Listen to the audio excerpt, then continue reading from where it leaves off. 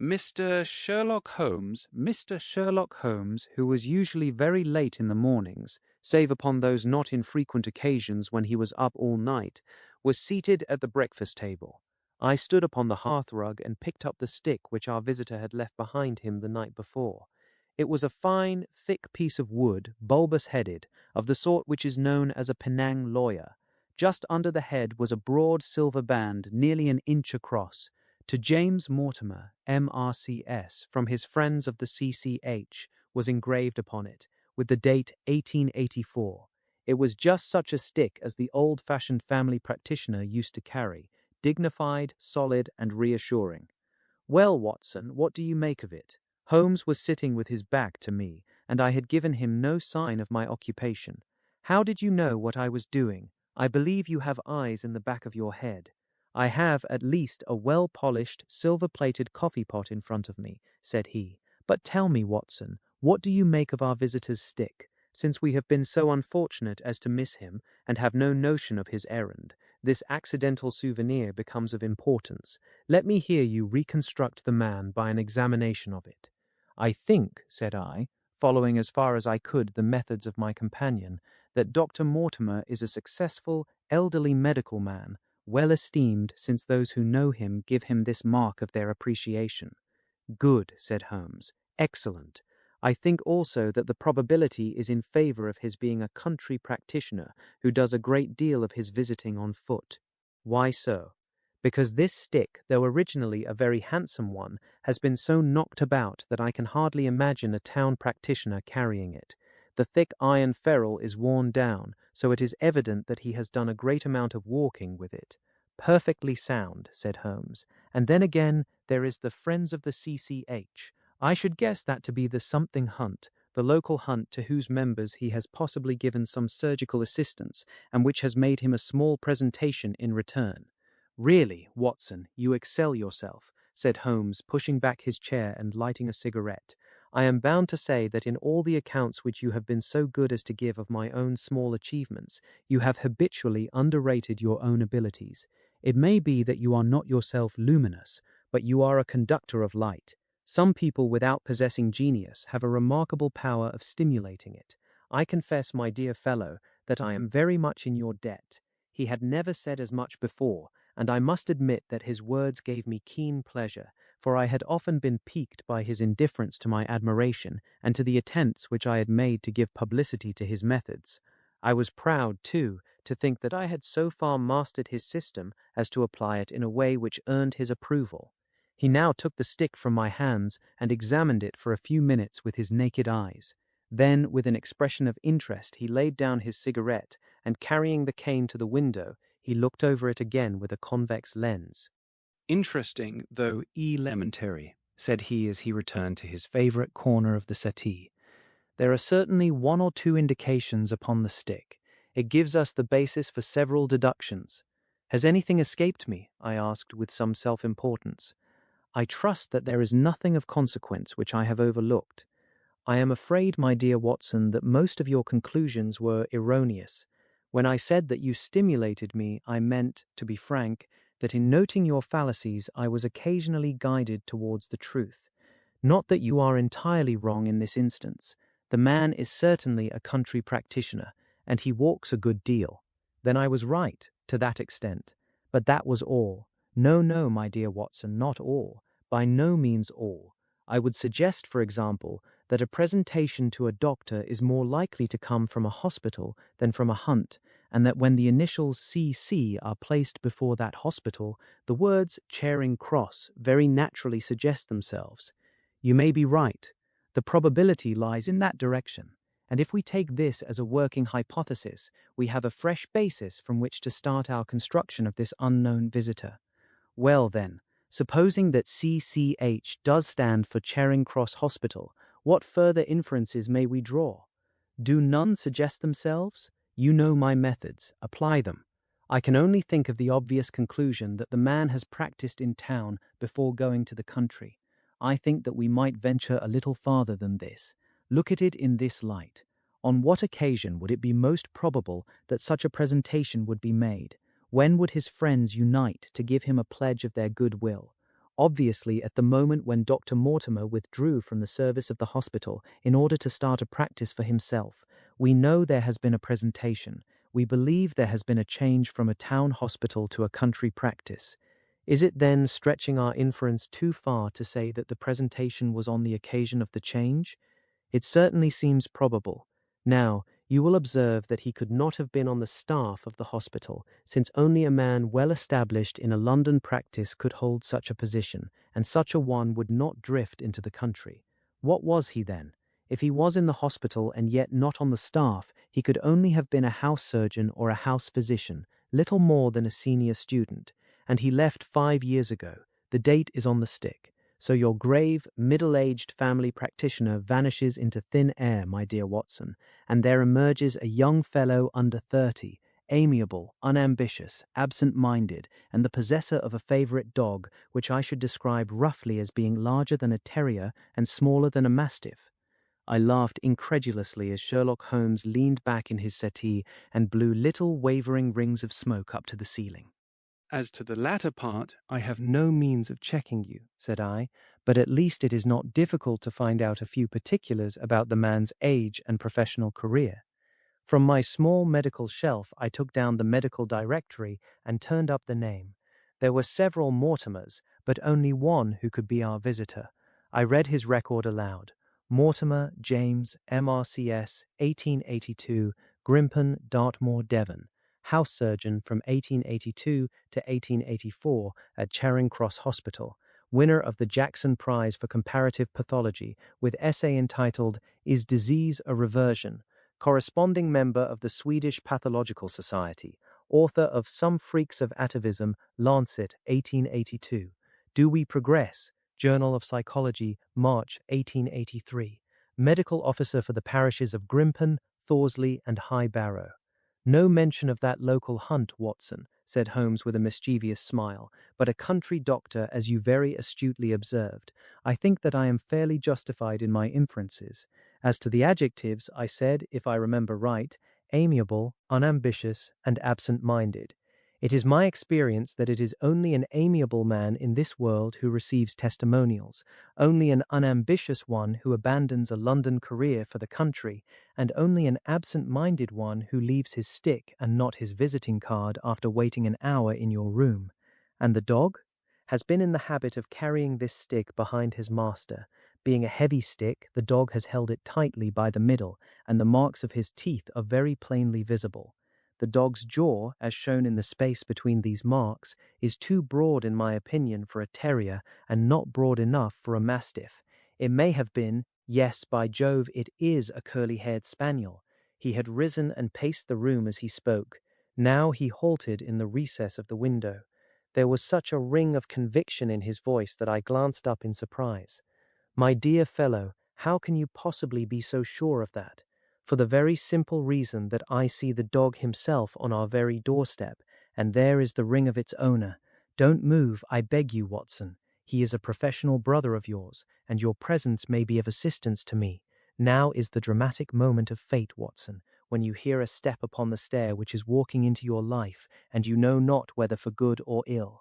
What does Dr. James Mortimer, the man of science, ask of Sherlock Holmes, the specialist in crime?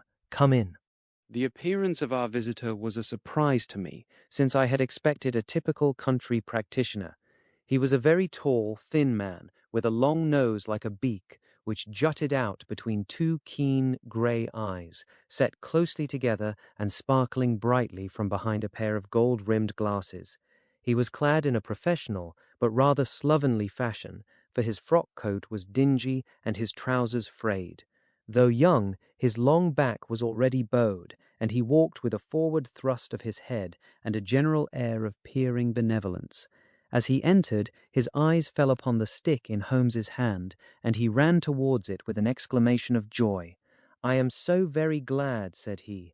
"I was not sure whether I had left it here or in the shipping office. I would not lose that stick for the world." "A presentation, I see," said Holmes. "Yes, sir, from Charing Cross Hospital, from one or two friends there on the occasion of my marriage." "Dear, dear, that's bad," said Holmes, shaking his head. Dr. Mortimer blinked through his glasses in mild astonishment. "Why was it bad?" Only that you have disarranged our little deductions. Your marriage, you say? Yes, sir, I married and so left the hospital, and with it all hopes of a consulting practice.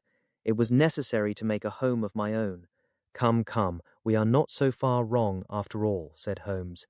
And now, Dr. James Mortimer, Mr. Sir, Mr., a humble M.R.C.S., and a man of precise mind, evidently. A dabbler in science, Mr. Holmes, a picker-up of shells on the shores of the great unknown ocean. I presume that it is Mr. Sherlock Holmes whom I am addressing, and not— No, this is my friend, Dr. Watson. Glad to meet you, sir. I have heard your name mentioned in connection with that of your friend. You interest me very much, Mr. Holmes. I had hardly expected so dolichocephalic a skull, or such well-marked supraorbital development. Would you have any objection to my running my finger along your parietal fissure? A cast of your skull, sir, until the original is available, would be an ornament to any anthropological museum. It is not my intention to be fulsome, but I confess that I covet your skull.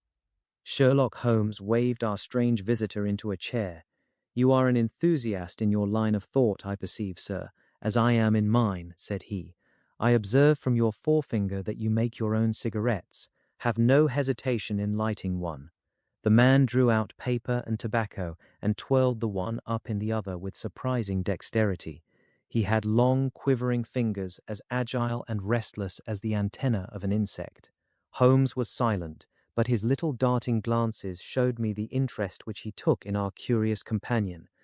I presume, sir, said he at last, that it was not merely for the purpose of examining my skull that you have done me the honor to call here last night and again today.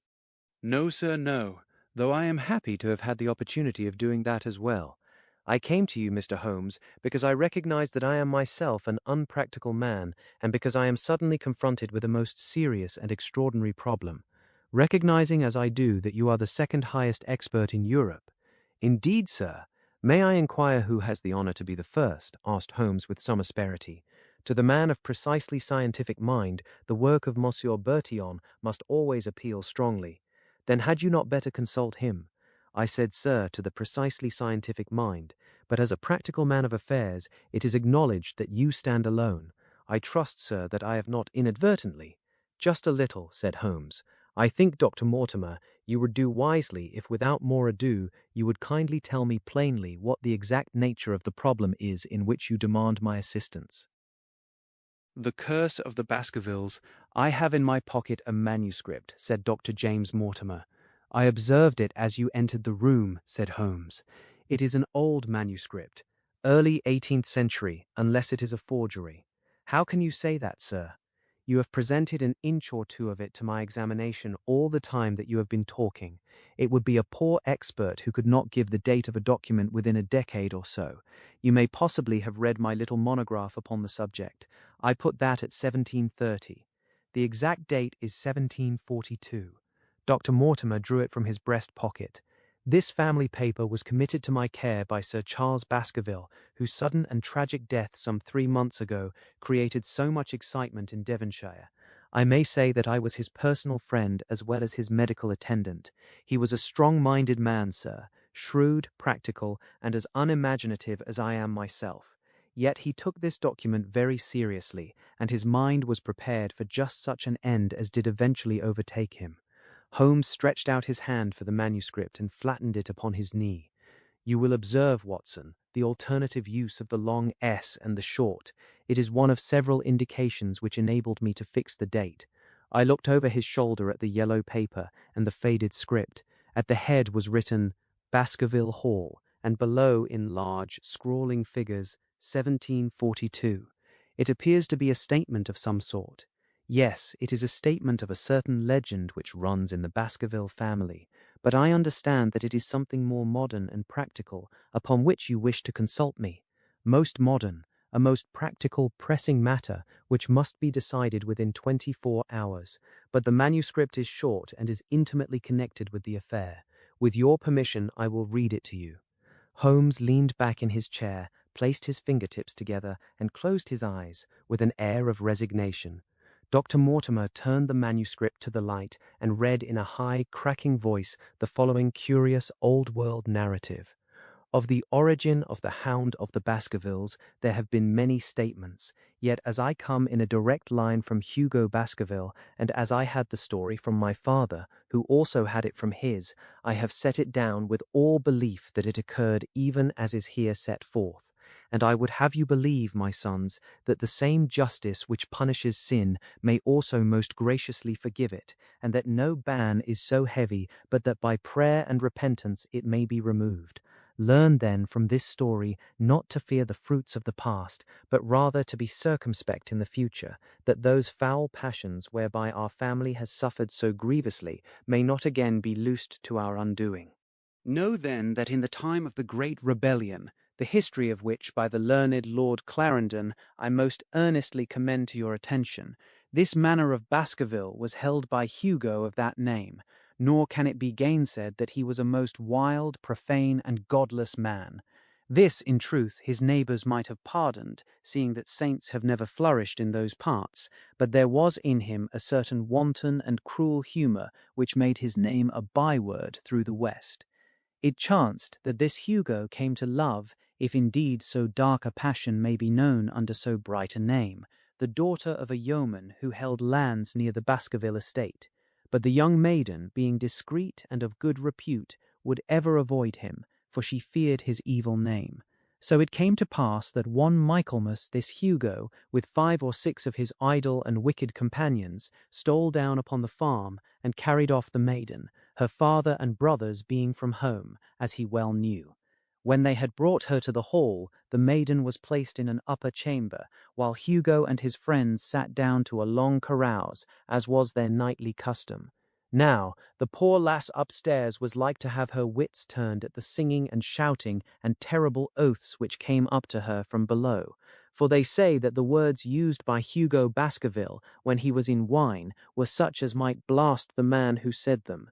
At last, in the stress of her fear, she did that which might have daunted the bravest or most active man, for by the aid of the growth of ivy which covered, and still covers, the south wall, she came down from under the eaves, and so homeward across the moor, there being 3 leagues betwixt the hall and her father's farm. It chanced that some little time later Hugo left his guests to carry food and drink, with other worse things perchance, to his captive, and so found the cage empty, and the bird escaped.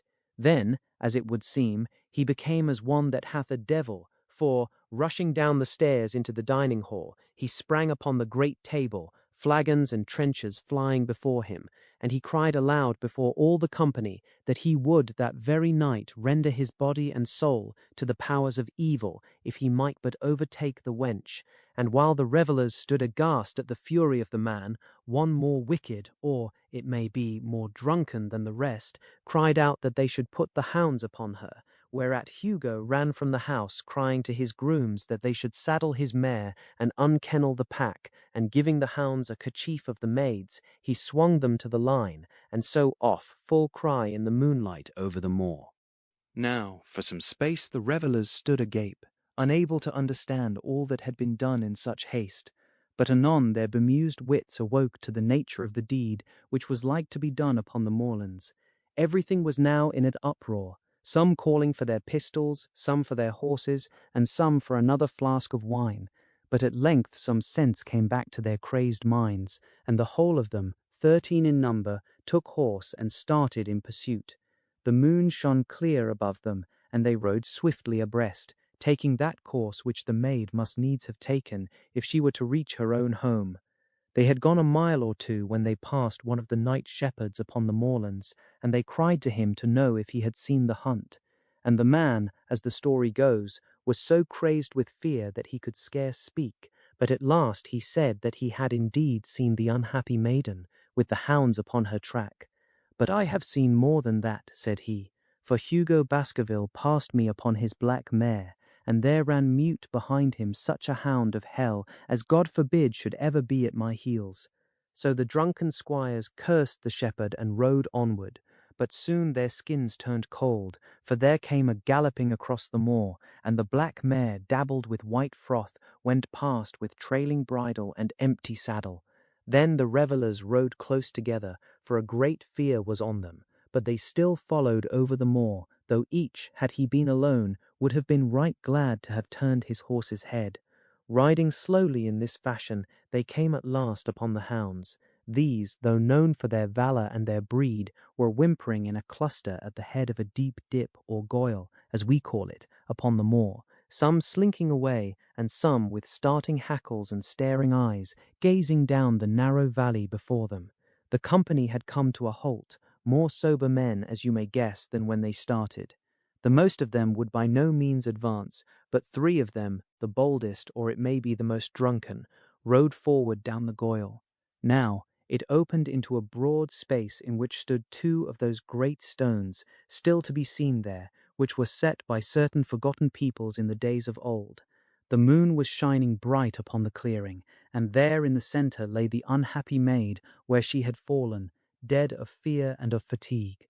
But it was not the sight of her body, nor yet was it that of the body of Hugo Baskerville lying near her, which raised the hair upon the heads of these three daredevil roisterers, but it was that, standing over Hugo and plucking at his throat, there stood a foul thing, a great black beast, shaped like a hound, yet larger than any hound that ever mortal eye has rested upon. And even as they looked, the thing tore the throat out of Hugo Baskerville, on which, as it turned its blazing eyes and dripping jaws upon them, the three shrieked with fear and rode for dear life, still screaming, across the moor. One, it is said, died that very night of what he had seen, and the other twain were but broken men for the rest of their days. Such is the tale, my sons, of the coming of the hound which is said to have plagued the family so sorely ever since. If I have set it down, it is because that which is clearly known hath less terror than that which is but hinted at and guessed. Nor can it be denied that many of the family have been unhappy in their deaths, which have been sudden, bloody, and mysterious. Yet may we shelter ourselves in the infinite goodness of Providence, which would not forever punish the innocent beyond that third or fourth generation which is threatened in Holy Writ. To that Providence, my sons, I hereby commend you, and I counsel you by way of caution to forbear from crossing the moor in those dark hours when the powers of evil are exalted. This from Hugo Baskerville to his sons Roger and John, with instructions that they say nothing thereof to their sister Elizabeth. When Dr. Mortimer had finished reading this singular narrative, he pushed his spectacles up on his forehead and stared across at Mr. Sherlock Holmes. The latter yawned and tossed the end of his cigarette into the fire. "Well," said he, "do you not find it interesting?" To a collector of fairy tales, Dr. Mortimer drew a folded newspaper out of his pocket. "Now, Mr. Holmes, we will give you something a little more recent. This is the Devon County Chronicle of May 14th of this year. It is a short account of the facts elicited at the death of Sir Charles Baskerville, which occurred a few days before that date." My friend leaned a little forward, and his expression became intent. Our visitor readjusted his glasses and began. "The recent sudden death of Sir Charles Baskerville, whose name has been mentioned as the probable Liberal candidate for Mid-Devon at the next election, has cast a gloom over the county. Though Sir Charles had resided at Baskerville Hall for a comparatively short period, his amiability of character and extreme generosity had won the affection and respect of all who had been brought into contact with him. In these days of nouveaux riches, it is refreshing to find a case where the scion of an old county family, which has fallen upon evil days, is able to make his own fortune and to bring it back with him to restore the fallen grandeur of his line. Sir Charles, as is well known, made large sums of money in South African speculation. More wise than those who go on until the wheel turns against them, he realized his gains and returned to England with them. It is only 2 years since he took up his residence at Baskerville Hall, and it is common talk how large were those schemes of reconstruction and improvement which have been interrupted by his death. Being himself childless, it was his openly expressed desire that the whole countryside should, within his own lifetime, profit by his good fortune, and many will have personal reasons for bewailing his untimely end. His generous donations to local and county charities have been frequently chronicled in these columns. The circumstances connected with the death of Sir Charles cannot be said to have been entirely cleared up by the inquest, but at least enough has been done to dispose of those rumours to which local superstition has given rise. There is no reason whatever to suspect foul play or to imagine that death could be from any but natural causes. Sir Charles was a widower and a man who may be said to have been in some ways of an eccentric habit of mind. In spite of his considerable wealth, he was simple in his personal tastes, and his indoor servants at Baskerville Hall consisted of a married couple named Barrymore, the husband acting as butler and the wife as housekeeper. Their evidence, corroborated by that of several friends, tends to show that Sir Charles's health has for some time been impaired, and points especially to some affection of the heart, manifesting itself in changes of colour, breathlessness, and acute attacks of nervous depression. Dr. James Mortimer, the friend and medical attendant of the deceased, has given evidence to the same effect. The facts of the case are simple. Sir Charles Baskerville was in the habit every night before going to bed of walking down the famous yew alley of Baskerville Hall. The evidence of the Barrymores shows that this had been his custom. On the 4th of May, Sir Charles had declared his intention of starting next day for London, and had ordered Barrymore to prepare his luggage. That night he went out as usual for his nocturnal walk, in the course of which he was in the habit of smoking a cigar. He never returned. At 12 o'clock, Barrymore, finding the hall door still open, became alarmed, and lighting a lantern, went in search of his master. The day had been wet, and Sir Charles's footmarks were easily traced down the alley. Halfway down this walk there is a gate which leads out onto the moor. There were indications that Sir Charles had stood for some little time here. He then proceeded down the alley, and it was at the far end of it that his body was discovered. One fact which has not been explained is the statement of Barrymore that his master's footprints altered their character from the time that he passed the moor-gate, and that he appeared from thence onward to have been walking upon his toes. One Murphy, a gipsy horse-dealer, was on the moor at no great distance at the time, but he appears by his own confession to have been the worse for drink. He declares that he heard cries, but is unable to state from what direction they came. No signs of violence were to be discovered upon Sir Charles's person, and though the doctor's evidence pointed to an almost incredible facial distortion, so great that Dr. Mortimer refused at first to believe that it was indeed his friend and patient who lay before him, it was explained that that is a symptom which is not unusual in cases of dyspnea and death from cardiac exhaustion. This explanation was borne out by the post-mortem examination, which showed long-standing organic disease, and the coroner's jury returned a verdict in accordance with the medical evidence. It is well that this is so, for it is obviously of the utmost importance that Sir Charles's heir should settle at the Hall and continue the good work which has been so sadly interrupted. Had the prosaic finding of the coroner not finally put an end to the romantic stories which have been whispered in connection with the affair, it might have been difficult to find a tenant for Baskerville Hall. It is understood that the next of kin is Mr. Henry Baskerville, if he be still alive, the son of Sir Charles Baskerville's younger brother. The young man, when last heard of, was in America, and inquiries are being instituted with a view to informing him of his good fortune. Dr. Mortimer refolded his paper and replaced it in his pocket. Those are the public facts, Mr. Holmes, in connection with the death of Sir Charles Baskerville. I must thank you, said Sherlock Holmes, for calling my attention to a case which certainly presents some features of interest. I had observed some newspaper comment at the time, but I was exceedingly preoccupied by that little affair of the Vatican cameos, and in my anxiety to oblige the Pope, I lost touch with several interesting English cases. This article, you say, contains all the public facts. It does. Then let me have the private ones. He leaned back, put his fingertips together, and assumed his most impassive and judicial expression. In doing so, said Dr. Mortimer, who had begun to show signs of some strong emotion, I am telling that which I have not confided to anyone. My motive for withholding it from the coroner's inquiry is that a man of science shrinks from placing himself in the public position of seeming to endorse a popular superstition. I had the further motive that Baskerville Hall, as the paper says, would certainly remain untenanted if anything were done to increase its already rather grim reputation. For both these reasons I thought that I was justified in telling rather less than I knew, since no practical good could result from it, but with you there is no reason why I should not be perfectly frank. The moor is very sparsely inhabited, and those who live near each other are thrown very much together. For this reason, I saw a good deal of Sir Charles Baskerville. With the exception of Mr. Frankland, of Lafter Hall, and Mr. Stapleton, the naturalist, there are no other men of education within many miles. Sir Charles was a retiring man, but the chance of his illness brought us together, and a community of interests in science kept us so. He had brought back much scientific information from South Africa, and many a charming evening we have spent together discussing the comparative anatomy of the Bushman and the Hottentot. Within the last few months it became increasingly plain to me that Sir Charles's nervous system was strained to the breaking point.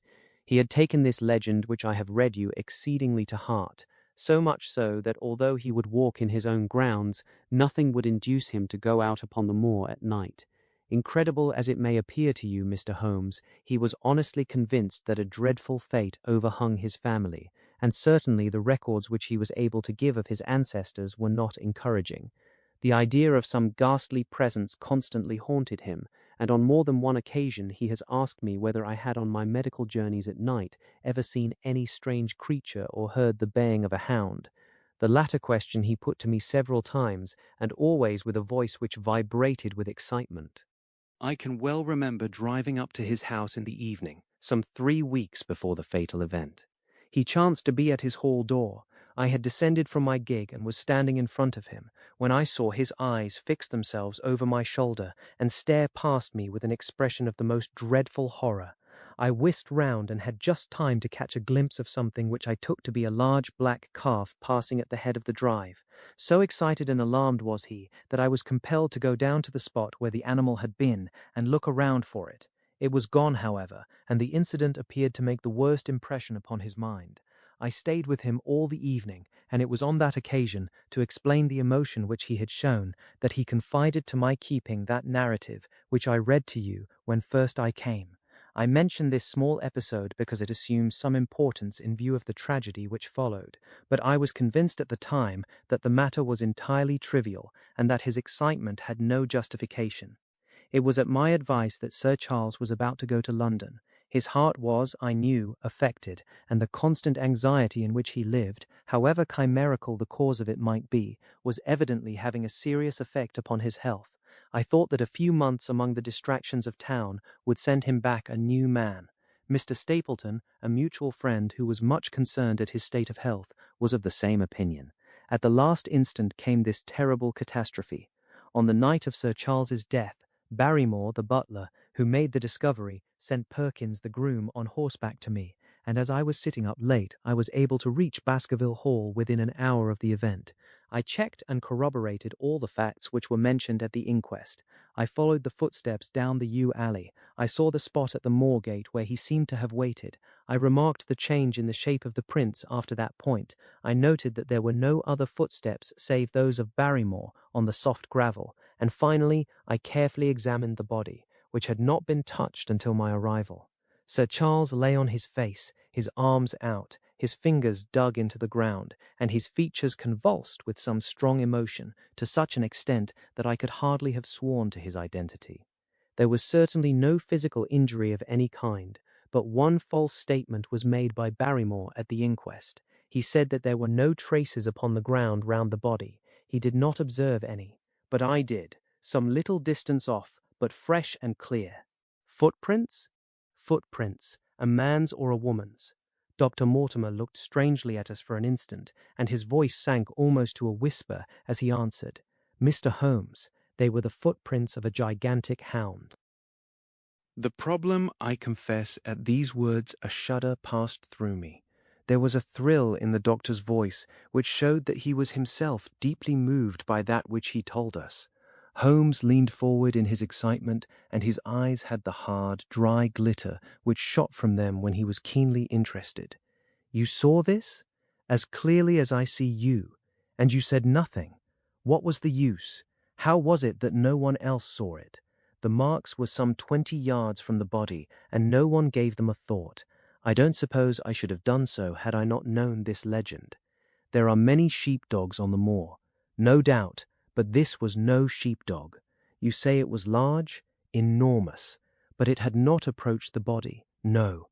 What sort of night was it? Damp and raw, but not actually raining. No. What is the alley like? There are 2 lines of old yew hedge, 12 feet high and impenetrable. The walk in the center is about 8 feet across. Is there anything between the hedges and the walk? Yes, there is a strip of grass about 6 feet broad on either side. I understand that the yew hedge is penetrated at one point by a gate. Yes, the wicket gate which leads onto the moor. Is there any other opening? None. So that to reach the yew alley one either has to come down it from the house or else to enter it by the moor gate. There is an exit through a summer house at the far end. Had Sir Charles reached this? No. He lay about 50 yards from it. Now, tell me, Dr. Mortimer, and this is important, the marks which you saw were on the path and not on the grass. No marks could show on the grass. Were they on the same side of the path as the moor gate? Yes, they were on the edge of the path, on the same side as the moor gate. You interest me exceedingly. Another point, was the wicket gate closed? Closed and padlocked. How high was it? About 4 feet high. Then anyone could have got over it. Yes. And what marks did you see by the wicket gate? None in particular. Good heaven! Did no one examine? Yes, I examined, myself, and found nothing. It was all very confused. Sir Charles had evidently stood there for 5 or 10 minutes. How do you know that? Because the ash had twice dropped from his cigar.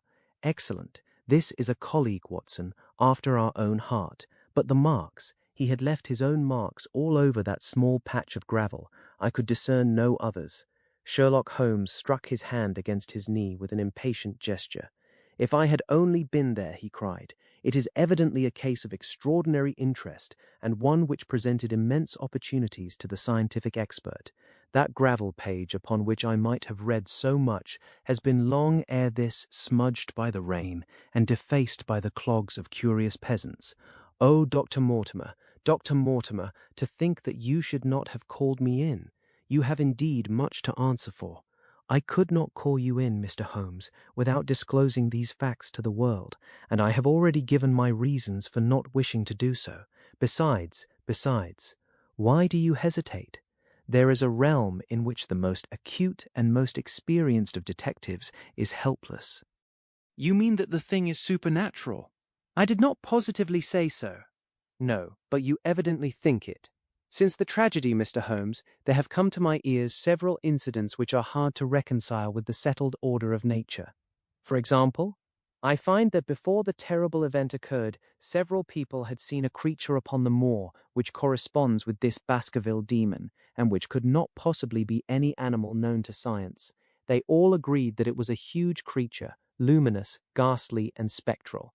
I have cross-examined these men, one of them a hard-headed countryman, one a farrier, and one a moorland farmer, who all tell the same story of this dreadful apparition, exactly corresponding to the hell-hound of the legend. I assure you that there is a reign of terror in the district, and that it is a hardy man who will cross the moor at night.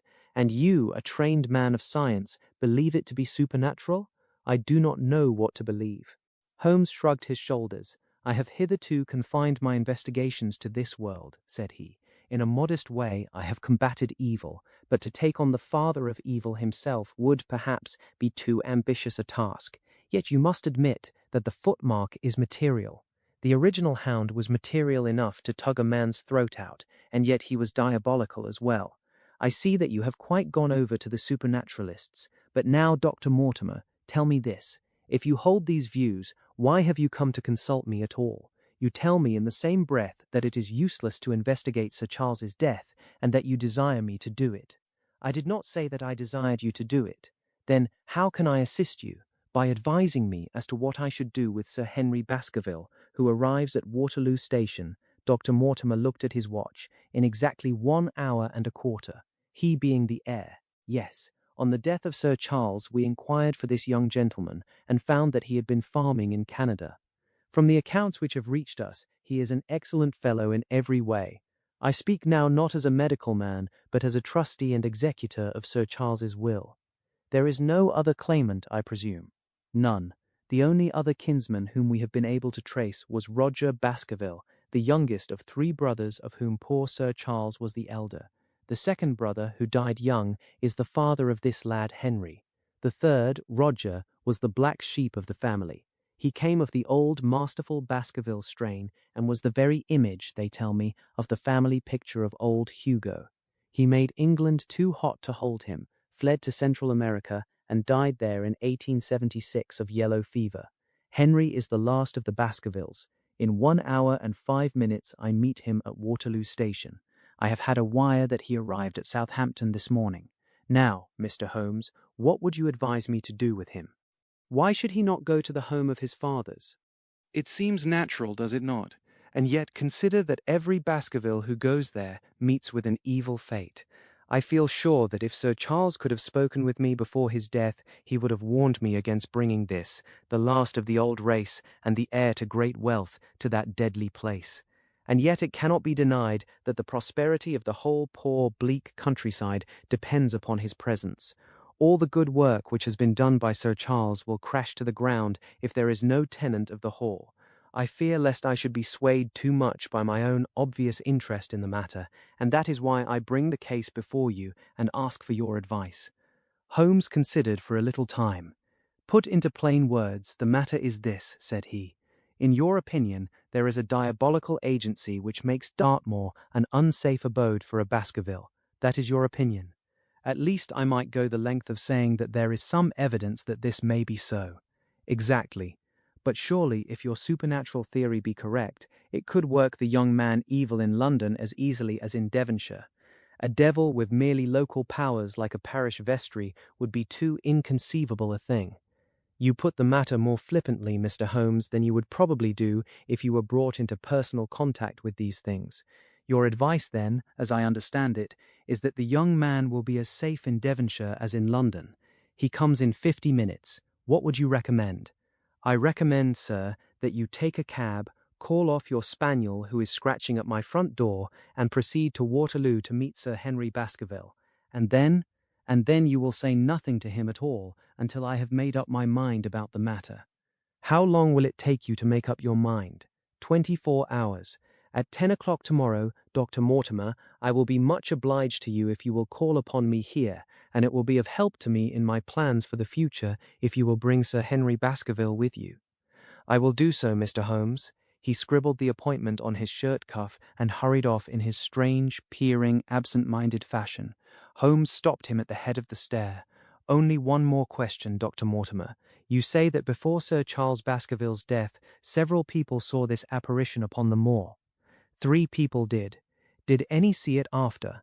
I have not heard of any. Thank you. Good morning. Holmes returned to his seat with that quiet look of inward satisfaction which meant that he had a congenial task before him. Going out, Watson? Unless I can help you.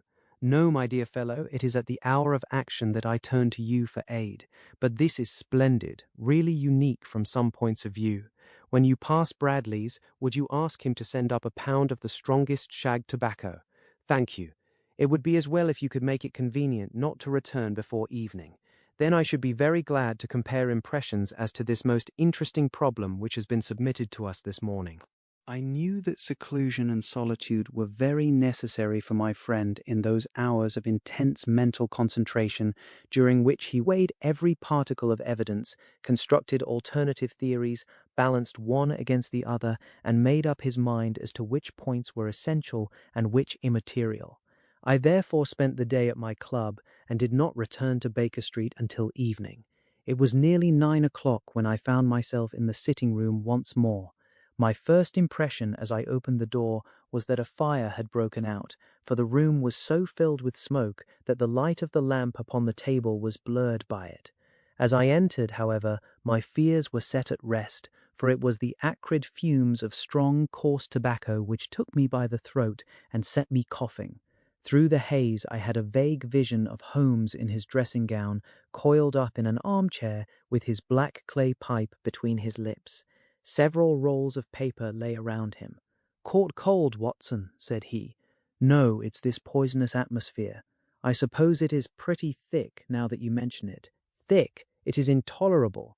Open the window, then. You have been at your club all day, I perceive. My dear Holmes, am I right? Certainly, but how?" He laughed at my bewildered expression. "There is a delightful freshness about you, Watson, which makes it a pleasure to exercise any small powers which I possess at your expense. A gentleman goes forth on a showery and miry day. He returns immaculate in the evening, with the gloss still on his hat and his boots. He has been a fixture, therefore, all day. He is not a man with intimate friends. Where, then, could he have been? Is it not obvious? Well, it is rather obvious. The world is full of obvious things which nobody by any chance ever observes. Where do you think that I have been? A fixture also. On the contrary, I have been to Devonshire. In spirit? Exactly. My body has remained in this armchair and has, I regret to observe, consumed in my absence 2 large pots of coffee and an incredible amount of tobacco. After you left, I sent down to Stamford's for the ordnance map of this portion of the moor, and my spirit has hovered over it all day. I flatter myself that I could find my way about. A large-scale map, I presume. Very large. He unrolled one section and held it over his knee. Here you have the particular district which concerns us. That is Baskerville Hall in the middle, with a wood round it. Exactly. I fancy the yew alley, though not marked under that name, must stretch along this line, with the moor, as you perceive, upon the right of it. This small clump of buildings here is the hamlet of Grimpen, where our friend Dr. Mortimer has his headquarters. Within a radius of 5 miles there are, as you see, only a very few scattered dwellings. Here is Lafter Hall, which was mentioned in the narrative. There is a house indicated here which may be the residence of the naturalist. Stapleton, if I remember right, was his name. Here are 2 moorland farmhouses, High Tor and Foulmire. Then 14 miles away the great convict prison of Princetown. Between and around these scattered points extends the desolate, lifeless moor. This, then, is the stage upon which tragedy has been played, and upon which we may help to play it again. It must be a wild place.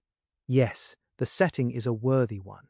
If the devil did desire to have a hand in the affairs of men, then you are yourself inclining to the supernatural explanation. The devil's agents may be of flesh and blood, may they not? There are 2 questions waiting for us at the outset. The one is whether any crime has been committed at all. The second is, what is the crime and how was it committed? Of course, if Dr. Mortimer's surmise should be correct, and we are dealing with forces outside the ordinary laws of nature, there is an end of our investigation. But we are bound to exhaust all other hypotheses before falling back upon this one.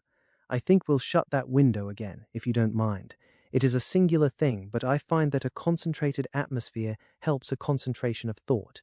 I have not pushed it to the length of getting into a box to think, but that is the logical outcome of my convictions. Have you turned the case over in your mind? Yes, I have thought a good deal of it in the course of the day. What do you make of it?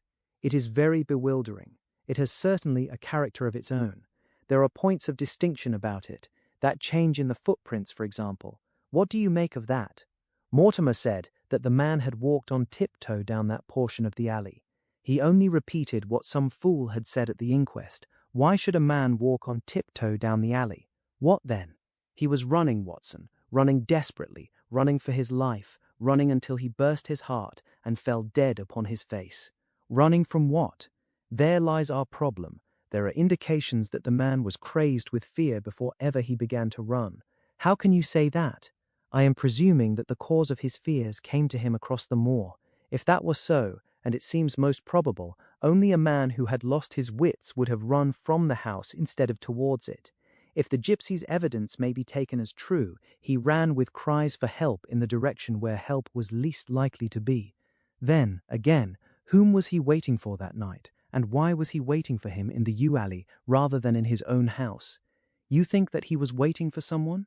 The man was elderly and infirm. We can understand his taking an evening stroll, but the ground was damp and the night inclement. Is it natural that he should stand for 5 or 10 minutes, as Dr. Mortimer, with more practical sense than I should have given him credit for, deduced from the cigar ash? But he went out every evening. I think it unlikely that he waited at the moor gate every evening.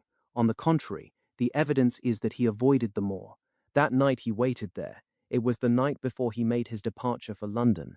The thing takes shape, Watson. It becomes coherent. Might I ask you to hand me my violin, and we will postpone all further thought upon this business until we have had the advantage of meeting Dr. Mortimer and Sir Henry Baskerville in the morning. Sir Henry Baskerville. Our breakfast table was cleared early, and Holmes waited in his dressing gown for the promised interview. Our clients were punctual to their appointment, for the clock had just struck 10 when Dr. Mortimer was shown up, followed by the young baronet. The latter was a small, alert, dark-eyed man, about 30 years of age, very sturdily built, with thick black eyebrows and a strong, pugnacious face. He wore a ruddy-tinted tweed suit and had the weather-beaten appearance of one who has spent most of his time in the open air, and yet there was something in his steady eye and the quiet assurance of his bearing which indicated the gentleman. "This is Sir Henry Baskerville," said Dr. Mortimer. "Why, yes," said he, "and the strange thing is, Mr. Sherlock Holmes, that if my friend here had not proposed coming round to you this morning, I should have come on my own account. I understand that you think out little puzzles, and I've had one this morning which wants more thinking out than I am able to give it. Pray take a seat, Sir Henry. Do I understand you to say that you have yourself had some remarkable experience since you arrived in London?" "Nothing of much importance, Mr. Holmes. Only a joke, as like as not. It was this letter, if you can call it a letter, which reached me this morning." He laid an envelope upon the table, and we all bent over it. It was of common quality, greyish in colour. The address, Sir Henry Baskerville, Northumberland Hotel, was printed in rough characters, the postmark Charing Cross, and the date of posting the preceding evening. "Who knew that you were going to the Northumberland Hotel?" asked Holmes, glancing keenly across at our visitor. "No one could have known. We only decided after I met Dr. Mortimer. But Dr. Mortimer was no doubt already stopping there." "No, I had been staying with a friend," said the doctor. "There was no possible indication that we intended to go to this hotel." Someone seems to be very deeply interested in your movements." Out of the envelope he took a half sheet of foolscap paper, folded into four. This he opened and spread flat upon the table. Across the middle of it a single sentence had been formed by the expedient of pasting printed words upon it. It ran, "As you value your life or your reason, keep away from the moor." The word "moor" only was printed in ink. "Now," said Sir Henry Baskerville, "perhaps you will tell me, Mr. Holmes, what in thunder is the meaning of that, and who it is that takes so much interest in my affairs. What do you make of it, Dr. Mortimer? You must allow that there is nothing supernatural about this at any rate." "No, sir, but it might very well come from someone who was convinced that the business is supernatural." "What business?" asked Sir Henry sharply. "It seems to me that all you gentlemen know a great deal more than I do about my own affairs."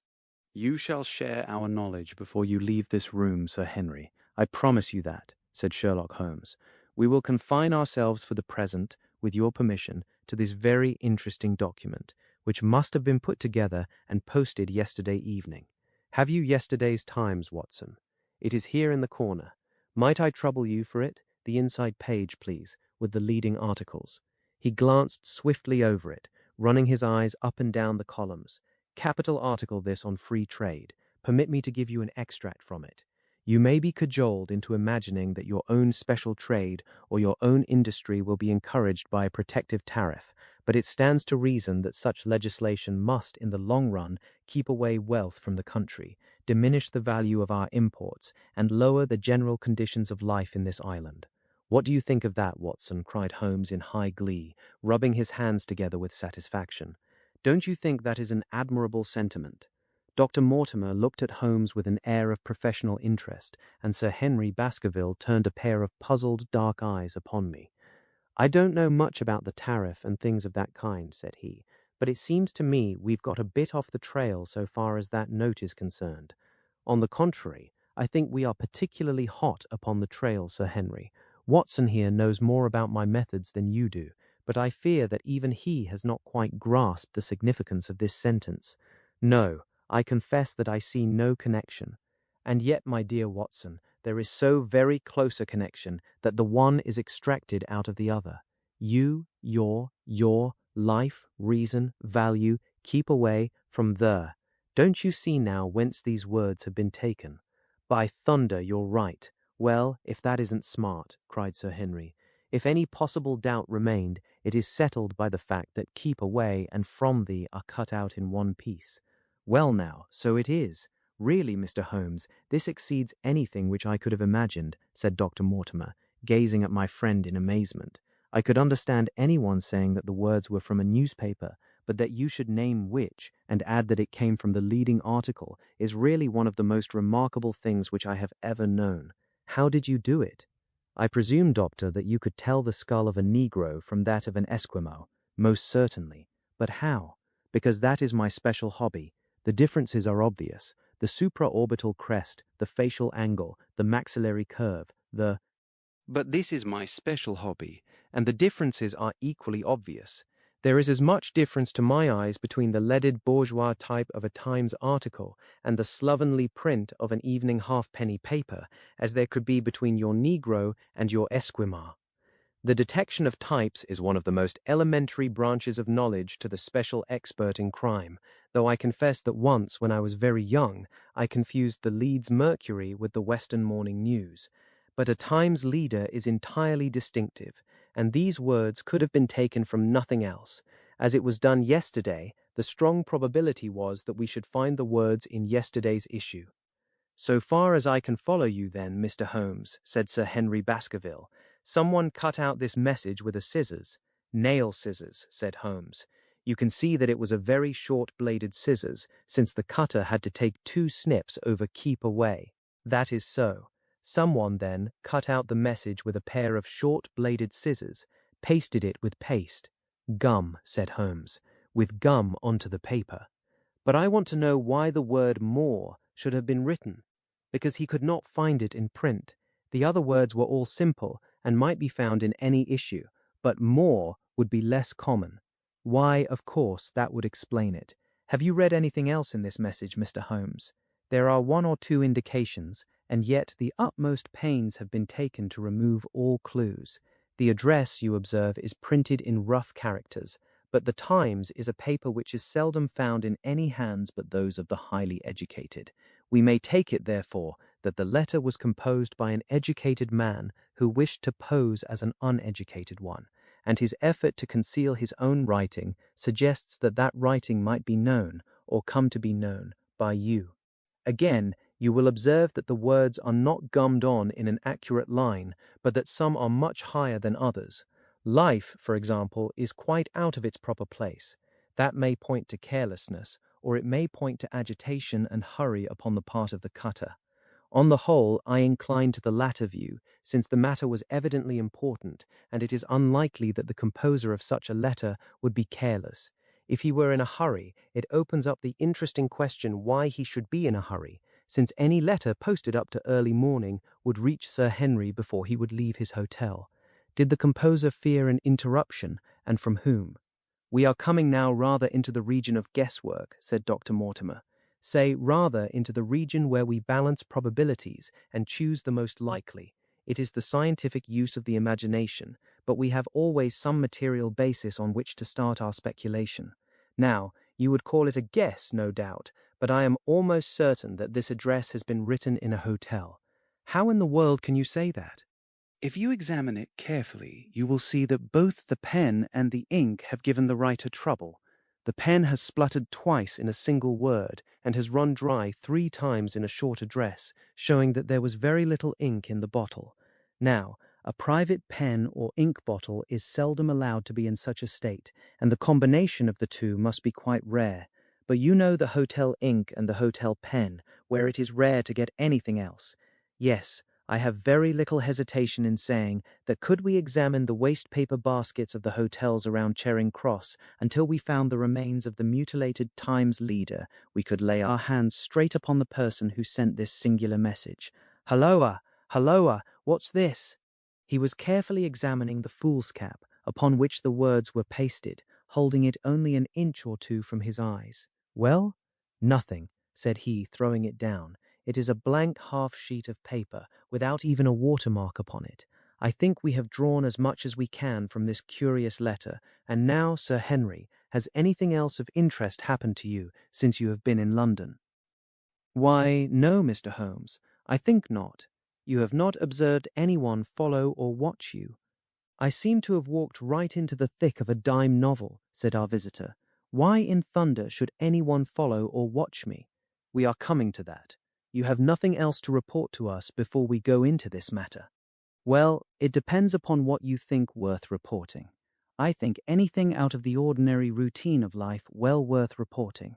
Sir Henry smiled.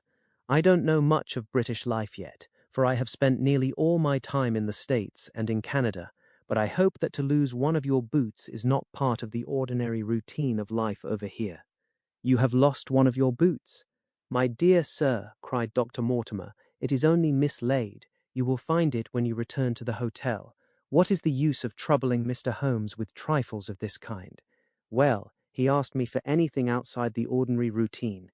Exactly, said Holmes. However foolish the incident may seem, you have lost one of your boots, you say. Well, mislaid it, anyhow. I put them both outside my door last night, and there was only one in the morning. I could get no sense out of the chap who cleans them. The worst of it is that I only bought the pair last night in the Strand, and I have never had them on. If you have never worn them, why did you put them out to be cleaned? They were tan boots and had never been varnished. That was why I put them out. Then I understand that on your arrival in London yesterday, you went out at once and bought a pair of boots. I did a good deal of shopping. Dr. Mortimer here went round with me. You see, if I am to be squire down there, I must dress the part, and it may be that I have got a little careless in my ways out west. Among other things, I bought these brown boots, gave $6 for them, and had one stolen before ever I had them on my feet. It seems a singularly useless thing to steal, said Sherlock Holmes. I confess that I share Dr. Mortimer's belief that it will not be long before the missing boot is found. And now, gentlemen, said the baronet with decision, it seems to me that I have spoken quite enough about the little that I know. It is time that you kept your promise and gave me a full account of what we are all driving at. Your request is a very reasonable one, Holmes answered. Dr. Mortimer, I think you could not do better than to tell your story as you told it to us. Thus encouraged, our scientific friend drew his papers from his pocket and presented the whole case as he had done upon the morning before. Sir Henry Baskerville listened with the deepest attention and with an occasional exclamation of surprise. Well, I seem to have come into an inheritance with a vengeance, said he when the long narrative was finished. Of course, I've heard of the Hound ever since I was in the nursery. It's the pet story of the family, though I never thought of taking it seriously before. But as to my uncle's death, well, it all seems boiling up in my head, and I can't get it clear yet. You don't seem quite to have made up your mind whether it's a case for a policeman or a clergyman. Precisely. And now there's this affair of the letter to me at the hotel.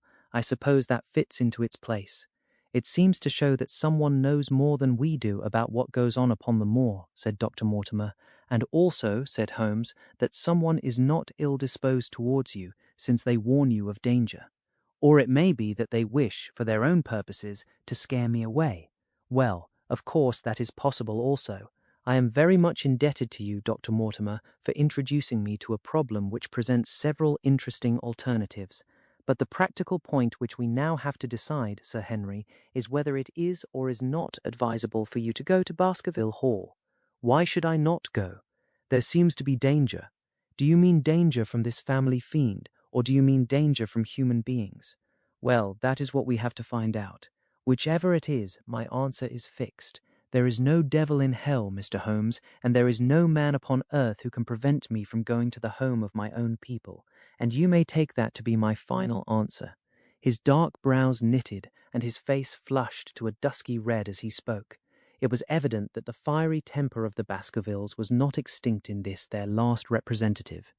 Meanwhile, said he, I have hardly had time to think over all that you have told me. It's a big thing for a man to have to understand and to decide at one sitting. I should like to have a quiet hour by myself to make up my mind. Now, look here, Mr. Holmes, it's 11:30 now, and I am going back right away to my hotel. Suppose you and your friend, Dr. Watson, come round and lunch with us at 2. I'll be able to tell you more clearly then how this thing strikes me. Is that convenient to you, Watson? Perfectly. Then you may expect us. Shall I have a cab called? I'd prefer to walk, for this affair has flurried me rather. I'll join you in a walk, with pleasure, said his companion. Then we meet again at 2 o'clock. Au revoir, and good morning. We heard the steps of our visitors descend the stair, and the bang of the front door. In an instant Holmes had changed from the languid dreamer to the man of action. Your hat and boots, Watson, quick! Not a moment to lose. He rushed into his room in his dressing gown, and was back again in a few seconds in a frock coat. We hurried together down the stairs and into the street. Dr. Mortimer and Baskerville were still visible about 200 yards ahead of us in the direction of Oxford Street.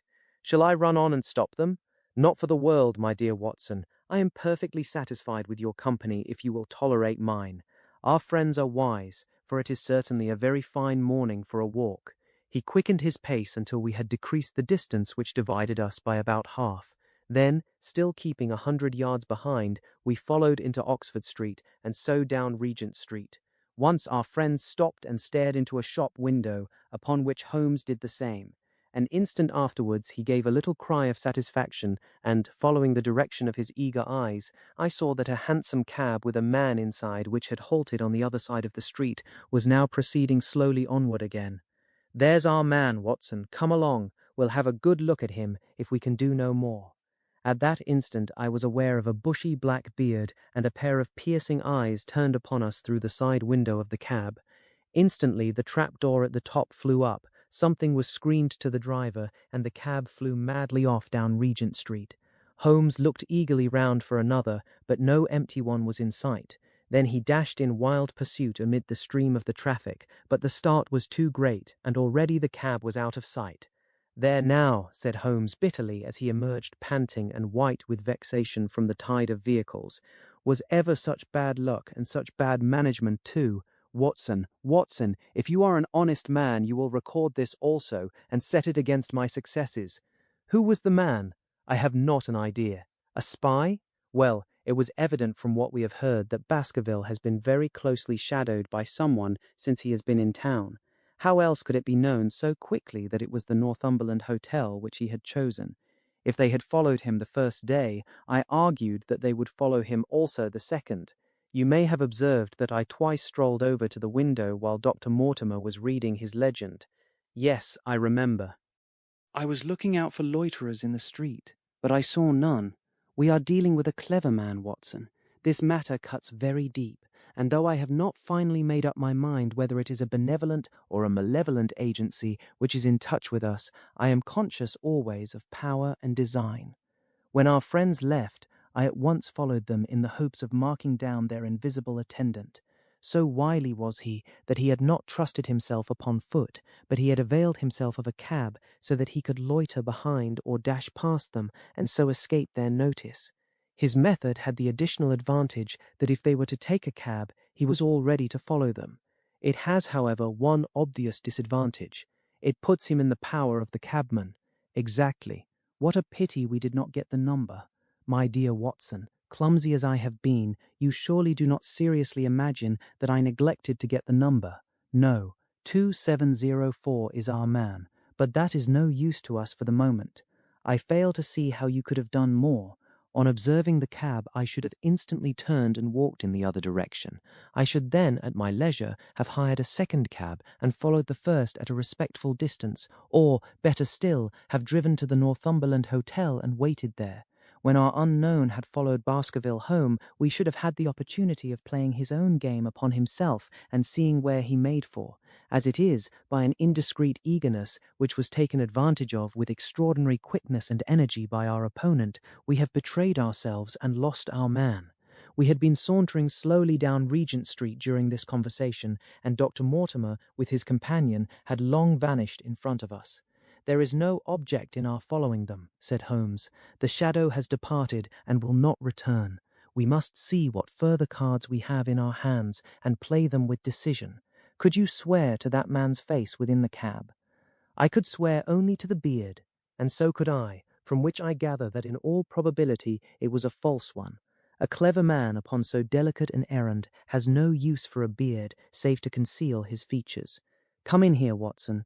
He turned into one of the district messenger offices, where he was warmly greeted by the manager. "Ah, Wilson, I see you have not forgotten the little case in which I had the good fortune to help you." "No, sir, indeed I have not. You saved my good name, and perhaps my life." "My dear fellow, you exaggerate. I have some recollection, Wilson, that you had among your boys a lad named Cartwright, who showed some ability during the investigation." "Yes, sir, he is still with us." "Could you ring him up?" "Thank you, and I should be glad to have change of this £5 note." A lad of 14, with a bright, keen face, had obeyed the summons of the manager. He stood now gazing with great reverence at the famous detective.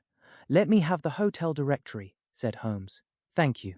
Now, Cartwright, there are the names of 23 hotels here, all in the immediate neighborhood of Charing Cross. Do you see?" "Yes, sir." "You will visit each of these in turn." "Yes, sir." "You will begin in each case by giving the outside porter 1 shilling. Here are 23 shillings. Yes, sir. You will tell him that you want to see the waste paper of yesterday. You will say that an important telegram has miscarried and that you are looking for it. You understand?" "Yes, sir.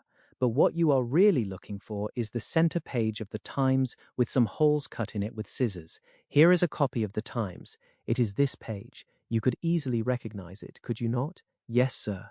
In each case, the outside porter will send for the hall porter, to whom also you will give a shilling. Here are 23 shillings. You will then learn in possibly 20 cases out of the 23 that the waste of the day before has been burned or removed. In the 3 other cases you will be shown a heap of paper, and you will look for this page of the Times among it. The odds are enormously against your finding it. There are 10 shillings over in case of emergencies. Let me have a report by wire at Baker Street before evening. And now, Watson, it only remains for us to find out by wire the identity of the cabman, number 2704, and then we will drop into one of the Bond Street picture galleries and fill in the time until we are due at the hotel. 3 broken threads Sherlock Holmes had, in a very remarkable degree, the power of detaching his mind at will. For 2 hours the strange business in which we had been involved appeared to be forgotten, and he was entirely absorbed in the pictures of the modern Belgian masters. He would talk of nothing but art, of which he had the crudest ideas, from our leaving the gallery until we found ourselves at the Northumberland Hotel. "Sir Henry Baskerville is upstairs expecting you," said the clerk. "He asked me to show you up at once when you came." "Have you any objection to my looking at your register?" said Holmes. "Not in the least." The book showed that 2 names had been added after that of Baskerville. One was Theophilus Johnson and family, of Newcastle. The other, Mrs. Oldmore and maid, of High Lodge, Alton. "Surely that must be the same Johnson whom I used to know," said Holmes to the porter. "A lawyer, is he not? Grey-headed, and walks with a limp." "No, sir. This is Mr. Johnson, the coal owner, a very active gentleman, not older than yourself. Surely you are mistaken about his trade." "No, sir. He has used this hotel for many years, and he is very well known to us." "Ah, that settles it. Mrs. Oldmore, too. I seem to remember the name. Excuse my curiosity, but often in calling upon one friend one finds another. She is an invalid lady, sir. Her husband was once mayor of Gloucester. She always comes to us when she is in town." "Thank you. I am afraid I cannot claim her acquaintance. We have established a most important fact by these questions, Watson," he continued in a low voice as we went upstairs together. "We know now that the people who are so interested in our friend have not settled down in his own hotel. That means that while they are, as we have seen, very anxious to watch him, they are equally anxious that he should not see them. Now, this is a most suggestive fact." "What does it suggest?" "It suggests— Halloa, my dear fellow, what on earth is the matter?" As we came round the top of the stairs we had run up against Sir Henry Baskerville himself. His face was flushed with anger, and he held an old and dusty boot in one of his hands. So furious was he that he was hardly articulate, and when he did speak, it was in a much broader and more western dialect than any which we had heard from him in the morning. "Seems to me they are playing me for a sucker in this hotel," he cried. "They'll find they've started in to monkey with the wrong man unless they are careful. By thunder, if that chap can't find my missing boot, there will be trouble. I can take a joke with the best, Mr. Holmes, but they've got a bit over the mark this time. Still looking for your boot?" "Yes, sir, and mean to find it. But surely you said that it was a new brown boot." "So it was, sir. And now it's an old black one." "What? You don't mean to say—" "That's just what I do mean to say. I only had 3 pairs in the world, the new brown, the old black, and the patent leathers, which I am wearing. Last night they took one of my brown ones, and today they have sneaked one of the black. Well, have you got it? Speak out, man, and don't stand staring." An agitated German waiter had appeared upon the scene. "No, sir. I have made inquiry all over the hotel, but I can hear no word of it." "Well, Either that boot comes back before sundown, or I'll see the manager and tell him that I go right straight out of this hotel. It shall be found, sir. I promise you that, if you will have a little patience, it will be found. Mind it is, for it's the last thing of mine that I'll lose in this den of thieves. Well, well, Mr. Holmes, you'll excuse my troubling you about such a trifle. I think it's well worth troubling about. Why, you look very serious over it. How do you explain it? I just don't attempt to explain it. It seems the very maddest, queerest thing that ever happened to me. The queerest, perhaps, said Holmes thoughtfully. What do you make of it yourself? Well, I don't profess to understand it yet. This case of yours is very complex, Sir Henry. When taken in conjunction with your uncle's death, I am not sure that of all the 500 cases of capital importance which I have handled, there is one which cuts so deep. But we hold several threads in our hands, and the odds are that one or other of them guides us to the truth. We may waste time in following the wrong one, but sooner or later we must come upon the right. We had a pleasant luncheon in which little was said of the business which had brought us together. It was in the private sitting room to which we afterwards repaired that Holmes asked Baskerville what were his intentions. To go to Baskerville Hall, and when? At the end of the week. On the whole, said Holmes, I think that your decision is a wise one. I have ample evidence that you are being dogged in London, and amid the millions of this great city it is difficult to discover who these people are or what their object can be. If their intentions are evil, they might do you a mischief, and we should be powerless to prevent it. You did not know, Dr. Mortimer, that you were followed this morning from my house. Dr. Mortimer started violently. Followed? By whom? That, unfortunately, is what I cannot tell you. Have you among your neighbours or acquaintances on Dartmoor any man with a black, full beard? No. Or, let me see, why yes, Barrymore, Sir Charles's butler, is a man with a full black beard. Ha! Where is Barrymore? He is in charge of the hall. We had best ascertain if he is really there, or if by any possibility he might be in London. How can you do that? Give me a telegraph form. Is all ready for Sir Henry? That will do.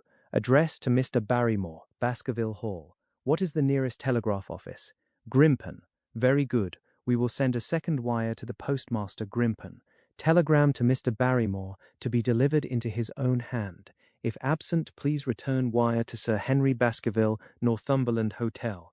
That should let us know before evening whether Barrymore is at his post in Devonshire or not. That's so, said Baskerville. By the way, Dr. Mortimer, who is this Barrymore, anyhow? He is the son of the old caretaker, who is dead. They have looked after the hall for 4 generations now. So far as I know, he and his wife are as respectable a couple as any in the county. At the same time, said Baskerville, it's clear enough that so long as there are none of the family at the hall, these people have a mighty fine home and nothing to do. That is true. Did Barrymore profit at all by Sir Charles's will? Asked Holmes. He and his wife had £500 each. Ha! Did they know that they would receive this? Yes, Sir Charles was very fond of talking about the provisions of his will. That is very interesting. I hope, said Dr. Mortimer, that you do not look with suspicious eyes upon everyone who received a legacy from Sir Charles, for I also had £1,000 left to me. Indeed, and anyone else? There were many insignificant sums to individuals, and a large number of public charities. The residue all went to Sir Henry. And how much was the residue? £740,000. Holmes raised his eyebrows in surprise. I had no idea that so gigantic a sum was involved, said he. Sir Charles had the reputation of being rich, but we did not know how very rich he was until we came to examine his securities. The total value of the estate was close on to £1 million. Dear me, it is a stake for which a man might well play a desperate game. And one more question, Dr. Mortimer. Supposing that anything happened to our young friend here, you will forgive the unpleasant hypothesis. Who would inherit the estate? Since Roger Baskerville, Sir Charles's younger brother, died unmarried, the estate would descend to the Desmonds, who are distant cousins. James Desmond is an elderly clergyman in Westmoreland. Thank you. These details are all of great interest. Have you met Mr. James Desmond? Yes, he once came down to visit Sir Charles. He is a man of venerable appearance and of saintly life. I remember that he refused to accept any settlement from Sir Charles, though he pressed it upon him. and this man of simple tastes would be the heir to Sir Charles's thousands. He would be the heir to the estate because that is entailed. He would also be the heir to the money unless it were willed otherwise by the present owner, who can, of course, do what he likes with it. And have you made your will, Sir Henry? No, Mr. Holmes, I have not. I've had no time, for it was only yesterday that I learned how matters stood. But in any case, I feel that the money should go with the title and estate. That was my poor uncle's idea.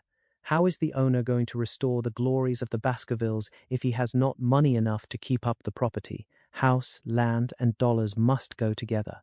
Quite so. Well, Sir Henry, I am of one mind with you as to the advisability of your going down to Devonshire without delay. There is only one provision which I must make. You certainly must not go alone. Dr. Mortimer returns with me. But Dr. Mortimer has his practice to attend to, and his house is miles away from yours. With all the goodwill in the world, he may be unable to help you. No, Sir Henry, you must take with you someone, a trusty man, who will be always by your side. Is it possible that you could come yourself, Mr. Holmes? If matters came to a crisis, I should endeavour to be present in person, but you can understand that, with my extensive consulting practice and with the constant appeals which reach me from many quarters, it is impossible for me to be absent from London for an indefinite time. At the present instant, one of the most revered names in England is being besmirched by a blackmailer, and only I can stop a disastrous scandal. You will see how impossible it is for me to go to Dartmoor. Whom would you recommend, then? Holmes laid his hand upon my arm. If my friend would undertake it, there is no man who is better worth having at your side when you are in a tight place. No one can say so more confidently than I. The proposition took me completely by surprise, but before I had time to answer, Baskerville seized me by the hand and wrung it heartily. "Well, now, that is real kind of you, Dr. Watson," said he. "You see how it is with me, and you know just as much about the matter as I do. If you will come down to Baskerville Hall and see me through, I'll never forget it." The promise of adventure had always a fascination for me, and I was complimented by the words of Holmes and by the eagerness with which the baronet hailed me as a companion. "I will come, with pleasure," said I. "I do not know how I could employ my time better." "And you will report very carefully to me," said Holmes. "When a crisis comes, as it will do, I will direct how you shall act. I suppose that by Saturday all might be ready. Would that suit Dr. Watson?" "Perfectly. Then on Saturday, unless you hear to the contrary, we shall meet at the 10:30 train from Paddington." We had risen to depart when Baskerville gave a cry of triumph, and diving into one of the corners of the room, he drew a brown boot from under a cabinet. "My missing boot!" he cried. "May all our difficulties vanish as easily," said Sherlock Holmes. "But it is a very singular thing," Dr. Mortimer remarked. "I searched this room carefully before lunch." "And so did I," said Baskerville. "Every inch of it. There was certainly no boot in it then. In that case, the waiter must have placed it there while we were lunching." The German was sent for, but professed to know nothing of the matter, nor could any inquiry clear it up. Another item had been added to that constant and apparently purposeless series of small mysteries which had succeeded each other so rapidly. Setting aside the whole grim story of Sir Charles's death, we had a line of inexplicable incidents all within the limits of 2 days, which included the receipt of the printed letter, the black-bearded spy in the hansom, the loss of the new brown boot, the loss of the old black boot, and now the return of the new brown boot. Holmes sat in silence in the cab as we drove back to Baker Street, and I knew from his drawn brows and keen face that his mind, like my own, was busy in endeavouring to frame some scheme into which all these strange and apparently disconnected episodes could be fitted. All afternoon and late into the evening he sat lost in tobacco and thought. Just before dinner, 2 telegrams were handed in. The first ran, "Have just heard that Barrymore is at the Hall, Baskerville." The second, "Visited 23 hotels as directed, but sorry to report unable to trace cut sheet of Times. Cartwright." There go 2 of my threads, Watson. There is nothing more stimulating than a case where everything goes against you. We must cast round for another scent. We have still the cabman who drove the spy. Exactly. I have wired to get his name and address from the official registry. I should not be surprised if this were an answer to my question. The ring at the bell proved to be something even more satisfactory than an answer, however, for the door opened and a rough-looking fellow entered who was evidently the man himself. I got a message from the head office that a gent at this address had been inquiring for number 2704, said he. I've driven my cab this 7 years, and never a word of complaint. I came here straight from the yard to ask you to your face what you had against me. I have nothing in the world against you, my good man, said Holmes. On the contrary, I have half a sovereign for you if you will give me a clear answer to my questions. Well, I've had a good day and no mistake, said the cabman with a grin. What was it you wanted to ask, sir? First of all, your name and address, in case I want you again. John Clayton, 3 Turpey Street, the Borough. My cab is out of Shipley's Yard, near Waterloo Station. Sherlock Holmes made a note of it. Now, Clayton, tell me all about the fare who came and watched this house at 10 o'clock this morning, and afterwards followed the 2 gentlemen down Regent Street. The man looked surprised and a little embarrassed. Why, there's no good my telling you things, for you seem to know as much as I do already, said he. The truth is that the gentleman told me that he was a detective, and that I was to say nothing about him to anyone. My good fellow, this is a very serious business, and you may find yourself in a pretty bad position if you try to hide anything from me. You say that your fare told you that he was a detective. Yes, he did. When did he say this? When he left me.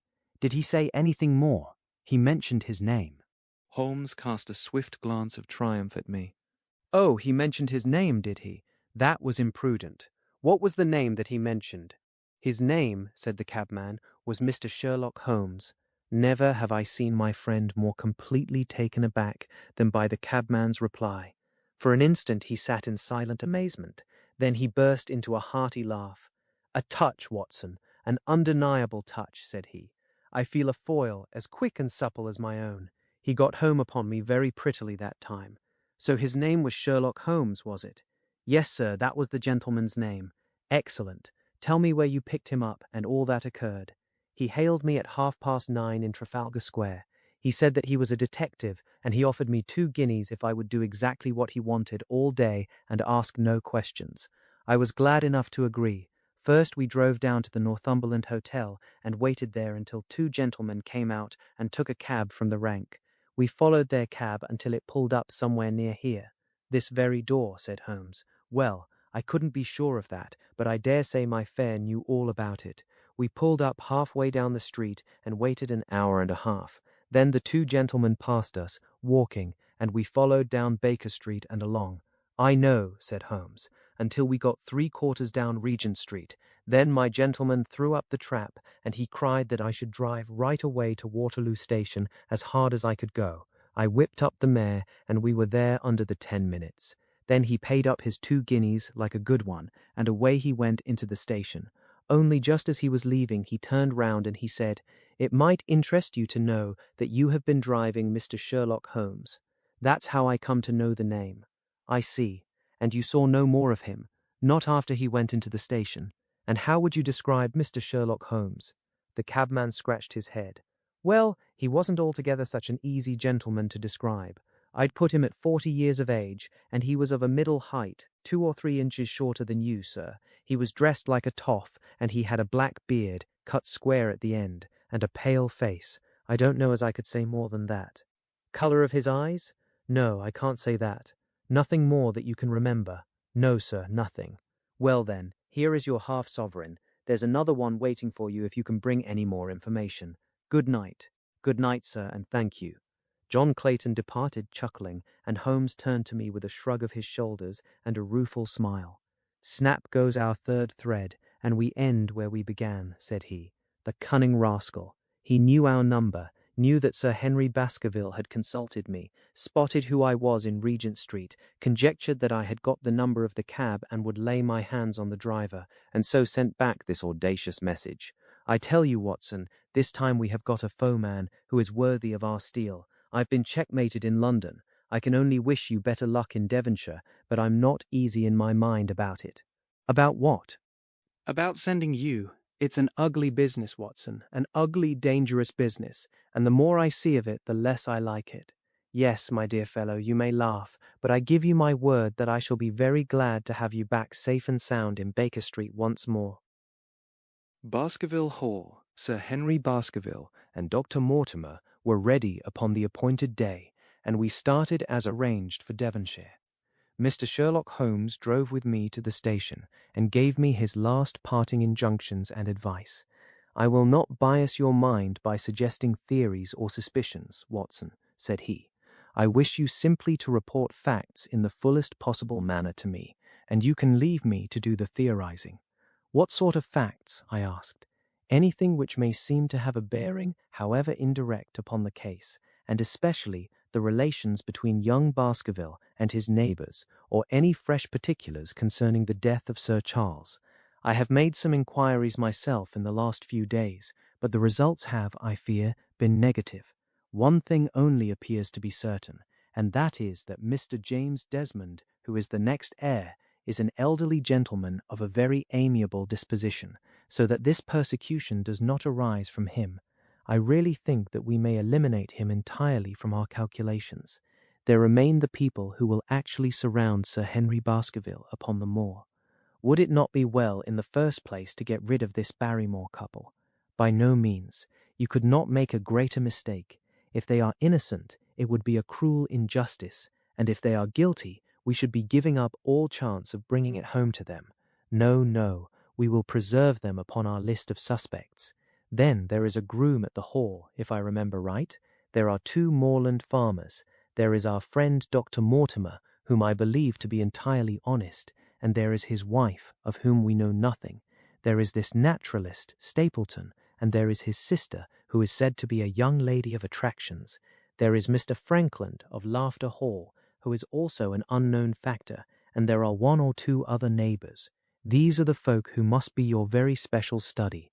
I will do my best.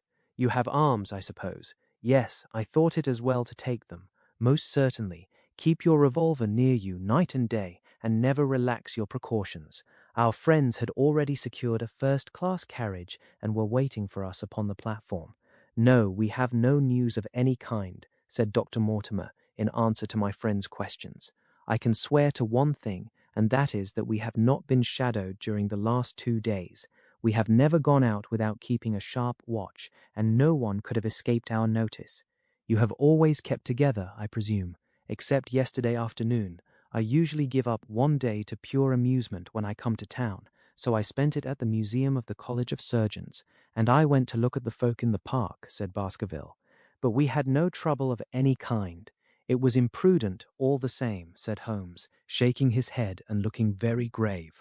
"I beg, Sir Henry, that you will not go about alone. Some great misfortune will befall you if you do.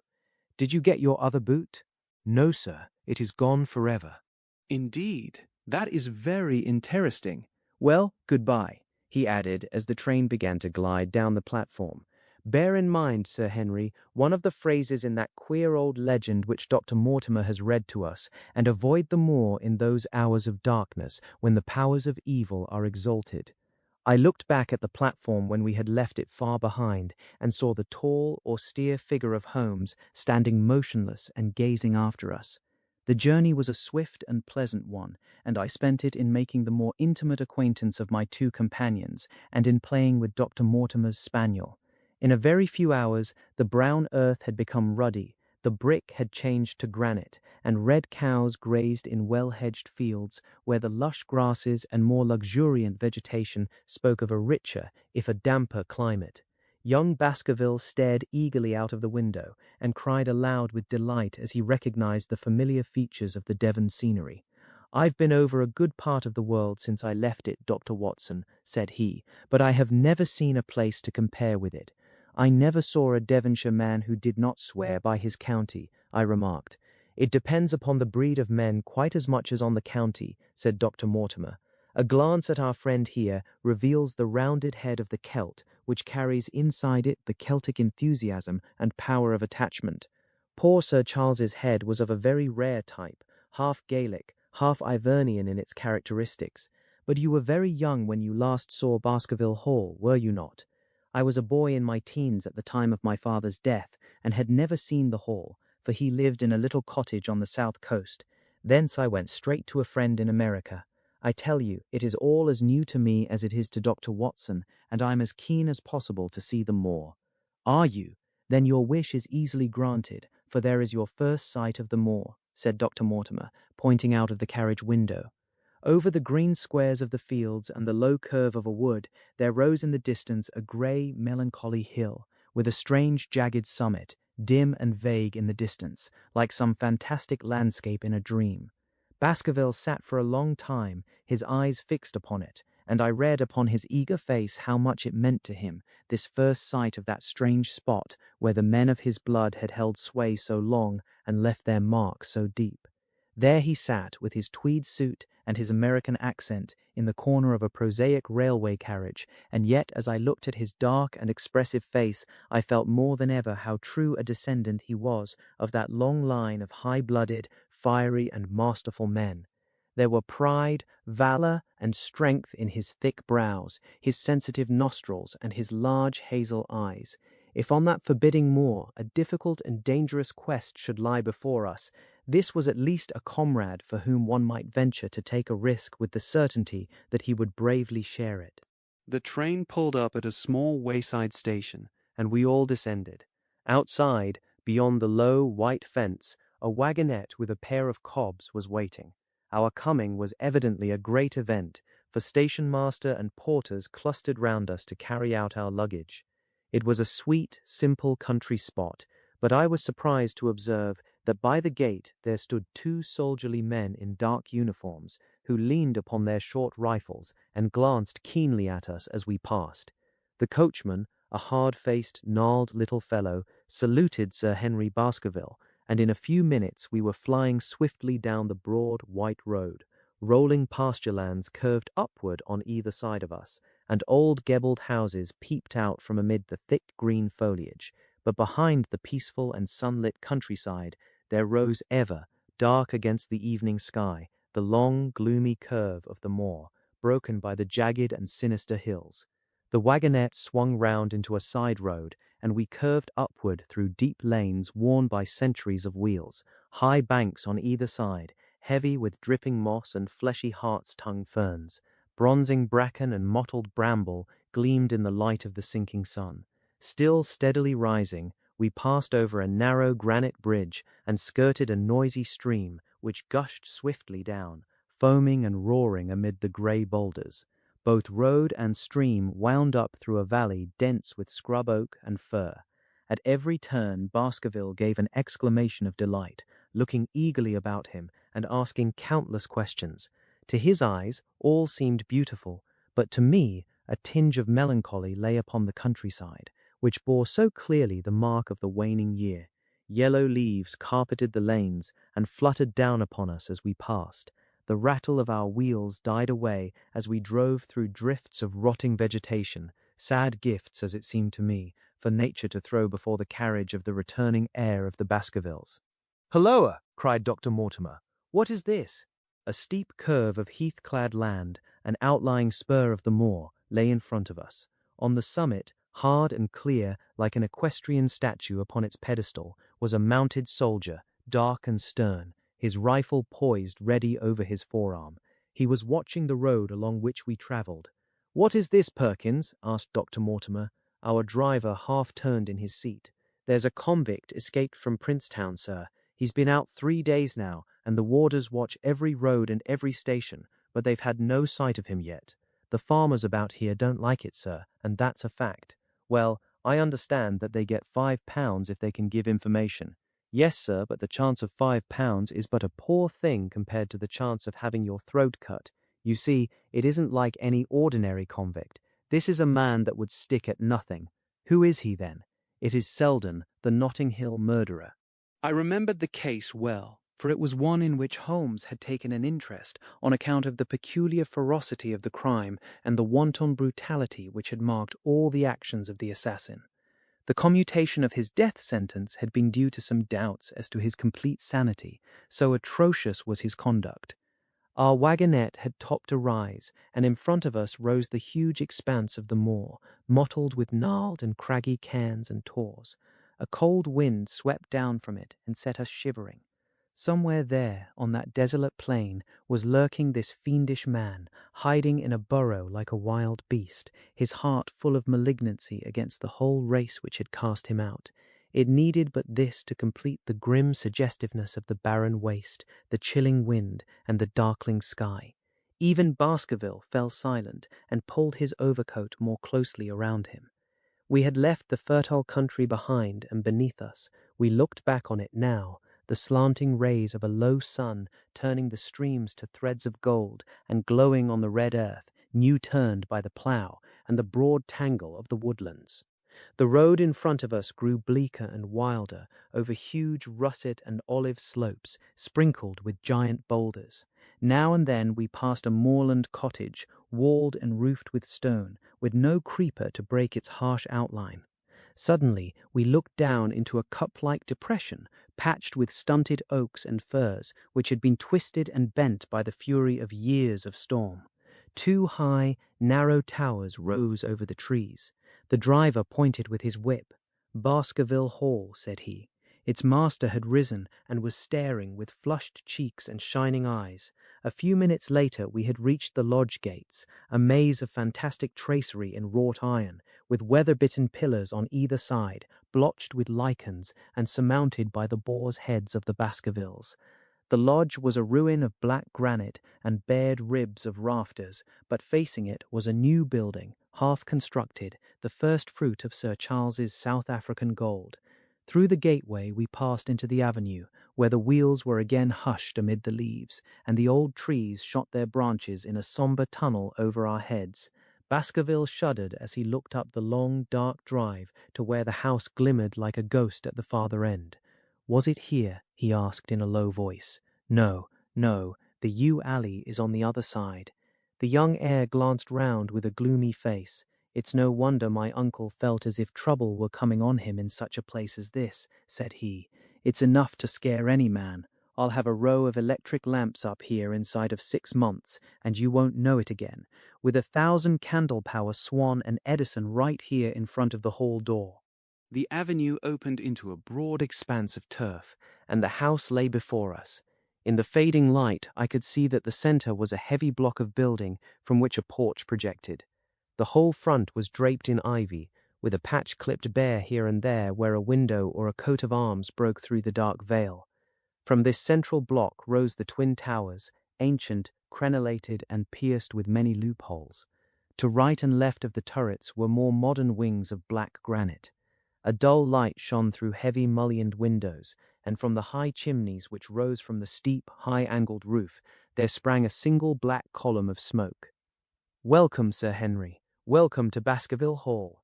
A tall man had stepped from the shadow of the porch to open the door of the wagonette. The figure of a woman was silhouetted against the yellow light of the hall. She came out and helped the man to hand down our bags. "You don't mind my driving straight home, Sir Henry," said Dr. Mortimer. "My wife is expecting me. Surely you will stay and have some dinner." "No, I must go. I shall probably find some work awaiting me. I would stay to show you over the house, but Barrymore will be a better guide than I. Goodbye, and never hesitate night or day to send for me if I can be of service." The wheels died away down the drive, while Sir Henry and I turned into the hall, and the door clanged heavily behind us. It was a fine apartment in which we found ourselves, large, lofty, and heavily raftered with huge balks of age-blackened oak. In the great old-fashioned fireplace behind the high iron dogs, a log fire crackled and snapped. Sir Henry and I held out our hands to it, for we were numb from our long drive. Then we gazed round us at the high, thin window of old stained glass, the oak panelling, the stags' heads, the coats of arms upon the walls, all dim and sombre in the subdued light of the central lamp. "It's just as I imagined it," said Sir Henry. "Is it not the very picture of an old family home? To think that this should be the same hall in which for 500 years my people have lived. It strikes me solemn to think of it." I saw his dark face lit up with a boyish enthusiasm as he gazed about him. The light beat upon him where he stood, but long shadows trailed down the walls and hung like a black canopy above him. Barrymore had returned from taking our luggage to our rooms. He stood in front of us now with the subdued manner of a well-trained servant. He was a remarkable-looking man, tall, handsome, with a square black beard and pale, distinguished features. "Would you wish dinner to be served at once, sir? Is it ready?" "In a very few minutes, sir. You will find hot water in your rooms. My wife and I will be happy, Sir Henry, to stay with you until you have made your fresh arrangements, but you will understand that under the new conditions this house will require a considerable staff." "What new conditions?" "I only meant, sir, that Sir Charles led a very retired life, and we were able to look after his wants. You would, naturally, wish to have more company, and so you will need changes in your household." Do you mean that your wife and you wish to leave? "Only when it is quite convenient to you, sir. But your family have been with us for several generations, have they not? I should be sorry to begin my life here by breaking an old family connection." I seemed to discern some signs of emotion upon the butler's white face. "I feel that also, sir, and so does my wife. But to tell the truth, sir, we were both very much attached to Sir Charles, and his death gave us a shock and made these surroundings very painful to us. I fear that we shall never again be easy in our minds at Baskerville Hall. But what do you intend to do?" "I have no doubt, sir, that we shall succeed in establishing ourselves in some business. Sir Charles's generosity has given us the means to do so, and now, sir, perhaps I had best show you to your rooms." A square balustraded gallery ran round the top of the old hall, approached by a double stair. From this central point, two long corridors extended the whole length of the building, from which all the bedrooms opened. My own was in the same wing as Baskerville's and almost next door to it. These rooms appeared to be much more modern than the central part of the house, and the bright paper and numerous candles did something to remove the sombre impression which our arrival had left upon my mind.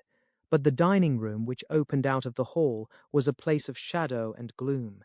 It was a long chamber with a step separating the dais where the family sat from the lower portion reserved for their dependents. At one end a minstrel's gallery overlooked it. Black beams shot across above our heads, with a smoke-darkened ceiling beyond them, with rows of flaring torches to light it up, and the colour and rude hilarity of an old-time banquet it might have softened. But now, when two black-clothed gentlemen sat in the little circle of light thrown by a shaded lamp, one's voice became hushed and one's spirit subdued. A dim line of ancestors in every variety of dress, from the Elizabethan knight to the buck of the Regency, stared down upon us and daunted us by their silent company. We talked little, and I for one was glad when the meal was over and we were able to retire into the modern billiard room and smoke a cigarette. "My word, it isn't a very cheerful place," said Sir Henry. "I suppose one can tone down to it, but I feel a bit out of the picture at present. I don't wonder that my uncle got a little jumpy if he lived all alone in such a house as this. However, if it suits you, we will retire early tonight, and perhaps things may seem more cheerful in the morning." I drew aside my curtains before I went to bed and looked out from my window. It opened upon the grassy space which lay in front of the hall door. Beyond, two copses of trees moaned and swung in a rising wind. A half-moon broke through the rifts of racing clouds. In its cold light I saw beyond the trees a broken fringe of rocks and the long, low curve of the melancholy moor. I closed the curtain, feeling that my last impression was in keeping with the rest. And yet it was not quite the last. I found myself weary and yet wakeful, tossing restlessly from side to side, seeking for the sleep which would not come. Far away a chiming clock struck out the quarters of the hours, but otherwise a deathly silence lay upon the old house. And then suddenly, in the very dead of the night, there came a sound to my ears, clear, resonant, and unmistakable. It was the sob of a woman, the muffled, strangling gasp of one who is torn by an uncontrollable sorrow. I sat up in bed and listened intently. The noise could not have been far away, and was certainly in the house. For half an hour I waited, with every nerve on the alert, but there came no other sound save the chiming clock and the rustle of the ivy on the wall. The Stapletons of Merripit House. The fresh beauty of the following morning did something to efface from our minds the grim and grey impression which had been left upon both of us by our first experience of Baskerville Hall. As Sir Henry and I sat at breakfast, the sunlight flooded in through the high mullioned windows, throwing watery patches of colour from the coats of arms which covered them. The dark paneling glowed like bronze in the golden rays, and it was hard to realize that this was indeed the chamber which had struck such a gloom into our souls upon the evening before. "I guess it is ourselves and not the house that we have to blame," said the baronet. "We were tired with our journey and chilled by our drive, so we took a grey view of the place. Now we are fresh and well, so it is all cheerful once more." "And yet it was not entirely a question of imagination," I answered. "Did you, for example, happen to hear someone, a woman, I think, sobbing in the night?" "That is curious, for I did, when I was half asleep, fancy that I heard something of the sort. I waited quite a time, but there was no more of it, so I concluded that it was all a dream. I heard it distinctly, and I am sure that it was really the sob of a woman. We must ask about this right away." He rang the bell and asked Barrymore whether he could account for our experience. It seemed to me that the pallid features of the butler turned a shade paler still as he listened to his master's question. "There are only 2 women in the house, Sir Henry," he answered. "One is the scullery maid, who sleeps in the other wing. The other is my wife, and I can answer for it that the sound could not have come from her." And yet he lied as he said it, for it chanced that after breakfast I met Mrs. Barrymore in the long corridor with the sun full upon her face. She was a large, impassive, heavy-featured woman with a stern set expression of mouth, but her telltale eyes were red and glanced at me from between swollen lids. It was she, then, who wept in the night, and if she did so, her husband must know it. Yet he had taken the obvious risk of discovery in declaring that it was not so. Why had he done this, and why did she weep so bitterly? Already round this pale-faced, handsome, black-bearded man there was gathering an atmosphere of mystery and of gloom. It was he who had been the first to discover the body of Sir Charles, and we had only his word for all the circumstances which led up to the old man's death. Was it possible that it was Barrymore, after all, whom we had seen in the cab in Regent Street? The beard might well have been the same. The cabman had described a somewhat shorter man, but such an impression might easily have been erroneous. How could I settle the point forever? Obviously, the first thing to do was to see the Grimpen postmaster and find whether the test telegram had really been placed in Barrymore's own hands. Be the answer what it might, I should at least have something to report to Sherlock Holmes. Sir Henry had numerous papers to examine after breakfast, so that the time was propitious for my excursion. It was a pleasant walk of 4 miles along the edge of the moor, leading me at last to a small grey hamlet, in which 2 larger buildings, which proved to be the inn and the house of Dr. Mortimer, stood high above the rest. The postmaster, who was also the village grocer, had a clear recollection of the telegram. "Certainly, sir," said he, "I had the telegram delivered to Mr. Barrymore exactly as directed." "Who delivered it?" "My boy here. James, you delivered that telegram to Mr. Barrymore at the hall last week, did you not?" "Yes, father, I delivered it." "Into his own hands?" I asked. "Well, he was up in the loft at the time, so that I could not put it into his own hands, but I gave it into Mrs. Barrymore's hands, and she promised to deliver it at once." "Did you see Mr. Barrymore?" "No, sir. I tell you he was in the loft." "If you didn't see him, how do you know he was in the loft?" "Well, surely his own wife ought to know where he is," said the postmaster testily. "Didn't he get the telegram? If there is any mistake, it is for Mr. Barrymore himself to complain." It seemed hopeless to pursue the inquiry any farther, but it was clear that in spite of Holmes's ruse, we had no proof that Barrymore had not been in London all the time. Suppose that it was so. Suppose that the same man had been the last who had seen Sir Charles alive, and the first to dog the new heir when he returned to England. What then? Was he the agent of others, or had he some sinister design of his own? What interest could he have in persecuting the Baskerville family? I thought of the strange warning clicked out of the leading article of the Times. Was that his work, or was it possibly the doing of someone who was bent upon counteracting his schemes? The only conceivable motive was that which had been suggested by Sir Henry, that if the family could be scared away, a comfortable and permanent home would be secured for the Barrymores.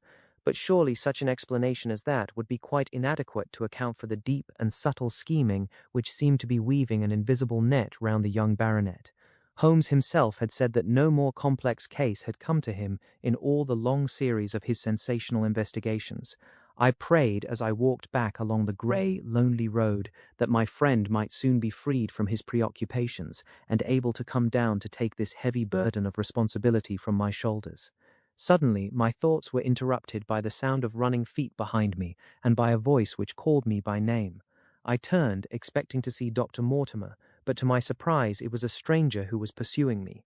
He was a small, slim, clean-shaven, prim-faced man, flaxen-haired and lean-jawed, between 30 and 40 years of age, dressed in a grey suit and wearing a straw hat. A tin box for botanical specimens hung over his shoulder, and he carried a green butterfly net in one of his hands. "You will, I am sure, excuse my presumption, Dr. Watson," said he as he came panting up to where I stood. "Here on the moor we are homely folk and do not wait for formal introductions. You may possibly have heard my name from our mutual friend, Mortimer. I am Stapleton, of Merrypit House." "Your net and box would have told me as much," said I, for I knew that Mr. Stapleton was a naturalist. "But how did you know me?" "I have been calling on Mortimer, and he pointed you out to me from the window of his surgery as you passed. As our road lay the same way, I thought that I would overtake you and introduce myself. I trust that Sir Henry is none the worse for his journey." "He is very well, thank you." "We were all rather afraid that after the sad death of Sir Charles, the new baronet might refuse to live here. It is asking much of a wealthy man to come down and bury himself in a place of this kind, but I need not tell you that it means a very great deal to the countryside. Sir Henry has, I suppose, no superstitious fears in the matter. I do not think that it is likely. Of course you know the legend of the fiend dog which haunts the family. I have heard it. It is extraordinary how credulous the peasants are about here. Any number of them are ready to swear that they have seen such a creature upon the moor." He spoke with a smile, but I seemed to read in his eyes that he took the matter more seriously. The story took a great hold upon the imagination of Sir Charles, and I have no doubt that it led to his tragic end. But how? His nerves were so worked up that the appearance of any dog might have had a fatal effect upon his diseased heart. I fancy that he really did see something of the kind upon that last night in the yew alley. I feared that some disaster might occur, for I was very fond of the old man, and I knew that his heart was weak. "How did you know that?" "My friend Mortimer told me."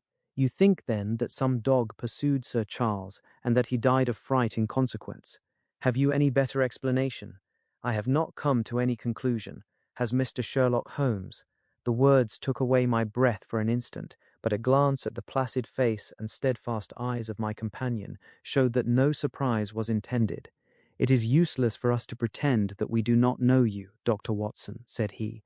"The records of your detective have reached us here, and you could not celebrate him without being known yourself. When Mortimer told me your name, he could not deny your identity. If you are here, then it follows that Mr. Sherlock Holmes is interesting himself in the matter, and I am naturally curious to know what view he may take. I am afraid that I cannot answer that question. May I ask if he is going to honor us with a visit himself? He cannot leave town at present. He has other cases which engage his attention." "What a pity! He might throw some light on that which is so dark to us. But as to your own researches, if there is any possible way in which I can be of service to you, I trust that you will command me. If I had any indication of the nature of your suspicions or how you propose to investigate the case, I might perhaps even now give you some aid or advice. I assure you that I am simply here upon a visit to my friend Sir Henry, and that I need no help of any kind." "Excellent," said Stapleton. "You are perfectly right to be wary and discreet. I am justly reproved for what I feel was an unjustifiable intrusion, and I promise you that I will not mention the matter again." We had come to a point where a narrow grassy path struck off from the road and wound away across the moor. A steep, boulder-sprinkled hill lay upon the right, which had in bygone days been cut into a granite quarry. The face which was turned towards us formed a dark cliff, with ferns and brambles growing in its niches. From over a distant rise there floated a grey plume of smoke. "A moderate walk along this moor path brings us to Merrypit House," said he. "Perhaps you will spare an hour that I may have the pleasure of introducing you to my sister." My first thought was that I should be by Sir Henry's side, but then I remembered the pile of papers and bills with which his study table was littered. It was certain that I could not help with those, and Holmes had expressly said that I should study the neighbours upon the moor. I accepted Stapleton's invitation, and we turned together down the path. "It is a wonderful place, the moor," said he, looking round over the undulating downs, long green rollers, with crests of jagged granite foaming up into fantastic surges. You never tire of the moor. You cannot think the wonderful secrets which it contains. It is so vast and so barren and so mysterious. You know it well, then. I have only been here 2 years. The residents would call me a newcomer. We came shortly after Sir Charles settled, but my tastes led me to explore every part of the country round, and I should think that there are few men who know it better than I do. Is it hard to know? Very hard. You see, for example, this great plain to the north here, with the queer hills breaking out of it. Do you observe anything remarkable about that? It would be a rare place for a gallop. You would naturally think so, and the thought has cost several their lives before now. You notice those bright green spots scattered thickly over it. Yes, they seem more fertile than the rest. Stapleton laughed. That is the great Grimpen mire, said he. A false step yonder means death to man or beast. Only yesterday I saw one of the moor ponies wander into it. He never came out. I saw his head for quite a long time craning out of the bog hole, but it sucked him down at last. Even in dry seasons it is a danger to cross it, but after these autumn rains it is an awful place, and yet I can find my way to the very heart of it and return alive. By George, there is another of those miserable ponies. Something brown was rolling and tossing among the green sedges. Then a long, agonized, writhing neck shot upward, and a dreadful cry echoed over the moor. It turned me cold with horror, but my companion's nerves seemed to be stronger than mine. "It's gone," said he. "The mire has him. 2 in 2 days, and many more perhaps, for they get in the way of going there in the dry weather and never know the difference until the mire has them in its clutches. It's a bad place, the great Grimpen mire." "And you say you can penetrate it?" "Yes. There are 1 or 2 paths which a very active man can take. I have found them out. But why should you wish to go into so horrible a place? Well, you see the hills beyond. They are really islands cut off on all sides by the impassable mire which has crawled round them in the course of years. That is where the rare plants and the butterflies are, if you have the wit to reach them. I shall try my luck some day." He looked at me with a surprised face. "For God's sake, put such an idea out of your mind," said he. "Your blood would be upon my head. I assure you that there would not be the least chance of your coming back alive. It is only by remembering certain complex landmarks that I am able to do it." "Halloa!" I cried. "What is that?"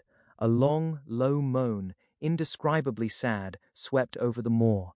It filled the whole air, and yet it was impossible to say whence it came. From a dull murmur it swelled into a deep roar, and then sank back into a melancholy, throbbing murmur once again. Stapleton looked at me with a curious expression in his face. "Queer place, the moor," said he. "But what is it?" "The peasants say it is the hound of the Baskervilles calling for its prey. I've heard it once or twice before, but never quite so loud." I looked round, with a chill of fear in my heart, at the huge swelling plain, mottled with the green patches of rushes.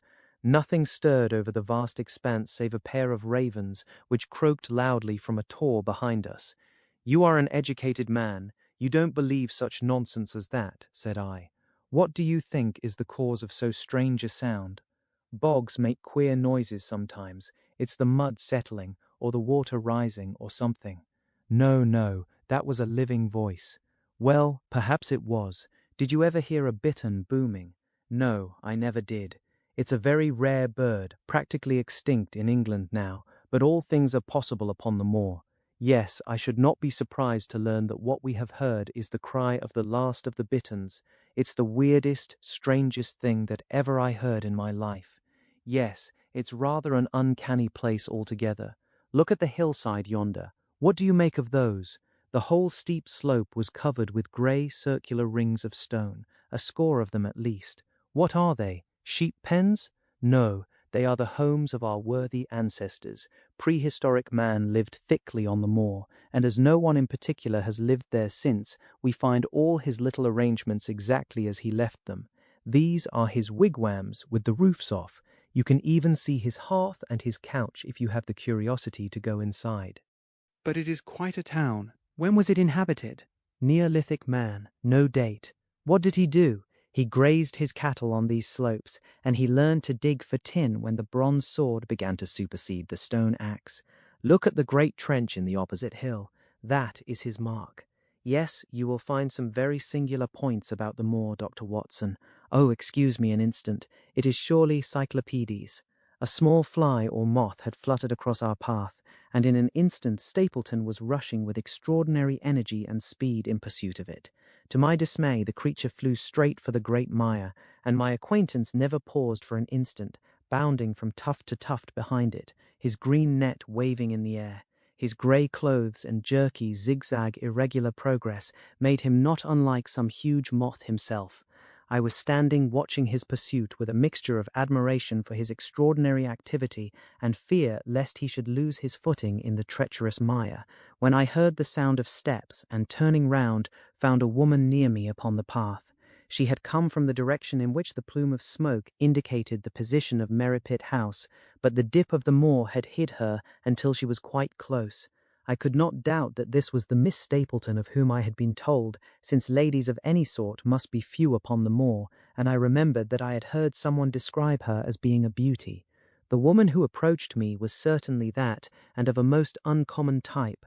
There could not have been a greater contrast between brother and sister, for Stapleton was neutral-tinted, with light hair and grey eyes, while she was darker than any brunette whom I have seen in England, slim, elegant, and tall.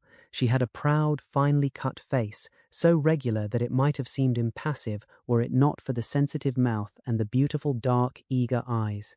With her perfect figure and elegant dress she was, indeed, a strange apparition upon a lonely moorland path. Her eyes were on her brother as I turned, and then she quickened her pace towards me. I had raised my hat and was about to make some explanatory remark when her own words turned all my thoughts into a new channel. "Go back," she said. "Go straight back to London, instantly." I could only stare at her in stupid surprise. Her eyes blazed at me, and she tapped the ground impatiently with her foot. "Why should I go back?" I asked. "I cannot explain." She spoke in a low, eager voice, with a curious lisp in her utterance. "But for God's sake, do what I ask you. Go back and never set foot upon the moor again." "But I have only just come." "Man, man," she cried, "can you not tell when a warning is for your own good? Go back to London. Start tonight. Get away from this place at all costs. Hush, my brother is coming. Not a word of what I have said. Would you mind getting that orchid for me among the mare's tails yonder? We are very rich in orchids on the moor, though, of course, you are rather late to see the beauties of the place." Stapleton had abandoned the chase and came back to us breathing hard and flushed with his exertions. "Hulloa, Beryl," said he, and it seemed to me that the tone of his greeting was not altogether a cordial one. "Well, Jack, you are very hot." "Yes, I was chasing a cyclopedes. He is very rare and seldom found in the late autumn. What a pity that I should have missed him." He spoke unconcernedly, but his small, light eyes glanced incessantly from the girl to me. "You have introduced yourselves, I can see." "Yes, I was telling Sir Henry that it was rather late for him to see the true beauties of the moor." "Why, who do you think this is?" "I imagine that it must be Sir Henry Baskerville." "No, no," said I, "only a humble commoner, but his friend. My name is Dr. Watson." A flush of vexation passed over her expressive face. "We have been talking at cross purposes," said she.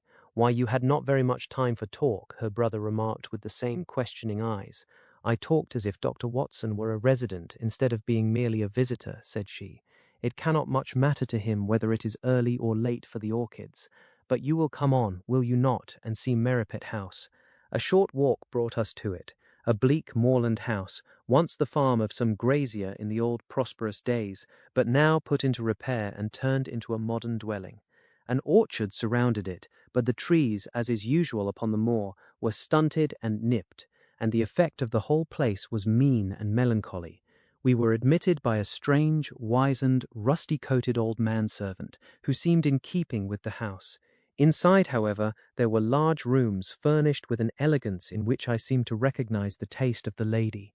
As I looked from their windows at the interminable granite-flecked moor rolling unbroken to the farthest horizon, I could not but marvel at what could have brought this highly educated man and this beautiful woman to live in such a place. "Queer spot to choose, is it not?" said he, as if in answer to my thought. and yet we manage to make ourselves fairly happy, do we not, Beryl?" "Quite happy," said she, but there was no ring of conviction in her words. "I had a school," said Stapleton. "It was in the North Country. The work to a man of my temperament was mechanical and uninteresting, but the privilege of living with youth, of helping to mold those young minds, and of impressing them with one's own character and ideals was very dear to me. However, the fates were against us. A serious epidemic broke out in the school, and 3 of the boys died.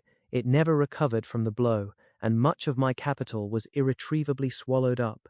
And yet, if it were not for the loss of the charming companionship of the boys, I could rejoice over my own misfortune, for, with my strong tastes for botany and zoology, I find an unlimited field of work here, and my sister is as devoted to nature as I am. All this, Dr. Watson, has been brought upon your head by your expression as you surveyed the moor out of our window. It certainly did cross my mind that it might be a little dull, less for you, perhaps, than for your sister. No, no, I am never dull," said she quickly. We have books, we have our studies, and we have interesting neighbours. Dr. Mortimer is a most learned man in his own line. Poor Sir Charles was also an admirable companion. We knew him well, and miss him more than I can tell. Do you think that I should intrude if I were to call this afternoon, and make the acquaintance of Sir Henry? I am sure that he would be delighted. Then perhaps you would mention that I propose to do so. We may, in our humble way, do something to make things more easy for him until he becomes accustomed to his new surroundings. Will you come upstairs, Dr. Watson, and inspect my collection of Lepidoptera? I think it is the most complete one in the southwest of England. By the time that you have looked through them, lunch will be almost ready.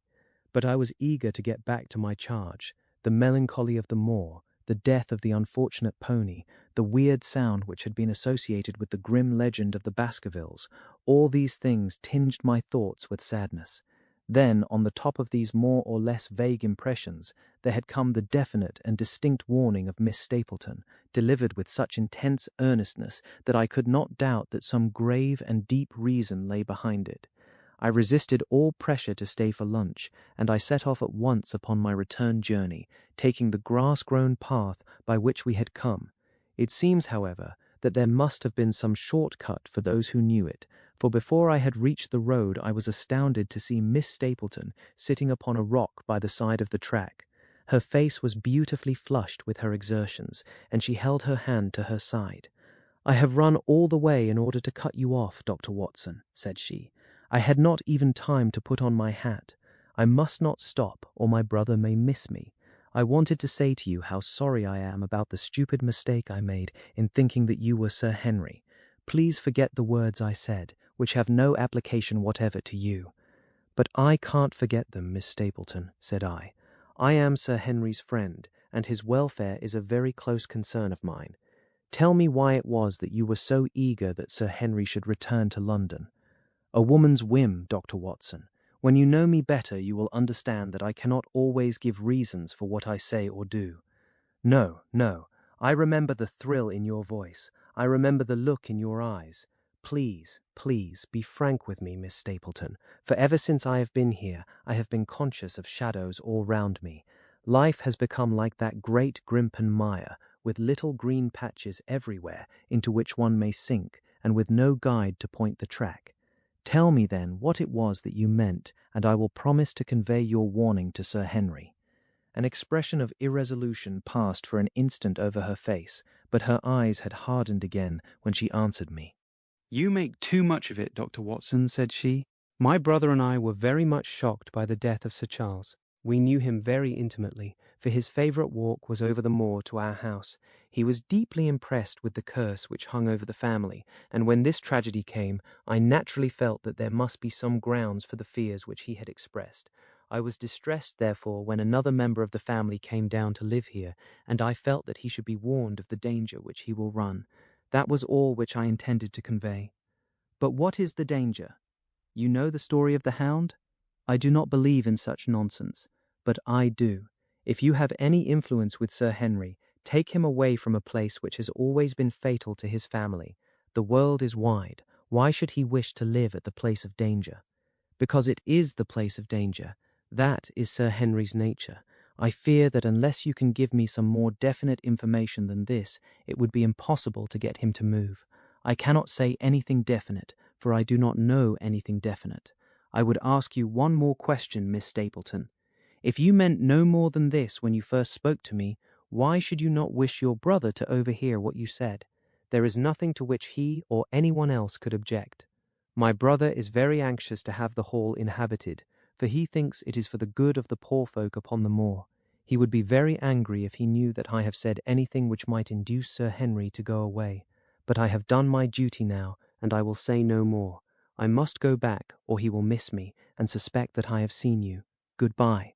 She turned and had disappeared in a few minutes among the scattered boulders, while I, with my soul full of vague fears, pursued my way to Baskerville Hall. First report of Dr. Watson. From this point onward, I will follow the course of events by transcribing my own letters to Mr. Sherlock Holmes, which lie before me on the table. One page is missing, but otherwise they are exactly as written, and show my feelings and suspicions of the moment more accurately than my memory, clear as it is upon these tragic events, can possibly do. Baskerville Hall, October 13th. My dear Holmes, my previous letters and telegrams have kept you pretty well up to date as to all that has occurred in this most God-forsaken corner of the world. The longer one stays here, the more does the spirit of the moor sink into one's soul, its vastness, and also its grim charm. When you are once out upon its bosom, you have left all traces of modern England behind you, but, on the other hand, you are conscious everywhere of the homes and the work of the prehistoric people. On all sides of you as you walk are the houses of these forgotten folk, with their graves and the huge monoliths which are supposed to have marked their temples. As you look at their grey stone huts against the scarred hillsides, you leave your own age behind you, and if you were to see a skin-clad, hairy man crawl out from the low door fitting a flint-tipped arrow onto the string of his bow, you would feel that his presence there was more natural than your own. The strange thing is that they should have lived so thickly on what must always have been most unfruitful soil. I am no antiquarian, but I could imagine that they were some unwarlike and harried race who were forced to accept that which none other would occupy. All this, however, is foreign to the mission on which you sent me, and will probably be very uninteresting to your severely practical mind. I can still remember your complete indifference as to whether the sun moved round the earth or the earth round the sun. Let me, therefore, return to the facts concerning Sir Henry Baskerville. If you have not had any report within the last few days, it is because up to today there was nothing of importance to relate. Then a very surprising circumstance occurred, which I shall tell you in due course. But first of all, I must keep you in touch with some of the other factors in the situation. One of these, concerning which I have said little, is the escaped convict upon the moor. There is strong reason now to believe that he has got right away, which is a considerable relief to the lonely householders of this district. A fortnight has passed since his flight, during which he has not been seen, and nothing has been heard of him. It is surely inconceivable that he could have held out upon the moor during all that time. Of course, so far as his concealment goes, there is no difficulty at all. Any one of these stone huts would give him a hiding place.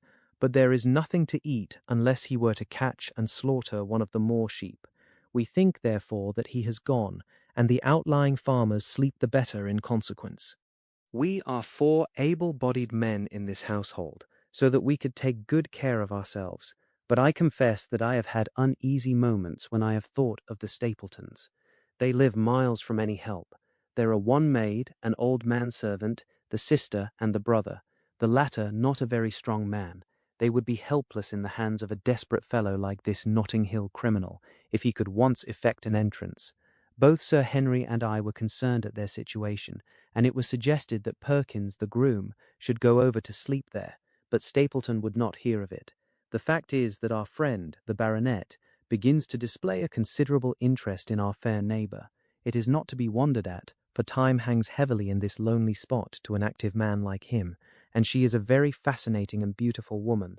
There is something tropical and exotic about her, which forms a singular contrast to her cool and unemotional brother. Yet he also gives the idea of hidden fires. He has certainly a very marked influence over her, for I have seen her continually glance at him as she talked, as if seeking approbation for what she said. I trust that he is kind to her. There is a dry glitter in his eyes and a firm set of his thin lips, which goes with a positive and possibly a harsh nature. You would find him an interesting study.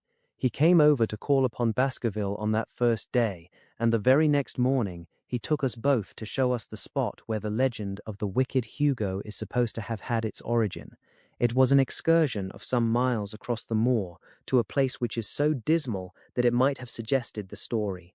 We found a short valley between rugged tors which led to an open, grassy space flecked over with the white cotton grass.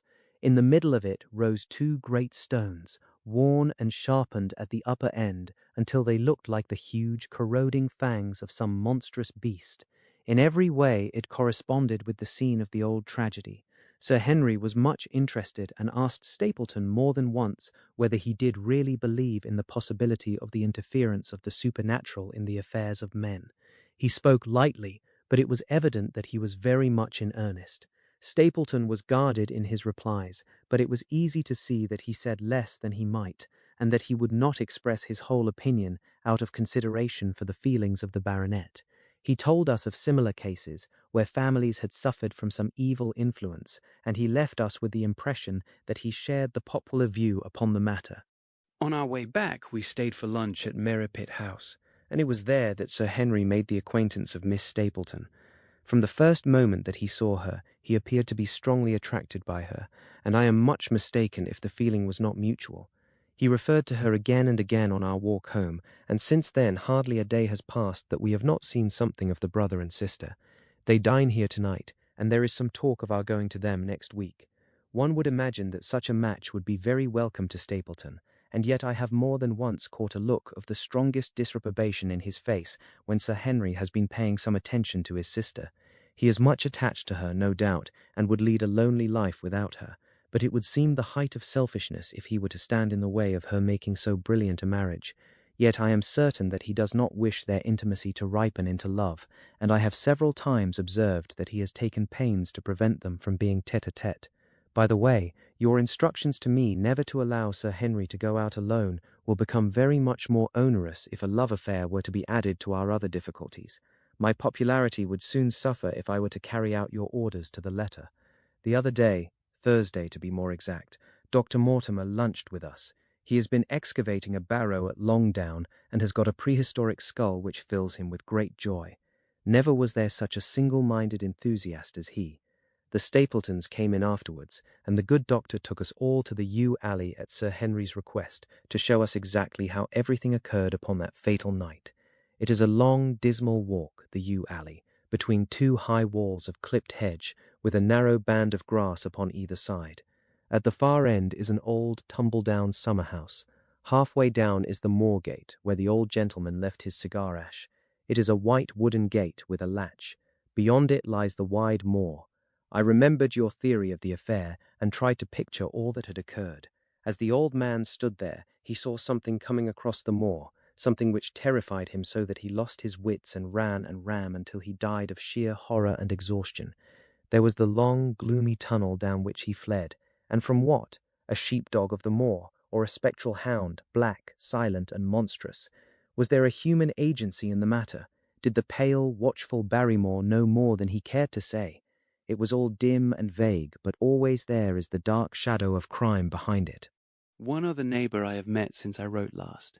This is Mr. Frankland of Laughter Hall, who lives some 4 miles to the south of us. He is an elderly man, red-faced, white-haired, and choleric. His passion is for the British law, and he has spent a large fortune in litigation. He fights for the mere pleasure of fighting, and is equally ready to take up either side of a question, so that it is no wonder that he has found it a costly amusement. Sometimes he will shut up a right-of-way and defy the parish to make him open it. At others, he will with his own hands tear down some other man's gate and declare that a path has existed there from time immemorial, defying the owner to prosecute him for trespass. He is learned in old manorial and communal rights, and he applies his knowledge sometimes in favour of the villagers of Fernworthy, and sometimes against them, so that he is periodically either carried in triumph down the village street, or else burned in effigy, according to his latest exploit. He is said to have about 7 lawsuits upon his hands at present, which will probably swallow up the remainder of his fortune and so draw his sting and leave him harmless for the future. Apart from the law, he seems a kindly, good-natured person, and I only mention him because you were particular that I should send some description of the people who surround us. He is curiously employed at present, for, being an amateur astronomer, he has an excellent telescope, with which he lies upon the roof of his own house and sweeps the moor all day in the hope of catching a glimpse of the escaped convict. If he would confine his energies to this, all would be well, but there are rumours that he intends to prosecute Dr. Mortimer for opening a grave without the consent of the next of kin, because he dug up the Neolithic skull in the barrow on Long Down. He helps to keep our lives from being monotonous, and gives a little comic relief where it is badly needed. And now, having brought you up to date in the escaped convict, the Stapletons, Dr. Mortimer, and Frankland of Laughter Hall, let me end on that which is most important, and tell you more about the Barrymores, and especially about the surprising development of last night. First of all, about the test telegram, which you sent from London, in order to make sure that Barrymore was really here. I have already explained that the testimony of the postmaster shows that the test was worthless, and that we have no proof one way or the other. I told Sir Henry how the matter stood, and he at once, in his downright fashion, had Barrymore up and asked him whether he had received the telegram himself. Barrymore said that he had. "Did the boy deliver it into your own hands?" asked Sir Henry. Barrymore looked surprised, and considered for a little time. "No," said he, "I was in the box-room at the time, and my wife brought it up to me." "Did you answer it yourself?" "No. I told my wife what to answer, and she went down to write it. In the evening he recurred to the subject of his own accord." "I could not quite understand the object of your questions this morning, Sir Henry," said he. "I trust that they do not mean that I have done anything to forfeit your confidence." Sir Henry had to assure him that it was not so, and pacify him by giving him a considerable part of his old wardrobe, the London outfit having now all arrived. "Mrs. Barrymore is of interest to me. She is a heavy, solid person, very limited, intensely respectable, and inclined to be puritanical. You could hardly conceive a less emotional subject, yet I have told you how on the first night here I heard her sobbing bitterly, and since then I have more than once observed traces of tears upon her face. Some deep sorrow gnaws ever at her heart. Sometimes I wonder if she has a guilty memory which haunts her, and sometimes I suspect Barrymore of being a domestic tyrant. I have always felt that there was something singular and questionable in this man's character, but the adventure of last night brings all my suspicions to a head, and yet it may seem a small matter in itself. You are aware that I am not a very sound sleeper, and since I have been on guard in this house, my slumbers have been lighter than ever. Last night, about 2 in the morning, I was aroused by a stealthy step passing my room. I rose, opened my door, and peeped out. A long black shadow was trailing down the corridor. It was thrown by a man who walked softly down the passage with a candle held in his hand. He was in shirt and trousers, with no covering to his feet. I could merely see the outline, but his height told me that it was Barrymore. He walked very slowly and circumspectly, and there was something indescribably guilty and furtive in his whole appearance. I have told you that the corridor is broken by the balcony which runs round the hall, but that it is resumed upon the farther side. I waited until he had passed out of sight, and then I followed him. When I came round the balcony he had reached the end of the farther corridor, and I could see from the glimmer of light through an open door that he had entered one of the rooms. Now, all these rooms are unfurnished and unoccupied, so that his expedition became more mysterious than ever. The light shone steadily, as if he were standing motionless. I crept down the passage as noiselessly as I could, and peeped round the corner of the door. Barrymore was crouching at the window with the candle held against the glass. His profile was half turned towards me, and his face seemed to be rigid with expectation as he stared out into the blackness of the moor. For some minutes he stood watching intently. Then he gave a deep groan, and with an impatient gesture he put out the light. Instantly I made my way back to my room, and very shortly came the stealthy steps passing once more upon their return journey. Long afterwards, when I had fallen into a light sleep, I heard a key turn somewhere in a lock, but I could not tell whence the sound came. What it all means I cannot guess, but there is some secret business going on in this house of gloom, which sooner or later we shall get to the bottom of. I do not trouble you with my theories, for you asked me to furnish you only with facts. I have had a long talk with Sir Henry this morning, and we have made a plan of campaign founded upon my observations of last night. I will not speak about it just now, but it should make my next report interesting reading. The Light upon the Moor, Second Report of Dr. Watson, Baskerville Hall, October 15th.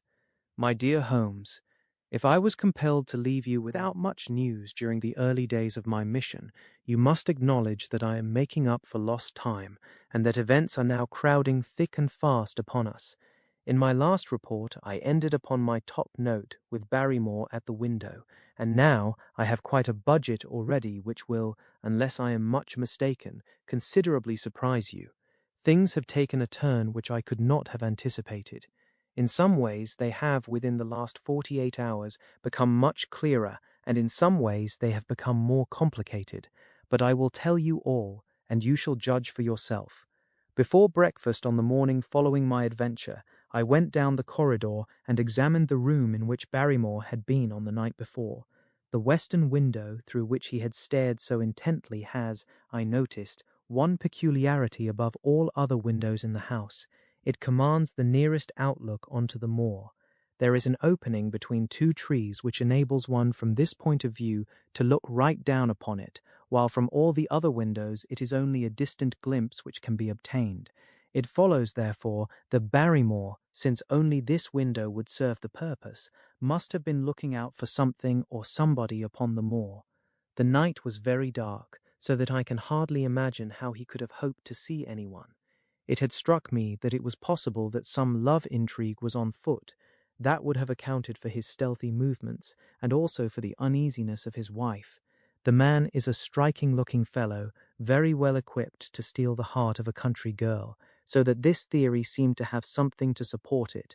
That opening of the door which I had heard after I had returned to my room might mean that he had gone out to keep some clandestine appointment. So I reasoned with myself in the morning, and I tell you the direction of my suspicions, however much the result may have shown that they were unfounded. But whatever the true explanation of Barrymore's movements might be, I felt that the responsibility of keeping them to myself until I could explain them was more than I could bear. I had an interview with the baronet in his study after breakfast, and I told him all that I had seen. He was less surprised than I had expected. I knew that Barrymore walked about nights, and I had a mind to speak to him about it, said he. 2 or 3 times I have heard his steps in the passage, coming and going, just about the hour you name. Perhaps then he pays a visit every night to that particular window, I suggested. Perhaps he does. If so, we should be able to shadow him and see what it is that he is after. I wonder what your friend Holmes would do if he were here. I believe that he would do exactly what you now suggest, said I. He would follow Barrymore and see what he did. Then we shall do it together. But surely he would hear us. The man is rather deaf, and in any case we must take our chance of that. We'll sit up in my room tonight and wait until he passes. Sir Henry rubbed his hands with pleasure, and it was evident that he hailed the adventure as a relief to his somewhat quiet life upon the moor.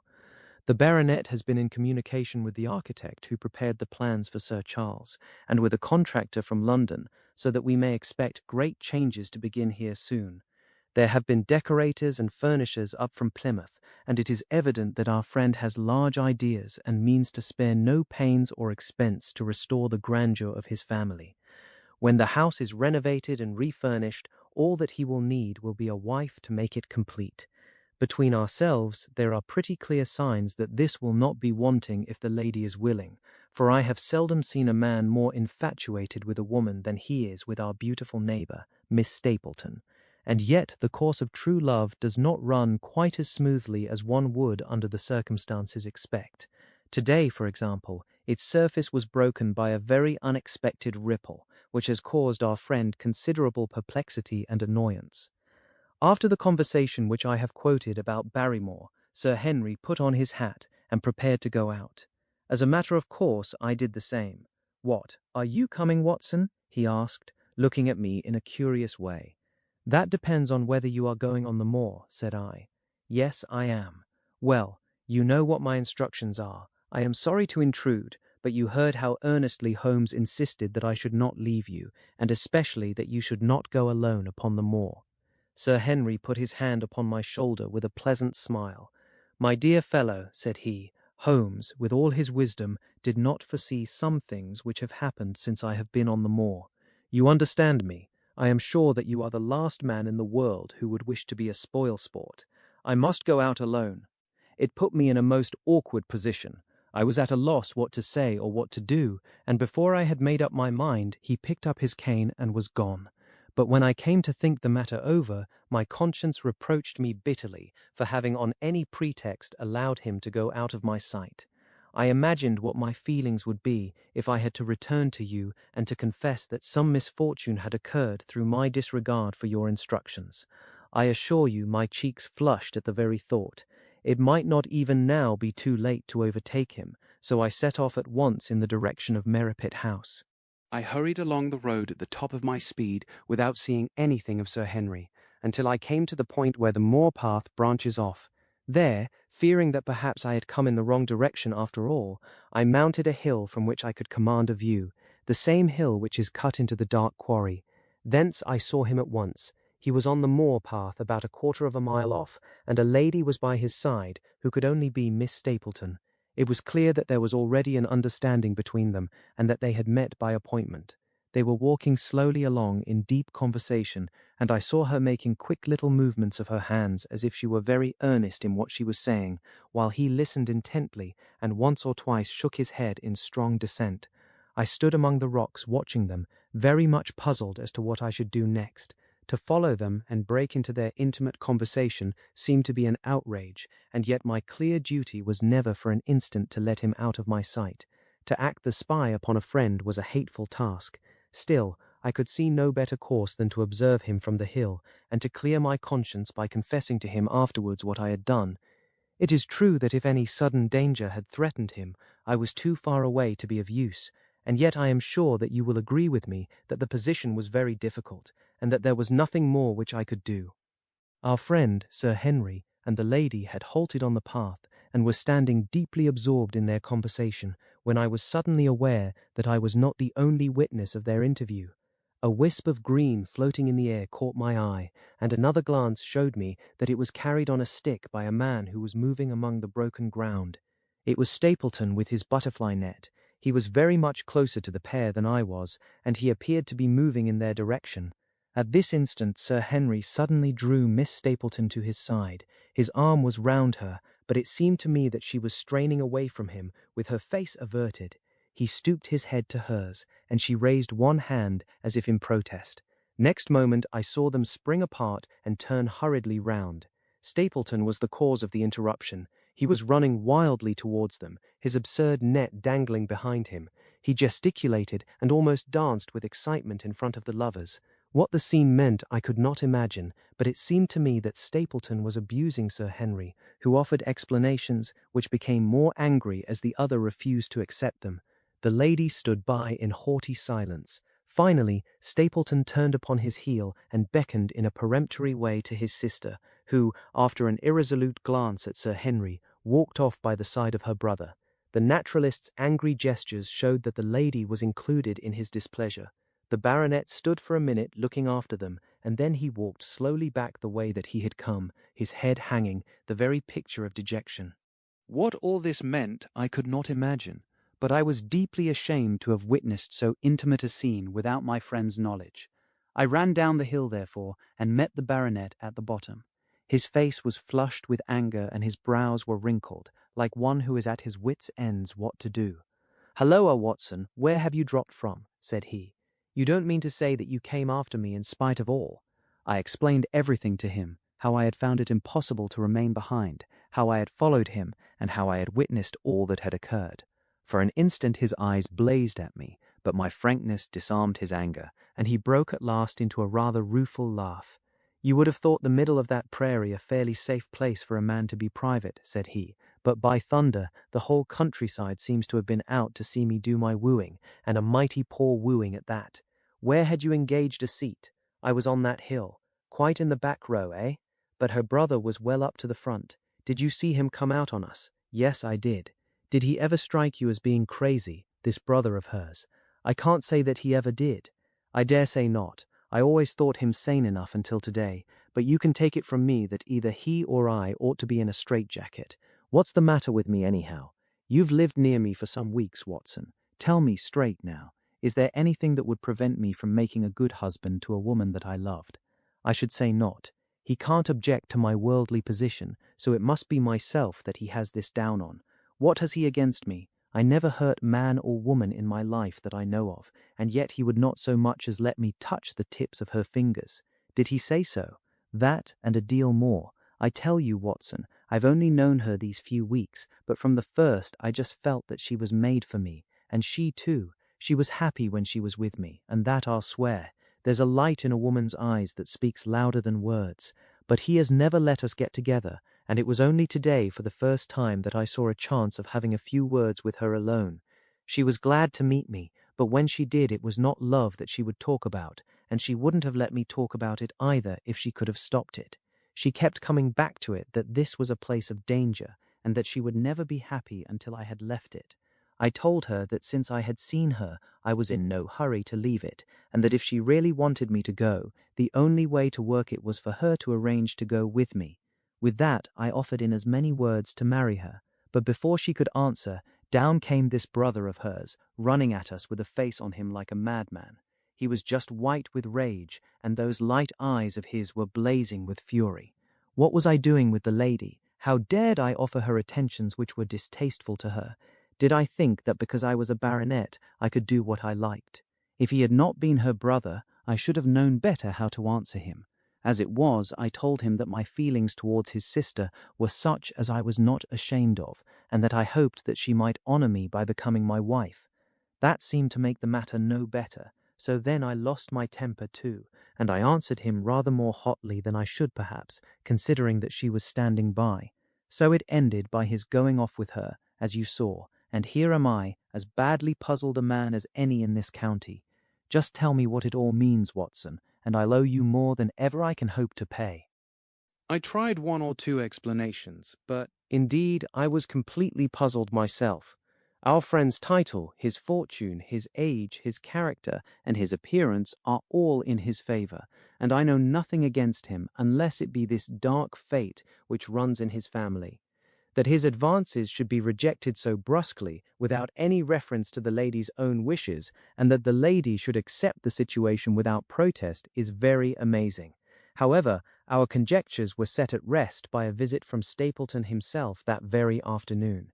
He had come to offer apologies for his rudeness of the morning, and after a long private interview with Sir Henry in his study, the upshot of their conversation was that the breach is quite healed, and that we are to dine at Merripit House next Friday as a sign of it. "I don't say now that he isn't a crazy man," said Sir Henry. "I can't forget the look in his eyes when he ran at me this morning, but I must allow that no man could make a more handsome apology than he has done." "Did he give any explanation of his conduct?" "His sister is everything in his life," he says. "That is natural enough, and I am glad that he should understand her value. They have always been together, and according to his account, he has been a very lonely man, with only her as a companion, so that the thought of losing her was really terrible to him. He had not understood, he said, that I was becoming attached to her, but when he saw with his own eyes that it was really so, and that she might be taken away from him, it gave him such a shock that for a time he was not responsible for what he said or did. He was very sorry for all that had passed, and he recognized how foolish and how selfish it was that he should imagine that he could hold a beautiful woman like his sister to himself for her whole life. If she had to leave him, he had rather it was to a neighbor like myself than to anyone else. But in any case it was a blow to him, and it would take him some time before he could prepare himself to meet it.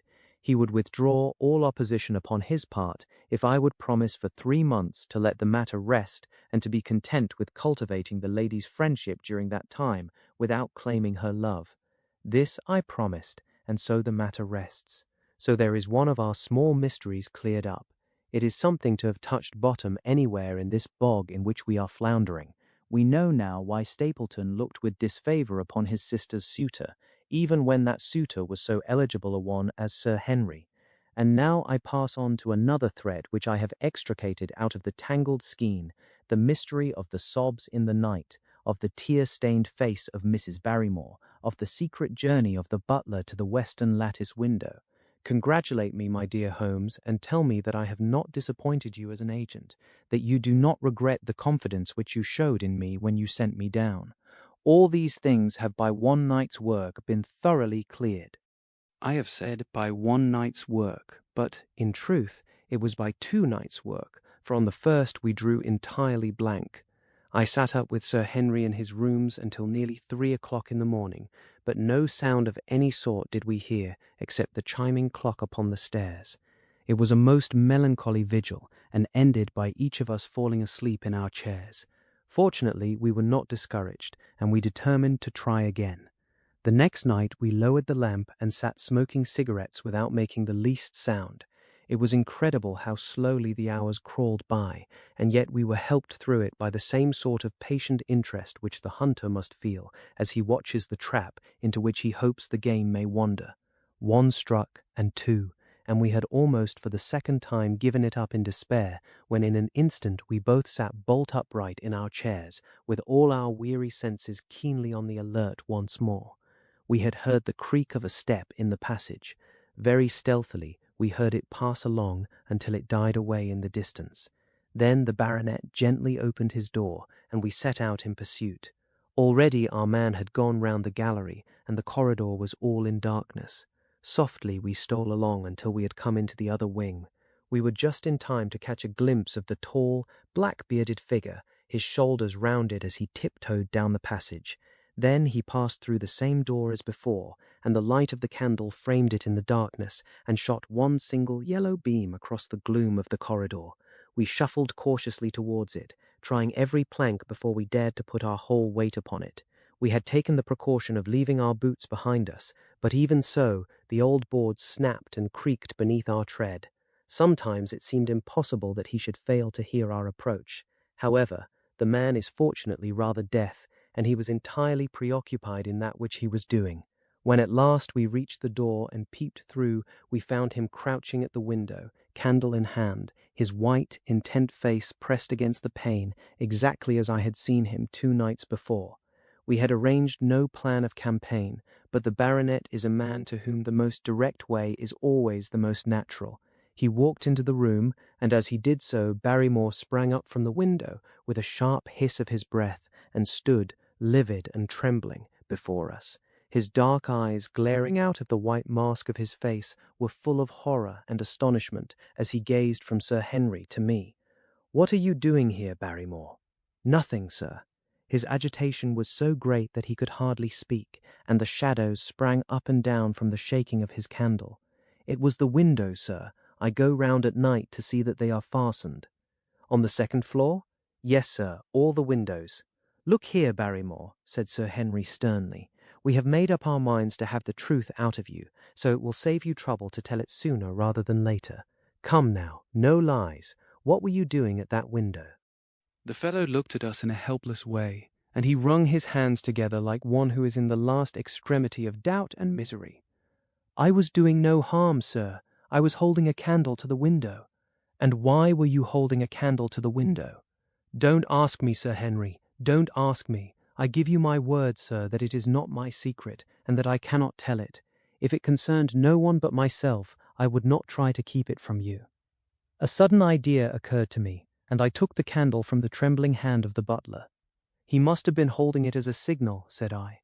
"Let us see if there is any answer." I held it as he had done, and stared out into the darkness of the night.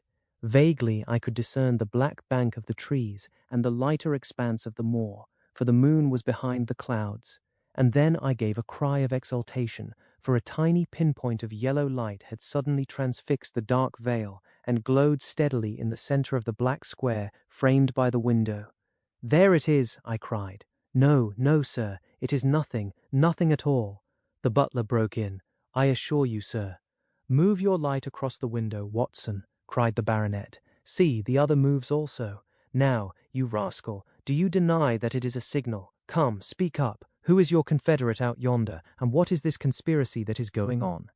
The man's face became openly defiant. "It is my business and not yours. I will not tell." "Then you leave my employment right away." "Very good, sir. If I must, I must. And you go in disgrace. By thunder, you may well be ashamed of yourself. Your family has lived with mine for over 100 years under this roof, and here I find you deep in some dark plot against me." "No, no, sir, no, not against you." It was a woman's voice, and Mrs. Barrymore, paler and more horror-struck than her husband, was standing at the door. Her bulky figure in a shawl and skirt might have been comic were it not for the intensity of feeling upon her face. "We have to go, Eliza. This is the end of it. You can pack our things," said the butler. "Oh, John, John, have I brought you to this? It is my doing, Sir Henry, all mine. He has done nothing except for my sake, and because I asked him. Speak out, then. What does it mean? My unhappy brother is starving on the moor. We cannot let him perish at our very gates. The light is a signal to him that food is ready for him, and his light out yonder is to show the spot to which to bring it. Then your brother is—" "The escaped convict, sir. Selden, the criminal." "That's the truth, sir," said Barrymore. "I said that it was not my secret, and that I could not tell it to you. But now you have heard it, and you will see that if there was a plot, it was not against you." This, then, was the explanation of the stealthy expeditions at night and the light at the window. Sir Henry and I both stared at the woman in amazement. Was it possible that this stolidly respectable person was of the same blood as one of the most notorious criminals in the country? "Yes, sir. My name was Selden, and he is my younger brother. We humoured him too much when he was a lad, and gave him his own way in everything until he came to think that the world was made for his pleasure, and that he could do what he liked in it. Then, as he grew older, he met wicked companions, and the devil entered into him until he broke my mother's heart and dragged our name in the dirt. From crime to crime he sank lower and lower, until it is only the mercy of God which has snatched him from the scaffold. But to me, sir, he was always the little curly-headed boy that I had nursed and played with, as an elder sister would. That was why he broke prison, sir. He knew that I was here, and that we could not refuse to help him. When he dragged himself here one night, weary and starving, with the warders hard at his heels, what could we do? We took him in and fed him and cared for him. Then you returned, sir, and my brother thought he would be safer on the moor than anywhere else until the hue and cry was over, so he lay in hiding there. But every second night we made sure if he was still there by putting a light in the window, and if there was an answer, my husband took out some bread and meat to him. Every day we hoped that he was gone, but as long as he was there, we could not desert him. That is the whole truth, as I am an honest Christian woman, and you will see that if there is blame in the matter, it does not lie with my husband but with me, for whose sake he has done all that he has."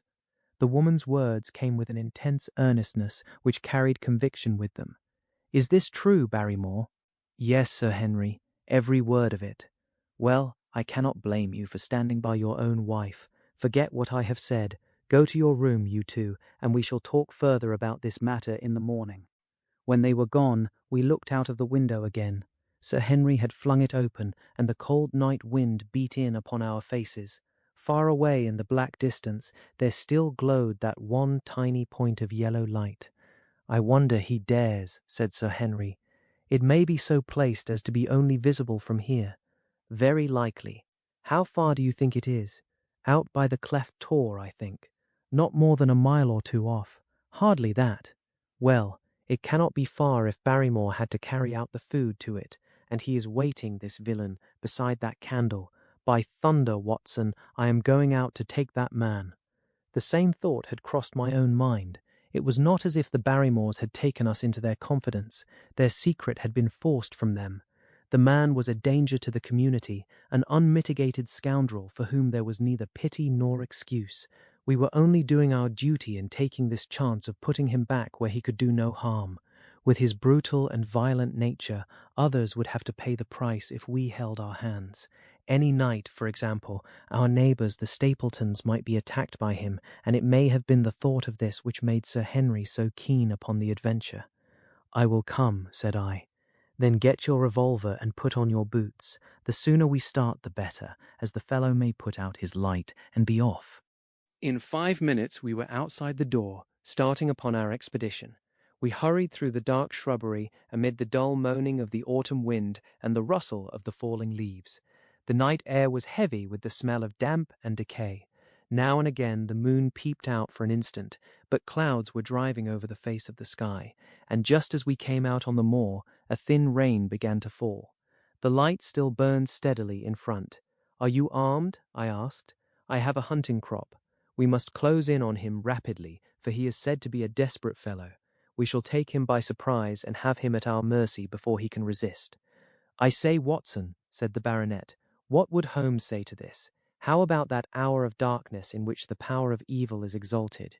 As if in answer to his words, there rose suddenly out of the vast gloom of the moor that strange cry which I had already heard upon the borders of the great Grimpen Mire. It came with the wind through the silence of the night, a long, deep mutter, then a rising howl, and then the sad moan in which it died away. Again and again it sounded, the whole air throbbing with it, strident, wild, and menacing. The baronet caught my sleeve, and his face glimmered white through the darkness. "My God, what's that, Watson?" "I don't know. It's a sound they have on the moor. I heard it once before." It died away, and an absolute silence closed in upon us. We stood straining our ears, but nothing came. "Watson," said the baronet, "it was the cry of a hound." My blood ran cold in my veins, for there was a break in his voice which told of the sudden horror which had seized him. "What do they call this sound?" he asked. "Who?" "The folk on the countryside." "Oh, they are ignorant people. Why should you mind what they call it? Tell me, Watson, what do they say of it?" I hesitated, but could not escape the question. "They say it is the cry of the hound of the Baskervilles." He groaned, and was silent for a few moments. "A hound it was," he said at last, "but it seemed to come from miles away, over yonder, I think. It was hard to say whence it came. It rose and fell with the wind. Isn't that the direction of the great Grimpen Mire?" "Yes, it is." "Well, it was up there. Come now, Watson, didn't you think yourself that it was the cry of a hound? I am not a child. You need not fear to speak the truth. Stapleton was with me when I heard it last. He said that it might be the calling of a strange bird. No, no, it was a hound. My God, can there be some truth in all these stories? Is it possible that I am really in danger from so dark a cause? You don't believe it, do you, Watson?" "No, no. And yet it was one thing to laugh about it in London, and it is another to stand out here in the darkness of the moor and to hear such a cry as that. And my uncle. There was the footprint of the hound beside him as he lay. It all fits together. I don't think that I am a coward, Watson, but that sound seemed to freeze my very blood. Feel my hand. It was as cold as a block of marble. You'll be all right tomorrow. I don't think I'll get that cry out of my head. What do you advise that we do now? Shall we turn back?" "No, by thunder, we have come out to get our man, and we will do it. We after the convict, and a hellhound as likely as not after us. Come on, we'll see it through if all the fiends of the pit were loose upon the moor." We stumbled slowly along in the darkness, with the black loom of the craggy hills around us, and the yellow speck of light burning steadily in front. There is nothing so deceptive as the distance of a light upon a pitch-dark night, and sometimes the glimmer seemed to be far away upon the horizon, and sometimes it might have been within a few yards of us. But at last we could see whence it came, and then we knew that we were indeed very close. A guttering candle was stuck in a crevice of the rocks which flanked it on each side, so as to keep the wind from it, and also to prevent it from being visible, save in the direction of Baskerville Hall.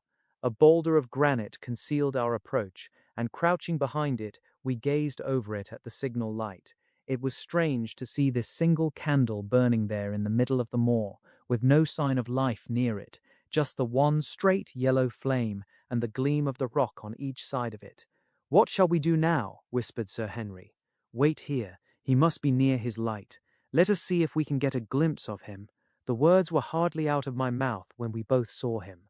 Over the rocks, in the crevice of which the candle burned, there was thrust out an evil yellow face, a terrible animal face, all seamed and scored with vile passions, foul with mire, with a bristling beard, and hung with matted hair. It might well have belonged to one of those old savages who dwelt in the burrows on the hillsides. The light beneath him was reflected in his small, cunning eyes, which peered fiercely to right and left through the darkness like a crafty and savage animal who has heard the steps of the hunters. Something had evidently aroused his suspicions. It may have been that Barrymore had some private signal which we had neglected to give, or the fellow may have had some other reason for thinking that all was not well, but I could read his fears upon his wicked face. Any instant he might dash out the light and vanish in the darkness. I sprang forward, therefore, and Sir Henry did the same. At the same moment, the convict screamed out a curse at us and hurled a rock which splintered up against the boulder which had sheltered us. I caught one glimpse of his short, squat, strongly built figure as he sprang to his feet and turned to run. At the same moment, by a lucky chance, the moon broke through the clouds. We rushed over the brow of the hill, and there was our man, running with great speed down the other side, springing over the stones in his way with the activity of a mountain goat. A lucky long shot of my revolver might have crippled him, but I had brought it only to defend myself if attacked, and not to shoot an unarmed man who was running away. We were both swift runners and in fairly good training, but we soon found that we had no chance of overtaking him. We saw him for a long time in the moonlight, until he was only a small speck moving swiftly among the boulders upon the side of a distant hill. We ran and ran until we were completely blown, but the space between us grew ever wider. Finally we stopped and sat panting on two rocks while we watched him disappearing in the distance, and it was at this moment that there occurred a most strange and unexpected thing. We had risen from our rocks and were turning to go home, having abandoned the hopeless chase. The moon was low upon the right, and the jagged pinnacle of a granite tor stood up against the lower curve of its silver disk. There, outlined as black as an ebony statue on that shining background, I saw the figure of a man upon the tor. Do not think that it was a delusion, Holmes. I assure you that I have never in my life seen anything more clearly. As far as I could judge, the figure was that of a tall, thin man. He stood with his legs a little separated, his arms folded, his head bowed, as if he were brooding over that enormous wilderness of peat and granite which lay before him. He might have been the very spirit of that terrible place. It was not the convict. This man was far from the place where the latter had disappeared. Besides, he was a much taller man. With a cry of surprise, I pointed him out to the baronet, but in the instant during which I had turned to grasp his arm, the man was gone. There was the sharp pinnacle of granite still cutting the lower edge of the moon, but its peak bore no trace of that silent and motionless figure. I wished to go in that direction and to search the tor, but it was some distance away. The baronet's nerves were still quivering from that cry, which recalled the dark story of his family, and he was not in the mood for fresh adventures. He had not seen this lonely man upon the tor, and could not feel the thrill which his strange presence and his commanding attitude had given to me. "A warder, no doubt," said he. "The moor has been thick with them since this fellow escaped. Well, perhaps his explanation may be the right one, but I should like to have some further proof of it. Today we mean to communicate to the Princetown people where they should look for their missing man, but it is hard lines that we have not actually had the triumph of bringing him back as our own prisoner. Such are the adventures of last night, and you must acknowledge, my dear Holmes, that I have done you very well in the matter of a report. Much of what I tell you is no doubt quite irrelevant, but still I feel that it is best that I should let you have all the facts and leave you to select for yourself those which will be of most service to you in helping you to your conclusions. We are certainly making some progress. So far as the Barrymores go, we have found the motive of their actions, and that has cleared up the situation very much. But the moor, with its mysteries and its strange inhabitants, remains as inscrutable as ever. Perhaps in my next I may be able to throw some light upon this also. Best of all would it be if you could come down to us. In any case, you will hear from me again in the course of the next few days." Extract from the diary of Dr. Watson. So far I have been able to quote from the reports which I have forwarded during these early days to Sherlock Holmes. Now, however, I have arrived at a point in my narrative where I am compelled to abandon this method and to trust once more to my recollections, aided by the diary which I kept at the time. A few extracts from the latter will carry me on to those scenes which are indelibly fixed in every detail upon my memory. I proceed, then, from the morning which followed our abortive chase of the convict and our other strange experiences upon the moor. October 16th. A dull and foggy day with a drizzle of rain. The house is banked in with rolling clouds, which rise now and then to show the dreary curves of the moor, with thin, silver veins upon the sides of the hills, and the distant boulders gleaming where the light strikes upon their wet faces. It is melancholy outside and in. The baronet is in a black reaction after the excitements of the night. I am conscious myself of a weight at my heart and a feeling of impending danger, ever-present danger, which is the more terrible because I am unable to define it. And have I not cause for such a feeling? Consider the long sequence of incidents which have all pointed to some sinister influence which is at work around us. There is the death of the last occupant of the hall, fulfilling so exactly the conditions of the family legend, and there are the repeated reports from peasants of the appearance of a strange creature upon the moor. Twice I have with my own ears heard the sound which resembled the distant baying of a hound. It is incredible, impossible, that it should really be outside the ordinary laws of nature. A spectral hound which leaves material footmarks and fills the air with its howling is surely not to be thought of. Stapleton may fall in with such a superstition, and Mortimer also, but if I have one quality upon earth, it is common sense, and nothing will persuade me to believe in such a thing. To do so would be to descend to the level of these poor peasants, who are not content with a mere fiend dog, but must needs describe him with hellfire shooting from his mouth and eyes. Holmes would not listen to such fancies, and I am his agent, but facts are facts, and I have twice heard this crying upon the moor. Suppose that there were really some huge hound loose upon it, that would go far to explain everything. But where could such a hound lie concealed? Where did it get its food? Where did it come from? How was it that no one saw it by day? It must be confessed that the natural explanation offers almost as many difficulties as the other, and always, apart from the hound, there is the fact of the human agency in London, the man in the cab, and the letter which warned Sir Henry against the moor. This at least was real, but it might have been the work of a protecting friend as easily as of an enemy. Where is that friend or enemy now? Has he remained in London, or has he followed us down here? Could he be the stranger whom I saw upon the Tor? It is true that I have had only the one glance at him, and yet there are some things to which I am ready to swear. He is no one whom I have seen down here, and I have now met all the neighbours. The figure was far taller than that of Stapleton, far thinner than that of Frankland. Barrymore it might possibly have been, but we had left him behind us, and I am certain that he could not have followed us. A stranger, then, is still dogging us, just as a stranger dogged us in London. We have never shaken him off. If I could lay my hands upon that man, then at last we might find ourselves at the end of all our difficulties. To this one purpose I must now devote all my energies. My first impulse was to tell Sir Henry all my plans. My second and wisest one is to play my own game and speak as little as possible to anyone. He is silent and distrait. His nerves have been strangely shaken by that sound upon the moor. I will say nothing to add to his anxieties, but I will take my own steps to attain my own end. We had a small scene this morning after breakfast. Barrymore asked leave to speak with Sir Henry, and they were closeted in his study some little time. Sitting in the billiard-room, I more than once heard the sound of voices raised, and I had a pretty good idea what the point was which was under discussion. After a time the baronet opened his door and called for me. Barrymore considers that he has a grievance, he said. He thinks that it was unfair on our part to hunt his brother-in-law down when he, of his own free will, had told us the secret.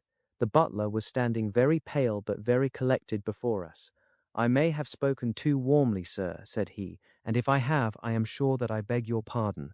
At the same time, I was very much surprised when I heard you two gentlemen come back this morning and learned that you had been chasing Selden. The poor fellow has enough to fight against without my putting more upon his track." "If you had told us of your own free will, it would have been a different thing," said the baronet.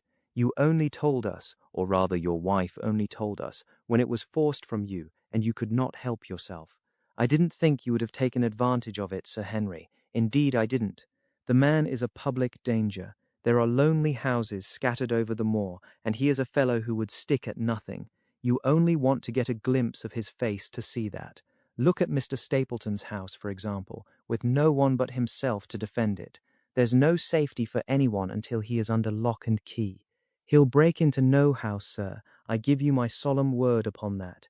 But he will never trouble anyone in this country again. I assure you, Sir Henry, that in a very few days the necessary arrangements will have been made, and he will be on his way to South America.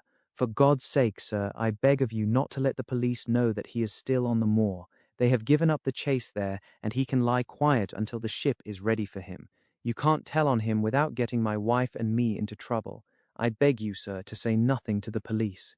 What do you say, Watson? I shrugged my shoulders. If he were safely out of the country, it would relieve the taxpayer of a burden.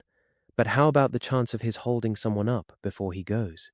He would not do anything so mad, sir. We have provided him with all that he can want. To commit a crime would be to show where he was hiding. That is true, said Sir Henry.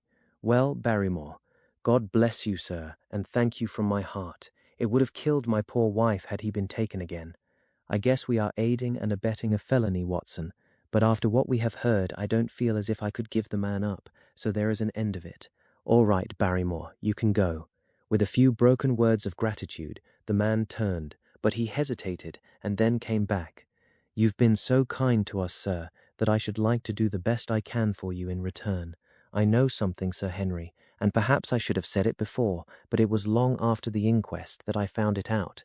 I've never breathed a word about it yet to mortal man. It's about poor Sir Charles's death. The baronet and I were both upon our feet. Do you know how he died? No, sir, I don't know that. What then? I know why he was at the gate at that hour. It was to meet a woman. To meet a woman? He? Yes, sir. And the woman's name. I can't give you the name, sir, but I can give you the initials. Her initials were L.L. How do you know this, Barrymore? Well, Sir Henry, your uncle had a letter that morning. He had usually a great many letters, for he was a public man and well known for his kind heart, so that everyone who was in trouble was glad to turn to him. But that morning, as it chanced, there was only this one letter, so I took the more notice of it. It was from Coombe Tracy, and it was addressed in a woman's hand. Well, sir, I thought no more of the matter, and never would have done had it not been for my wife. Only a few weeks ago she was cleaning out Sir Charles's study. It had never been touched since his death, and she found the ashes of a burned letter in the back of the grate. The greater part of it was charred to pieces, but one little slip, the end of a page, hung together, and the writing could still be read, though it was grey on a black ground. It seemed to us to be a postscript at the end of the letter, and it said, Please, as you are a gentleman, burn this letter, and be at the gate by 10 o'clock. Beneath it were signed the initials L.L. Have you got that slip? No, sir, it crumbled all to bits after we moved it. Had Sir Charles received any other letters in the same writing? Well, sir, I took no particular notice of his letters. I should not have noticed this one, only it happened to come alone. And you have no idea who L.L. is? No, sir, no more than you have. But I expect if we could lay our hands upon that lady, we should know more about Sir Charles's death. I cannot understand, Barrymore, how you came to conceal this important information. Well, sir, it was immediately after that our own trouble came to us. And then again, sir, we were both of us very fond of Sir Charles, as we well might be considering all that he has done for us. To rake this up couldn't help our poor master, and it's well to go carefully when there's a lady in the case, even the best of us. You thought it might injure his reputation? Well, sir, I thought no good could come of it. But now you have been kind to us, and I feel as if it would be treating you unfairly not to tell you all that I know about the matter. Very good, Barrymore, you can go. When the butler had left us, Sir Henry turned to me. Well, Watson, what do you think of this new light? It seems to leave the darkness rather blacker than before. So I think, but if we can only trace L.L., it should clear up the whole business. We have gained that much. We know that there is someone who has the facts if we can only find her. What do you think we should do? Let Holmes know all about it at once. It will give him the clue for which he has been seeking. I am much mistaken if it does not bring him down. I went at once to my room and drew up my report of the morning's conversation for Holmes. It was evident to me that he had been very busy of late, for the notes which I had from Baker Street were few and short, with no comments upon the information which I had supplied, and hardly any reference to my mission. No doubt his blackmailing case is absorbing all his faculties, and yet this new factor must surely arrest his attention and renew his interest. I wish that he were here. October 17. All day today the rain poured down, rustling on the ivy and dripping from the eaves. I thought of the convict out upon the bleak, cold, shelterless moor. Poor devil, whatever his crimes, he has suffered something to atone for them. And then I thought of that other one, the face in the cab, the figure against the moon. Was he also out in that deluge, the unseen watcher, the man of darkness? In the evening I put on my waterproof and I walked far upon the sodden moor, full of dark imaginings, the rain beating upon my face and the wind whistling about my ears. God help those who wander into the great mire now, for even the firm uplands are becoming a morass. I found the black tor upon which I had seen the solitary watcher, and from its craggy summit I looked out myself across the melancholy downs. Rain squalls drifted across their russet face, and the heavy, slate-colored clouds hung low over the landscape, trailing in grey wreaths down the sides of the fantastic hills. In the distant hollow on the left, half hidden by the mist, the two thin towers of Baskerville Hall rose above the trees. They were the only signs of human life which I could see, save only those prehistoric huts which lay thickly upon the slopes of the hills. Nowhere was there any trace of that lonely man whom I had seen on the same spot 2 nights before. As I walked back, I was overtaken by Dr. Mortimer, driving in his dog-cart over a rough moorland track which led from the outlying farmhouse of Foulmire. He has been very attentive to us, and hardly a day has passed that he has not called at the hall to see how we were getting on. He insisted upon my climbing into his dog-cart, and he gave me a lift homeward. I found him much troubled over the disappearance of his little spaniel. It had wandered onto the moor and had never come back. I gave him such consolation as I might, but I thought of the pony on the Grimpen Mire, and I do not fancy that he will see his little dog again. By the way, Mortimer, said I, as we jolted along the rough road, I suppose there are few people living within driving distance of this whom you do not know. Hardly any, I think. Can you then tell me the name of any woman whose initials are L.L.? He thought for a few minutes. No, said he. There are a few gypsies and labouring folk for whom I can't answer, but among the farmers or gentry there is no one whose initials are those. Wait a bit, though, he added after a pause. There is Laura Lyons. Her initials are L.L., but she lives in Coombe Tracy. Who is she? I asked. She is Franklin's daughter. What? Old Frankland the crank? Exactly. She married an artist named Lyons, who came sketching on the moor.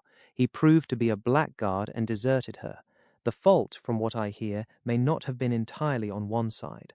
Her father refused to have anything to do with her because she had married without his consent, and perhaps for 1 or 2 other reasons as well. So between the old sinner and the young one, the girl has had a pretty bad time. How does she live? I fancy old Frankland allows her a pittance, but it cannot be more, for his own affairs are considerably involved. Whatever she may have deserved, one could not allow her to go hopelessly to the bad. Her story got about, and several of the people here did something to enable her to earn an honest living. Stapleton did for one, and Sir Charles for another.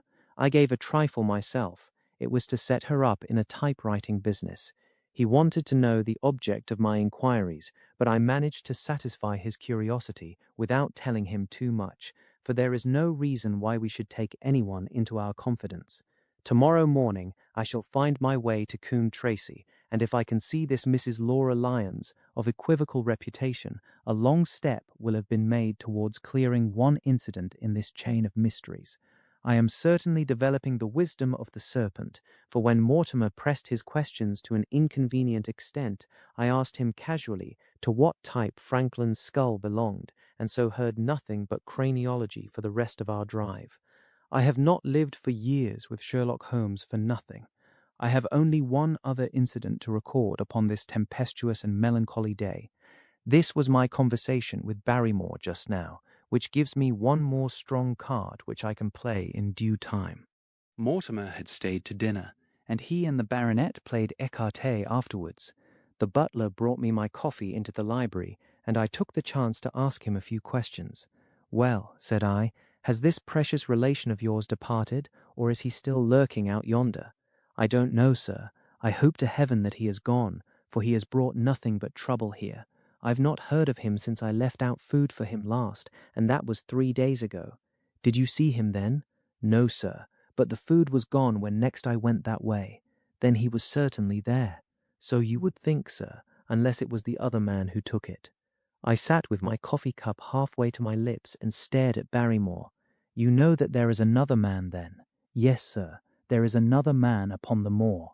Have you seen him? No, sir. How do you know of him then? Selden told me of him, sir, a week ago or more. He's in hiding too, but he's not a convict, as far as I can make out. I don't like it, Dr. Watson. I tell you straight, sir, that I don't like it. He spoke with a sudden passion of earnestness. Now, listen to me, Barrymore. I have no interest in this matter but that of your master. I have come here with no object except to help him. Tell me, frankly, what it is that you don't like. Barrymore hesitated for a moment, as if he regretted his outburst or found it difficult to express his own feelings in words. It's all these goings-on, sir, he cried at last, waving his hand towards the rain-lashed window which faced the moor. There's foul play somewhere, and there's black villainy brewing, to that I'll swear. Very glad I should be, sir, to see Sir Henry on his way back to London again. But what is it that alarms you? Look at Sir Charles's death. That was bad enough, for all that the coroner said. Look at the noises on the moor at night. There's not a man would cross it after sundown if he was paid for it.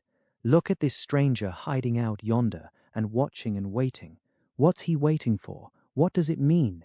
It means no good to anyone of the name of Baskerville, and very glad I shall be to be quit of it all on the day that Sir Henry's new servants are ready to take over the hall.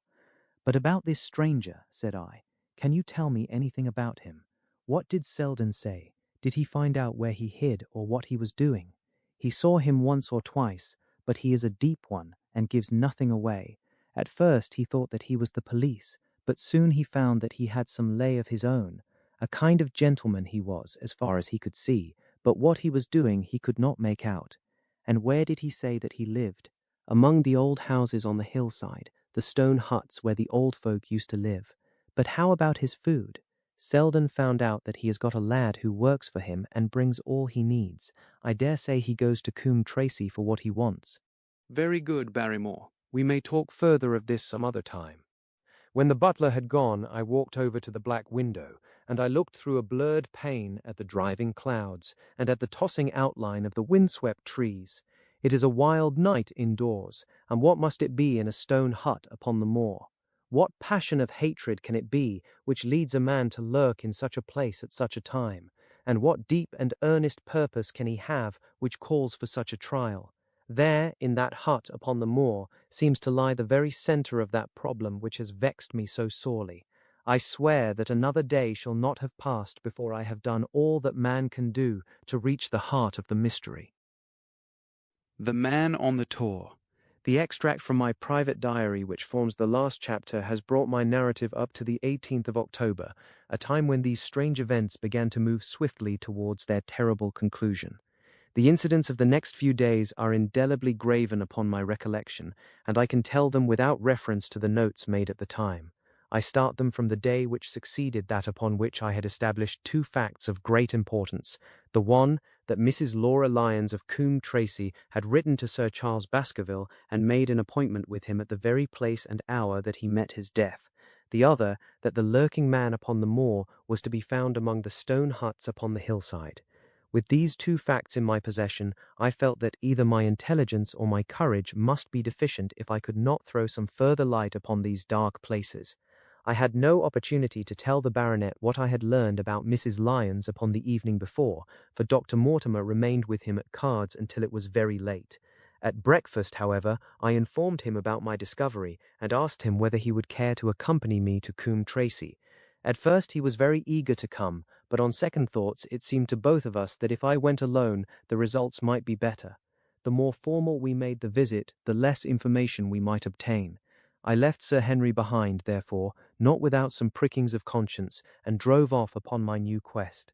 When I reached Coombe Tracey, I told Perkins to put up the horses, and I made inquiries for the lady whom I had come to interrogate.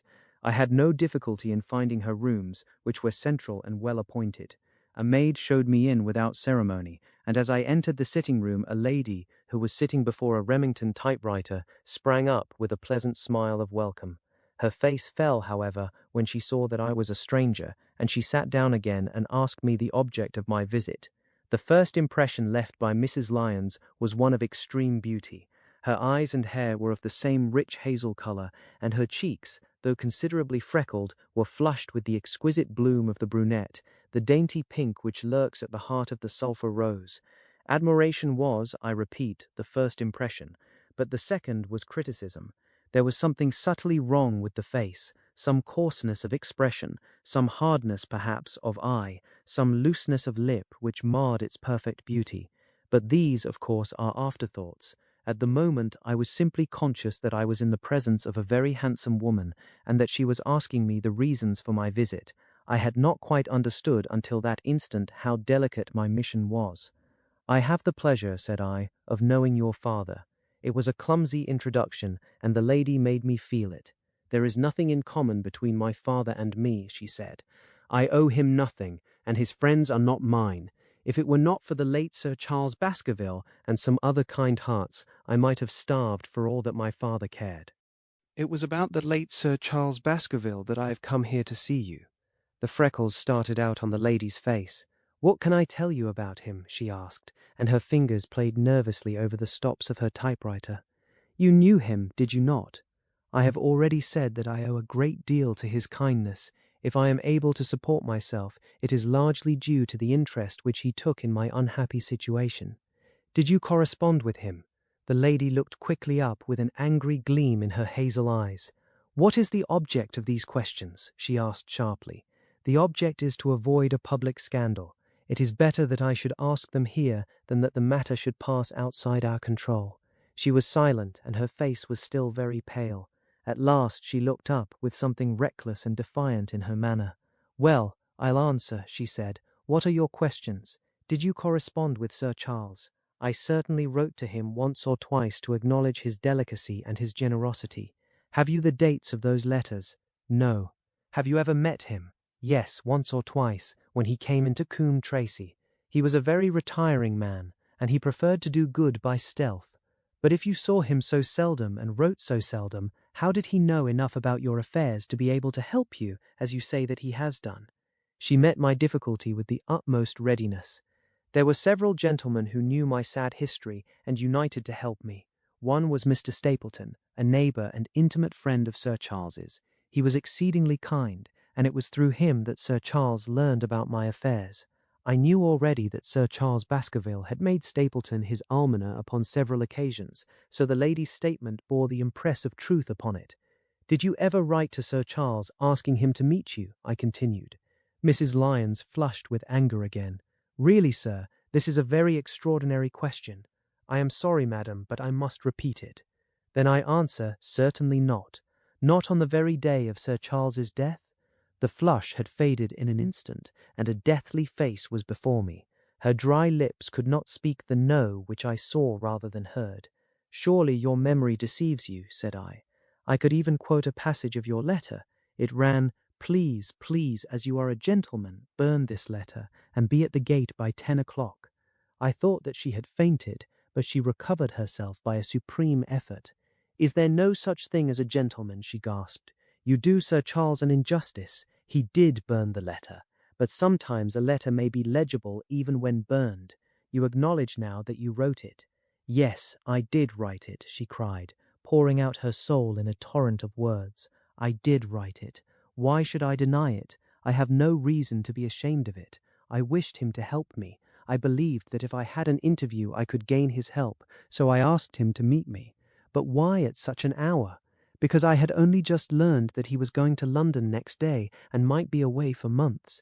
There were reasons why I could not get there earlier." But why a rendezvous in the garden instead of a visit to the house? Do you think a woman could go alone at that hour to a bachelor's house? Well, what happened when you did get there? I never went. Mrs. Lyons! No, I swear it to you on all I hold sacred. I never went. Something intervened to prevent my going. What was that? That is a private matter. I cannot tell it. You acknowledge, then, that you made an appointment with Sir Charles at the very hour and place at which he met his death, but you deny that you kept the appointment. That is the truth. Again and again I cross-questioned her, but I could never get past that point. Mrs. Lyons, said I, as I rose from this long and inconclusive interview, you are taking a very great responsibility and putting yourself in a very false position by not making an absolutely clean breast of all that you know. If I have to call in the aid of the police, you will find how seriously you are compromised. If your position is innocent, why did you in the first instance deny having written to Sir Charles upon that date? Because I feared that some false conclusion might be drawn from it, and that I might find myself involved in a scandal. And why were you so pressing that Sir Charles should destroy your letter? If you have read the letter, you will know. I did not say that I had read all the letter.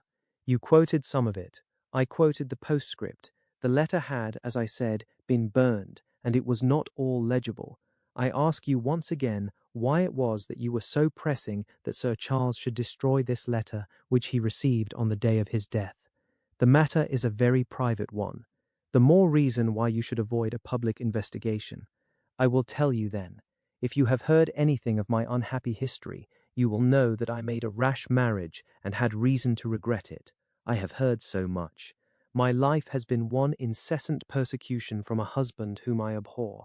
The law is upon his side, and every day I am faced by the possibility that he may force me to live with him. At the time that I wrote this letter to Sir Charles, I had learned that there was a prospect of my regaining my freedom if certain expenses could be met. It meant everything to me, peace of mind, happiness, self-respect, everything. I knew Sir Charles's generosity, and I thought that if he heard the story from my own lips, he would help me. Then how is it that you did not go? Because I received help in the interval from another source. Why, then, did you not write to Sir Charles and explain this? So I should have done had I not seen his death in the paper next morning. The woman's story hung coherently together, and all my questions were unable to shake it. I could only check it by finding if she had, indeed, instituted divorce proceedings against her husband at or about the time of the tragedy. It was unlikely that she would dare to say that she had not been to Baskerville Hall if she really had been, for a trap would be necessary to take her there, and could not have returned to Coombe Tracy until the early hours of the morning. Such an excursion could not be kept secret. The probability was, therefore, that she was telling the truth, or, at least, a part of the truth. I came away baffled and disheartened. Once again I had reached that dead wall which seemed to be built across every path by which I tried to get at the object of my mission, and yet the more I thought of the lady's face and of her manner, the more I felt that something was being held back from me. Why should she turn so pale?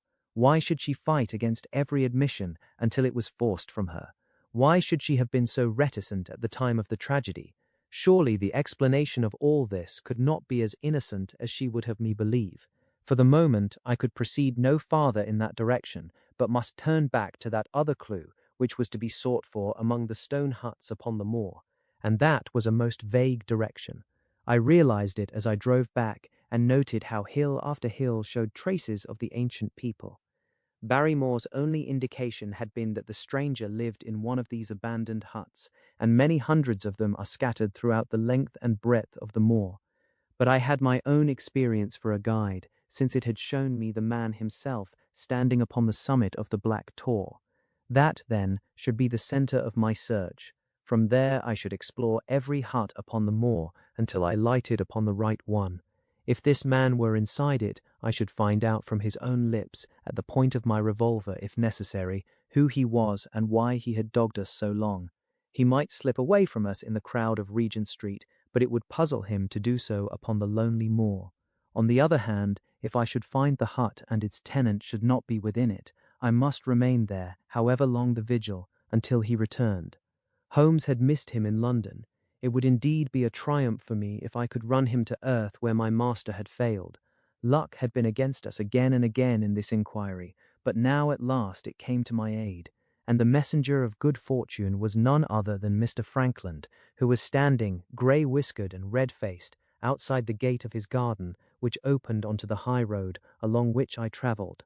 "Good day, Dr. Watson," cried he with unwonted good humour. "You must really give your horses a rest and come in to have a glass of wine and to congratulate me." My feelings towards him were very far from being friendly after what I had heard of his treatment of his daughter, but I was anxious to send Perkins and the wagonette home, and the opportunity was a good one. I alighted and sent a message to Sir Henry that I should walk over in time for dinner. Then I followed Frankland into his dining room. "It is a great day for me, sir. One of the red-letter days of my life," he cried with many chuckles. "I have brought off a double event. I mean to teach them in these parts that law is law, and that there is a man here who does not fear to invoke it. I have established a right-of-way through the centre of Old Middleton's Park, slap across it, sir, within 100 yards of his own front door. What do you think of that? We'll teach these magnates that they cannot ride roughshod over the rights of the commoners, confound them. And I've closed the wood where the Fernworthy folk used to picnic. These infernal people seem to think that there are no rights of property, and that they can swarm where they like with their papers and their bottles.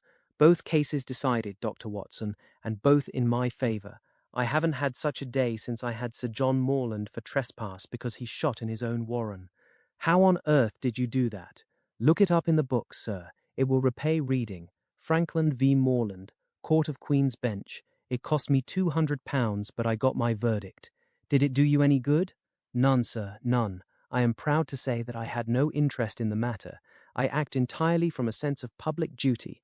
I have no doubt, for example, that the Fernworthy people will burn me in effigy tonight. I told the police last time they did it that they should stop these disgraceful exhibitions. The county constabulary is in a scandalous state, sir, and it has not afforded me the protection to which I am entitled. The case of Frankland v. Regina will bring the matter before the attention of the public. I told them that they would have occasion to regret their treatment of me, and already my words have come true. How so? I asked. The old man put on a very knowing expression. Because I could tell them what they are dying to know, but nothing would induce me to help the rascals in any way. I had been casting round for some excuse by which I could get away from his gossip, but now I began to wish to hear more of it. I had seen enough of the contrary nature of the old sinner to understand that any strong sign of interest would be the surest way to stop his confidences. "Some poaching case, no doubt," said I with an indifferent manner. "Ha, ha, my boy, a very much more important matter than that. What about the convict on the moor?" I stared. "You don't mean that you know where he is?" said I. "I may not know exactly where he is, but I am quite sure that I could help the police to lay their hands on him. Has it never struck you that the way to catch that man was to find out where he got his food, and so trace it to him?" He certainly seemed to be getting uncomfortably near the truth. "No doubt," said I, "but how do you know that he is anywhere upon the moor?" "I know it because I have seen with my own eyes the messenger who takes him his food."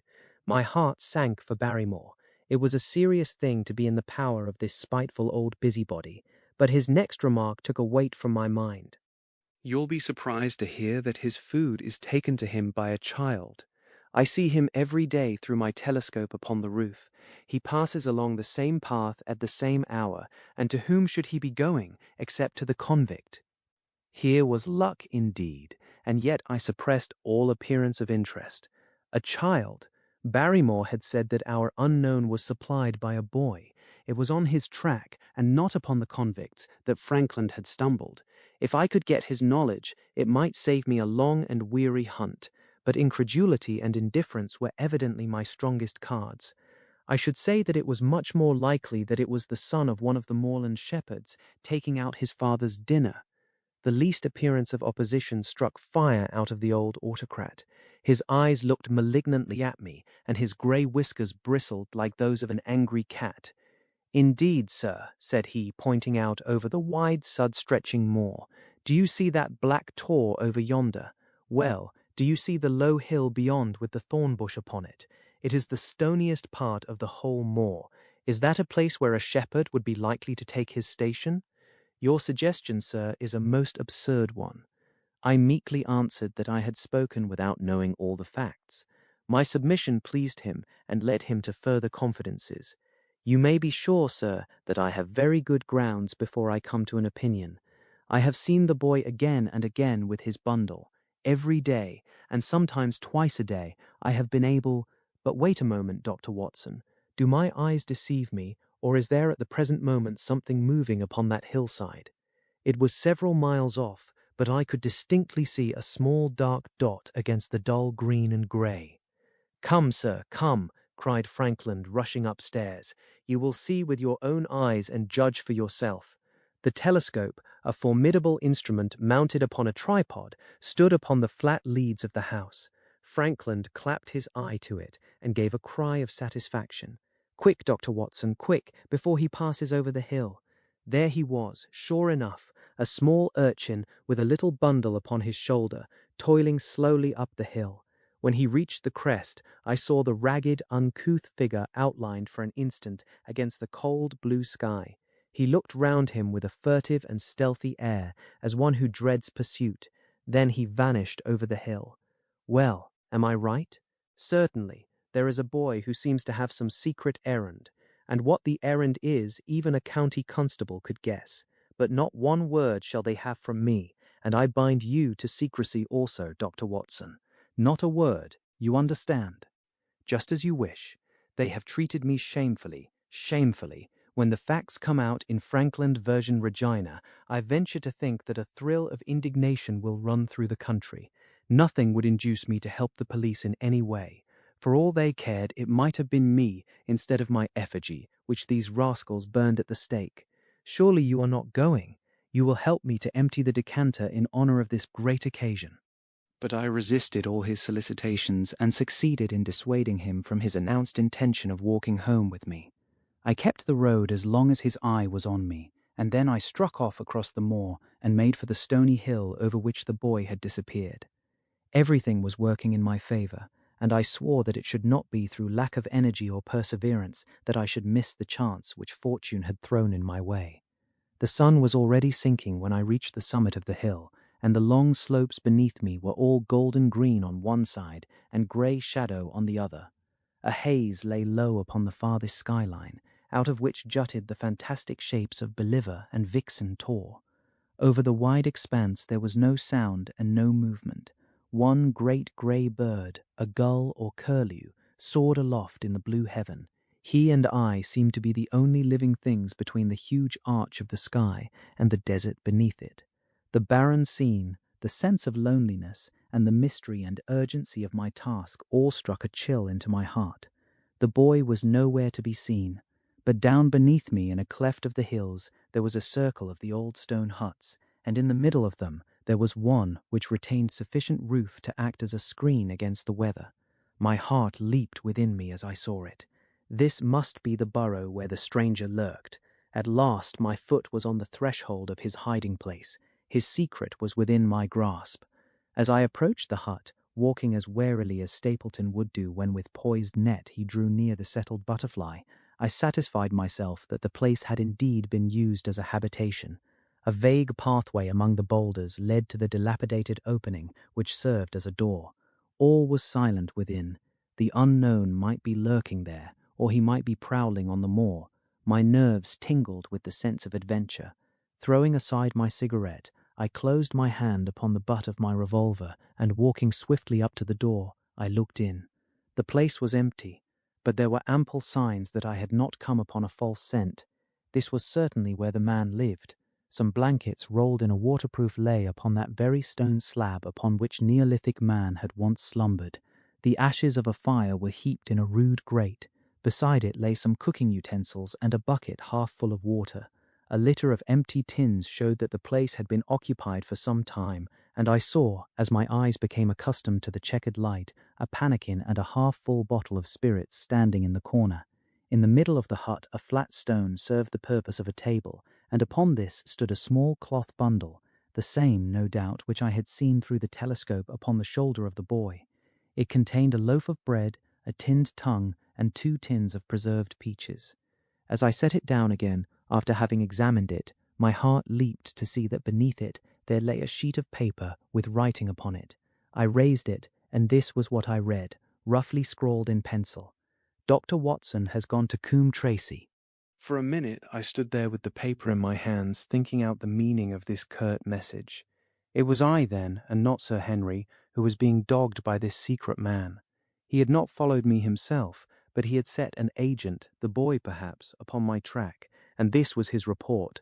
Possibly I had taken no step since I had been upon the moor which had not been observed and reported. Always there was this feeling of an unseen force, a fine net drawn round us with infinite skill and delicacy, holding us so lightly that it was only at some supreme moment that one realized that one was indeed entangled in its meshes. If there was one report, there might be others, so I looked round the hut in search of them. There was no trace, however, of anything of the kind, nor could I discover any sign which might indicate the character or intentions of the man who lived in this singular place, save that he must be of Spartan habits and cared little for the comforts of life. When I thought of the heavy rains and looked at the gaping roof, I understood how strong and immutable must be the purpose which had kept him in that inhospitable abode. Was he our malignant enemy, or was he by chance our guardian angel? I swore that I would not leave the hut until I knew. Outside the sun was sinking low, and the west was blazing with scarlet and gold. Its reflection was shot back in ruddy patches by the distant pools which lay amid the great Grimpen mire. There were the 2 towers of Baskerville Hall, and there a distant blur of smoke which marked the village of Grimpen. Between the two, behind the hill, was the house of the Stapletons. All was sweet and mellow and peaceful in the golden evening light, and yet, as I looked at them, my soul shared none of the peace of nature, but quivered at the vagueness and the terror of that interview which every instant was bringing nearer. With tingling nerves, but a fixed purpose, I sat in the dark recess of the hut and waited with sombre patience for the coming of its tenant. And then at last I heard him. Far away came the sharp clink of a boot striking upon a stone, then another, and yet another, coming nearer and nearer. I shrank back into the darkest corner and cocked the pistol in my pocket, determined not to discover myself until I had an opportunity of seeing something of the stranger. There was a long pause which showed that he had stopped. Then once more the footsteps approached, and a shadow fell across the opening of the hut. "It is a lovely evening, my dear Watson," said a well-known voice. "I really think that you will be more comfortable outside than in." Death on the moor. For a moment or two I sat breathless, hardly able to believe my ears. Then my senses and my voice came back to me, while a crushing weight of responsibility seemed in an instant to be lifted from my soul. That cold, incisive, ironical voice could belong to but one man in all the world. "Holmes!" I cried. "Holmes!" "Come out," said he, "and please be careful with the revolver." I stooped under the rude lintel, and there he sat upon a stone outside, his grey eyes dancing with amusement as they fell upon my astonished features. He was thin and worn, but clear and alert, his keen face bronzed by the sun and roughened by the wind. In his tweed suit and cloth cap he looked like any other tourist upon the moor, and he had contrived, with that cat-like love of personal cleanliness which was one of his characteristics, that his chin should be as smooth and his linen as perfect as if he were in Baker Street. "I never was more glad to see anyone in my life," said I, as I wrung him by the hand. "Or more astonished, eh? Well, I must confess to it. The surprise was not all on one side, I assure you. I had no idea that you had found my occasional retreat, still less that you were inside it, until I was within 20 paces of the door. My footprint, I presume. No, Watson, I fear that I could not undertake to recognize your footprint amid all the footprints of the world. If you seriously desire to deceive me, you must change your tobacconist, for when I see the stub of a cigarette marked Bradley, Oxford Street, I know that my friend Watson is in the neighborhood. You will see it there beside the path. You threw it down, no doubt, at that supreme moment when you charged into the empty hut. Exactly. I thought as much, and knowing your admirable tenacity, I was convinced that you were sitting in ambush, a weapon within reach, waiting for the tenant to return. So you actually thought that I was the criminal. I did not know who you were, but I was determined to find out. Excellent, Watson. And how did you localize me? You saw me, perhaps on the night of the convict hunt, when I was so imprudent as to allow the moon to rise behind me? Yes, I saw you then, and have no doubt searched all the huts until you came to this one. No, your boy had been observed, and that gave me a guide where to look. The old gentleman with the telescope, no doubt. I could not make it out when first I saw the light flashing upon the lens. He rose and peeped into the hut. Ha! I see that Cartwright has brought up some supplies. What's this paper? So you have been to Coombe Tracy, have you? Yes. To see Mrs. Laura Lyons. Exactly. Well done. Our researches have evidently been running on parallel lines, and when we unite our results, I expect we shall have a fairly full knowledge of the case. Well, I am glad from my heart that you are here, for indeed the responsibility and the mystery were both becoming too much for my nerves. But how in the name of wonder did you come here, and what have you been doing? I thought that you were in Baker Street working out that case of blackmailing. That was what I wished you to think. Then you use me, and yet do not trust me, I cried with some bitterness. I think that I have deserved better at your hands, Holmes. My dear fellow, you have been invaluable to me in this as in many other cases, and I beg that you will forgive me if I have seemed to play a trick upon you. In truth, it was partly for your own sake that I did it, and it was my appreciation of the danger which you ran which led me to come down and examine the matter for myself. Had I been with Sir Henry and you, it is confident that my point of view would have been the same as yours, and my presence would have warned our very formidable opponents to be on their guard. As it is, I have been able to get about as I could not possibly have done had I been living in the hall, and I remain an unknown factor in the business, ready to throw in all my weight at a critical moment. But why keep me in the dark? For you to know could not have helped us, and might possibly have led to my discovery. You would have wished to tell me something, or in your kindness, you would have brought me out some comfort or other, and so an unnecessary risk would be run. I brought Cartwright down with me. You remember the little chap at the express office, and he has seen after my simple wants, a loaf of bread and a clean collar.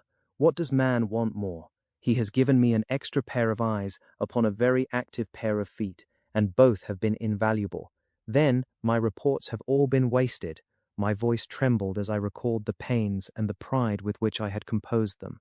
Holmes took a bundle of papers from his pocket. Here are your reports, my dear fellow, and very well thumbed, I assure you. I made excellent arrangements, and they are only delayed 1 day upon their way. I must compliment you exceedingly upon the zeal and the intelligence which you have shown over an extraordinarily difficult case. I was still rather raw over the deception which had been practiced upon me, but the warmth of Holmes's praise drove my anger from my mind. I felt also in my heart that he was right in what he said, and that it was really best for our purpose that I should not have known that he was upon the moor. "That's better," said he, seeing the shadow rise from my face.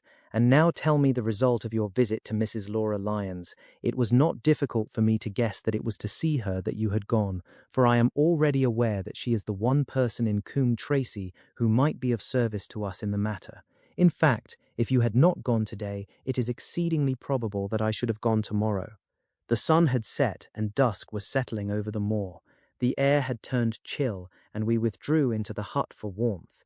There, sitting together in the twilight, I told Holmes of my conversation with the lady. So interested was he that I had to repeat some of it twice before he was satisfied. "This is most important," said he when I had concluded. "It fills up a gap which I had been unable to bridge in this most complex affair. You are aware, perhaps, that a close intimacy exists between this lady and the man Stapleton." I did not know of a close intimacy. There can be no doubt about the matter. They meet, they write, there is a complete understanding between them. Now, this puts a very powerful weapon into our hands. If I could only use it to detach his wife. His wife? I am giving you some information now, in return for all that you have given me. The lady who has passed here as Miss Stapleton is in reality his wife. Good heavens, Holmes! Are you sure of what you say? How could he have permitted Sir Henry to fall in love with her? Sir Henry's falling in love could do no harm to anyone except Sir Henry. He took particular care that Sir Henry did not make love to her, as you have yourself observed. I repeat that the lady is his wife, and not his sister. But why this elaborate deception?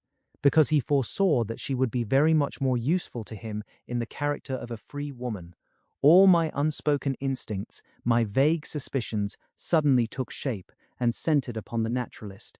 In that impassive, colorless man, with his straw hat and his butterfly net, I seemed to see something terrible, a creature of infinite patience and craft, with a smiling face and a murderous heart. It is he, then, who is our enemy. It is he who dogged us in London. So I read the riddle. And the warning, it must have come from her. Exactly. The shape of some monstrous villainy, half seen, half guessed, loomed through the darkness which had girt me so long. But are you sure of this, Holmes? How do you know that the woman is his wife? Because he so far forgot himself as to tell you a true piece of autobiography upon the occasion when he first met you, and I dare say he has many a time regretted it since. He was once a schoolmaster in the north of England. Now, there is no one more easy to trace than a schoolmaster. There are scholastic agencies by which one may identify any man who has been in the profession. A little investigation showed me that a school had come to grief under atrocious circumstances, and that the man who had owned it, the name was different, had disappeared with his wife. The descriptions agreed. When I learned that the missing man was devoted to entomology, the identification was complete. The darkness was rising, but much was still hidden by the shadows. If this woman is in truth his wife, where does Mrs. Laura Lyons come in? I asked. That is one of the points upon which your own researches have shed a light. Your interview with the lady has cleared the situation very much. I did not know about a projected divorce between herself and her husband.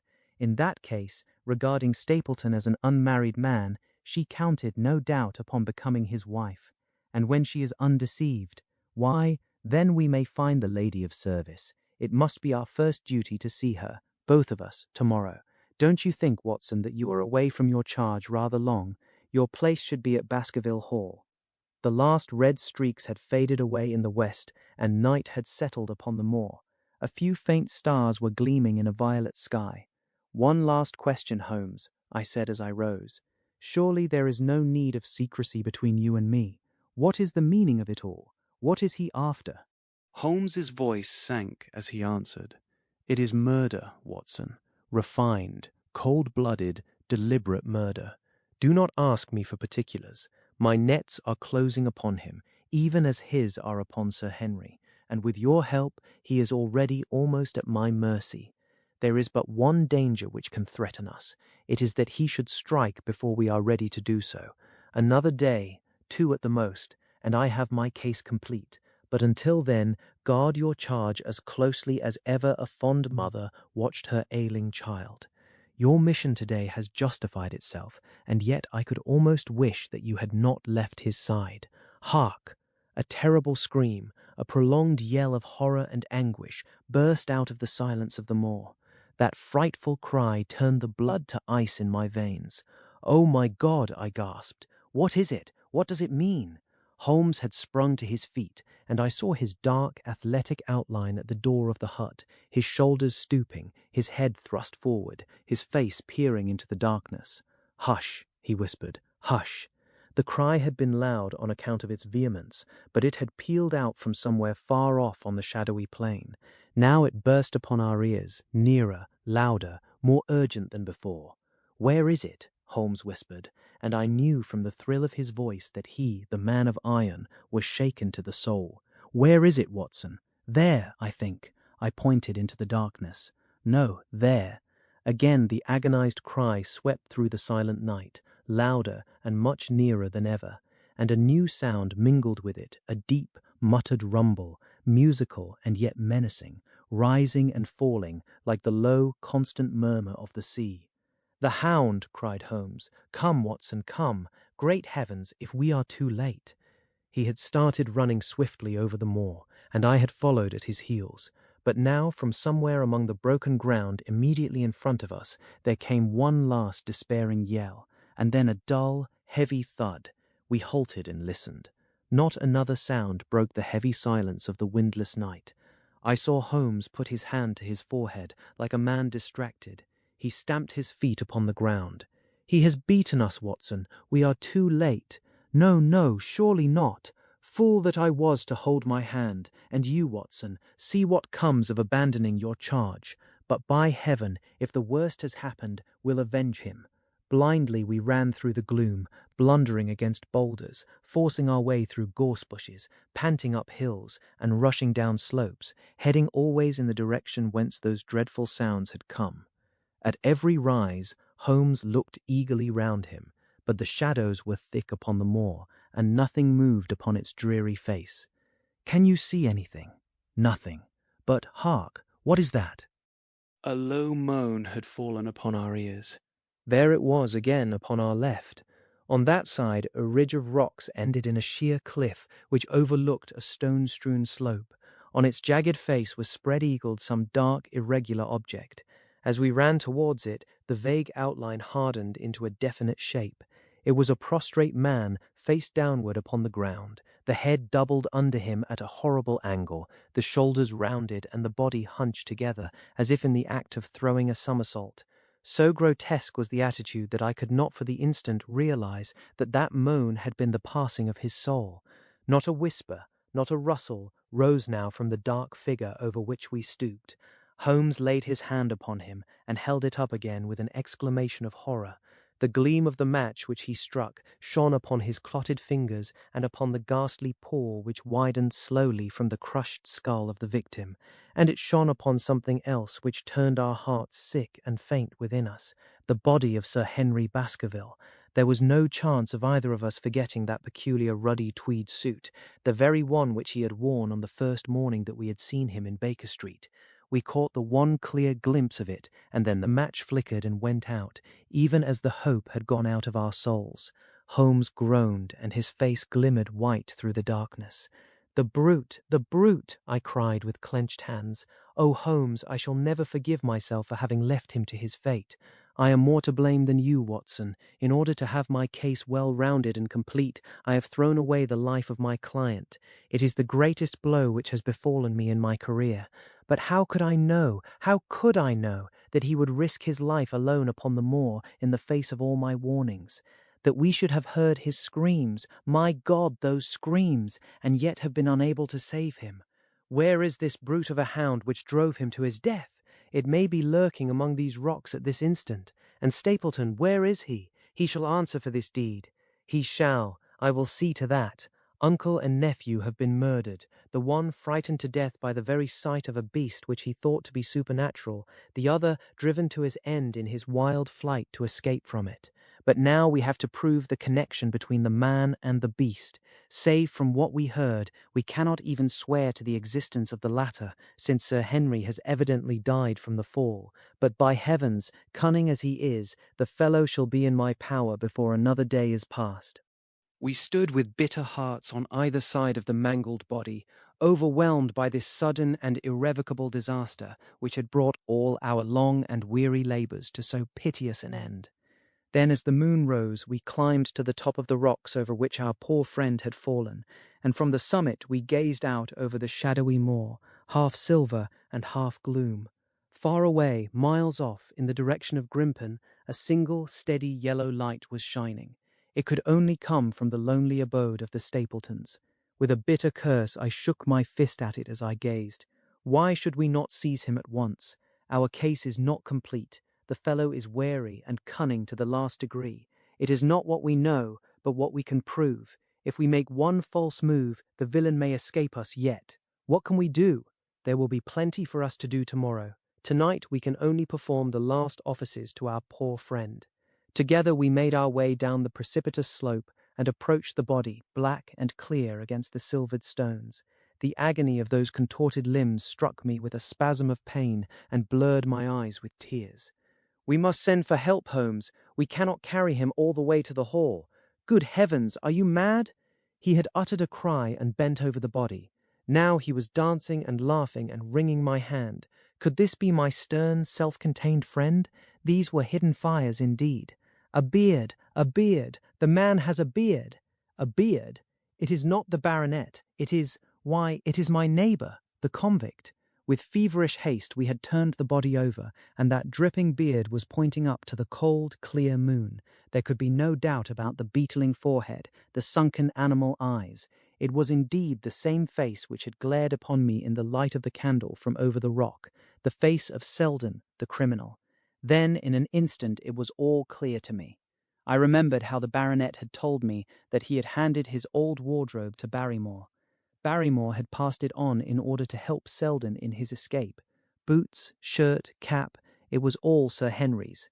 The tragedy was still black enough, but this man had at least deserved death by the laws of his country. I told Holmes how the matter stood, my heart bubbling over with thankfulness and joy. "Then the clothes have been the poor devil's death," said he. It is clear enough that the hound has been laid on from some article of Sir Henry's, the boot which was abstracted in the hotel, in all probability, and so ran this man down. There is one very singular thing, however. How came Selden, in the darkness, to know that the hound was on his trail? He heard him. To hear a hound upon the moor would not work a hard man like this convict into such a paroxysm of terror that he would risk recapture by screaming wildly for help. By his cries, he must have run a long way after he knew the animal was on his track. How did he know? A greater mystery to me is why this hound, presuming that all our conjectures are correct, I presume nothing. Well then, why this hound should be loose tonight? I suppose that it does not always run loose upon the moor. Stapleton would not let it go unless he had reason to think that Sir Henry would be there. My difficulty is the more formidable of the two, for I think that we shall very shortly get an explanation of yours, while mine may remain forever a mystery. The question now is, what shall we do with this poor wretch's body? We cannot leave it here to the foxes and the ravens. I suggest that we put it in one of the huts until we can communicate with the police. Exactly. I have no doubt that you and I could carry it so far.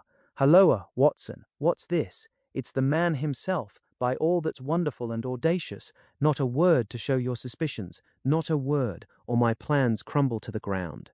A figure was approaching us over the moor, and I saw the dull red glow of a cigar. The moon shone upon him, and I could distinguish the dapper shape and jaunty walk of the naturalist. He stopped when he saw us, and then came on again. Why, Dr. Watson, that's not you, is it? You are the last man that I should have expected to see out on the moor at this time of night. But dear me, what's this? Somebody hurt? Not. Don't tell me that it is our friend Sir Henry. He hurried past me and stooped over the dead man. I heard a sharp intake of his breath, and the cigar fell from his fingers. Who's this? He stammered. It is Selden, the man who escaped from Princetown. Stapleton turned a ghastly face upon us, but by a supreme effort he had overcome his amazement and his disappointment. He looked sharply from Holmes to me. Dear me, what a very shocking affair. How did he die? He appears to have broken his neck by falling over these rocks. My friend and I were strolling on the moor when we heard a cry. I heard a cry also. That was what brought me out. I was uneasy about Sir Henry. Why about Sir Henry in particular? I could not help asking, because I had suggested that he should come over. When he did not come, I was surprised, and I naturally became alarmed for his safety when I heard cries upon the moor. By the way, his eyes darted again from my face to Holmes's. Did you hear anything else besides a cry? No, said Holmes. Did you? No. What do you mean then? Oh, you know the stories that the peasants tell about a phantom hound and so on. It is said to be heard at night upon the moor. I was wondering if there were any evidence of such a sound tonight. We heard nothing of the kind, said I. And what is your theory of this poor fellow's death? I have no doubt that anxiety and exposure have driven him off his head. He has rushed about the moor in a crazy state and eventually fallen over here and broken his neck.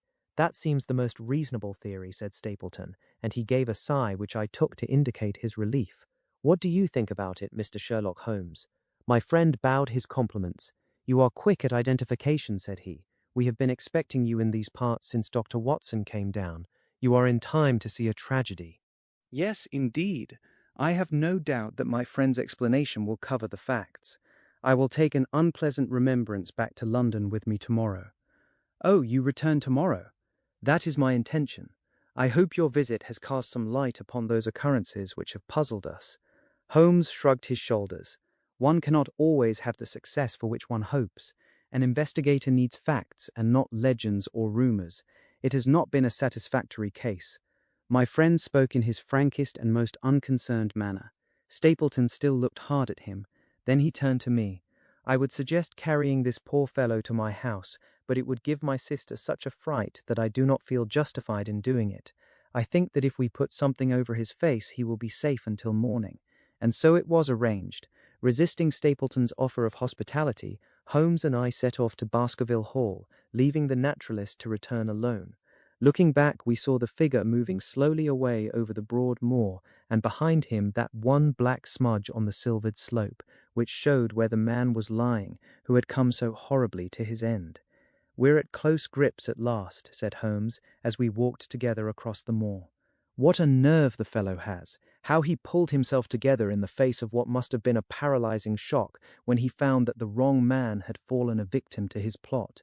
I told you in London, Watson, and I tell you now again, that we have never had a foeman more worthy of our steel. I am sorry that he has seen you, and so was I at first, but there was no getting out of it. What effect do you think it will have upon his plans, now that he knows you are here? It may cause him to be more cautious, or it may drive him to desperate measures at once. Like most clever criminals, he may be too confident in his own cleverness and imagine that he has completely deceived us. Why should we not arrest him at once? My dear Watson, you were born to be a man of action. Your instinct is always to do something energetic. But supposing, for argument's sake, that we had him arrested tonight, what on earth the better off should we be for that? We could prove nothing against him. There's the devilish cunning of it. If he were acting through a human agent, we could get some evidence, but if we were to drag this great dog to the light of day, it would not help us in putting a rope round the neck of its master. Surely we have a case, not a shadow of one, only surmise and conjecture. We should be laughed out of court if we came with such a story and such evidence. There is Sir Charles's death, found dead without a mark upon him. You and I know that he died of sheer fright, and we know also what frightened him, but how are we to get 12 stolid jurymen to know it? What signs are there of a hound? Where are the marks of its fangs? Of course we know that a hound does not bite a dead body, and that Sir Charles was dead before ever the brute overtook him, but we have to prove all this, and we are not in a position to do it. Well then, tonight? We are not much better off tonight. Again, there was no direct connection between the hound and the man's death. We never saw the hound. We heard it, but we could not prove that it was running upon this man's trail. There is a complete absence of motive.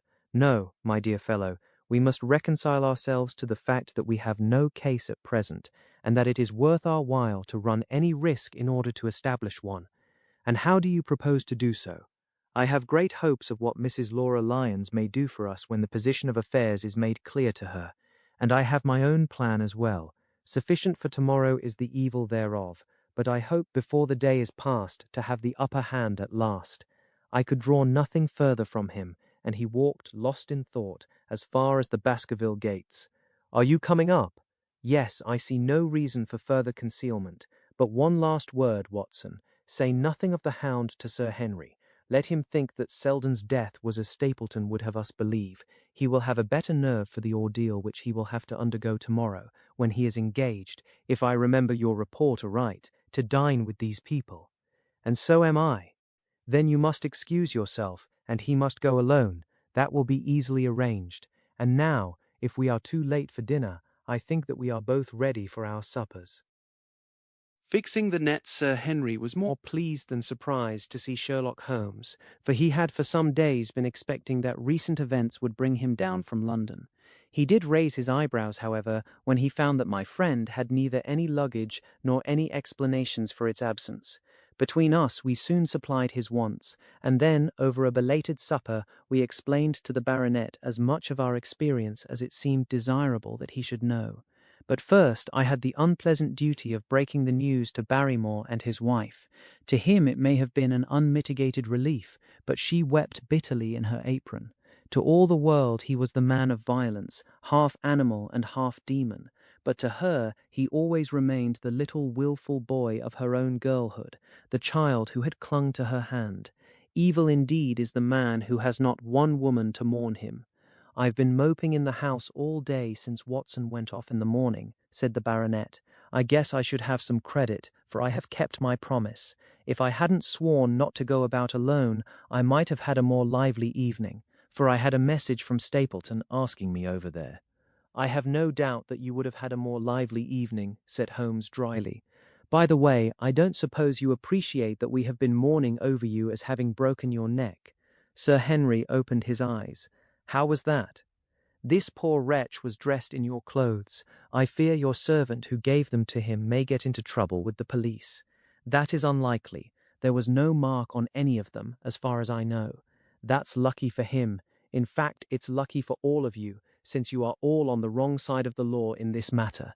I am not sure that as a conscientious detective, my first duty is not to arrest the whole household. Watson's reports are most incriminating documents. "But how about the case?" asked the baronet. "Have you made anything out of the tangle? I don't know that Watson and I are much the wiser since we came down. I think that I shall be in a position to make the situation rather more clear to you before long. It has been an exceedingly difficult and most complicated business. There are several points upon which we still want light, but it is coming all the same. We've had one experience, as Watson has no doubt told you. We heard the hound on the moor, so I can swear that it is not all empty superstition. I had something to do with dogs when I was out west, and I know one when I hear one. If you can muzzle that one and put him on a chain, I'll be ready to swear you are the greatest detective of all time. I think I will muzzle him and chain him all right, if you will give me your help. Whatever you tell me to do, I will do." "Very good, and I will ask you also to do it blindly, without always asking the reason. Just as you like. If you will do this, I think the chances are that our little problem will soon be solved. I have no doubt—" He stopped suddenly and stared fixedly up over my head into the air. The lamp beat upon his face, and so intent was it and so still that it might have been that of a clear-cut classical statue, a personification of alertness and expectation. "What is it?" we both cried. I could see as he looked down that he was repressing some internal emotion. His features were still composed, but his eyes shone with amused exultation. "Excuse the admiration of a connoisseur," said he as he waved his hand towards the line of portraits which covered the opposite wall. "Watson won't allow that I know anything of art, but that is mere jealousy because our views upon the subject differ. Now, these are a really very fine series of portraits. Well, I'm glad to hear you say so," said Sir Henry, glancing with some surprise at my friend. "I don't pretend to know much about these things, and I'd be a better judge of a horse or a steer than of a picture. I didn't know that you found time for such things. I know what is good when I see it, and I see it now. That's a Nella, I'll swear. That lady in the blue silk over yonder, and the stout gentleman with the wig ought to be a Reynolds.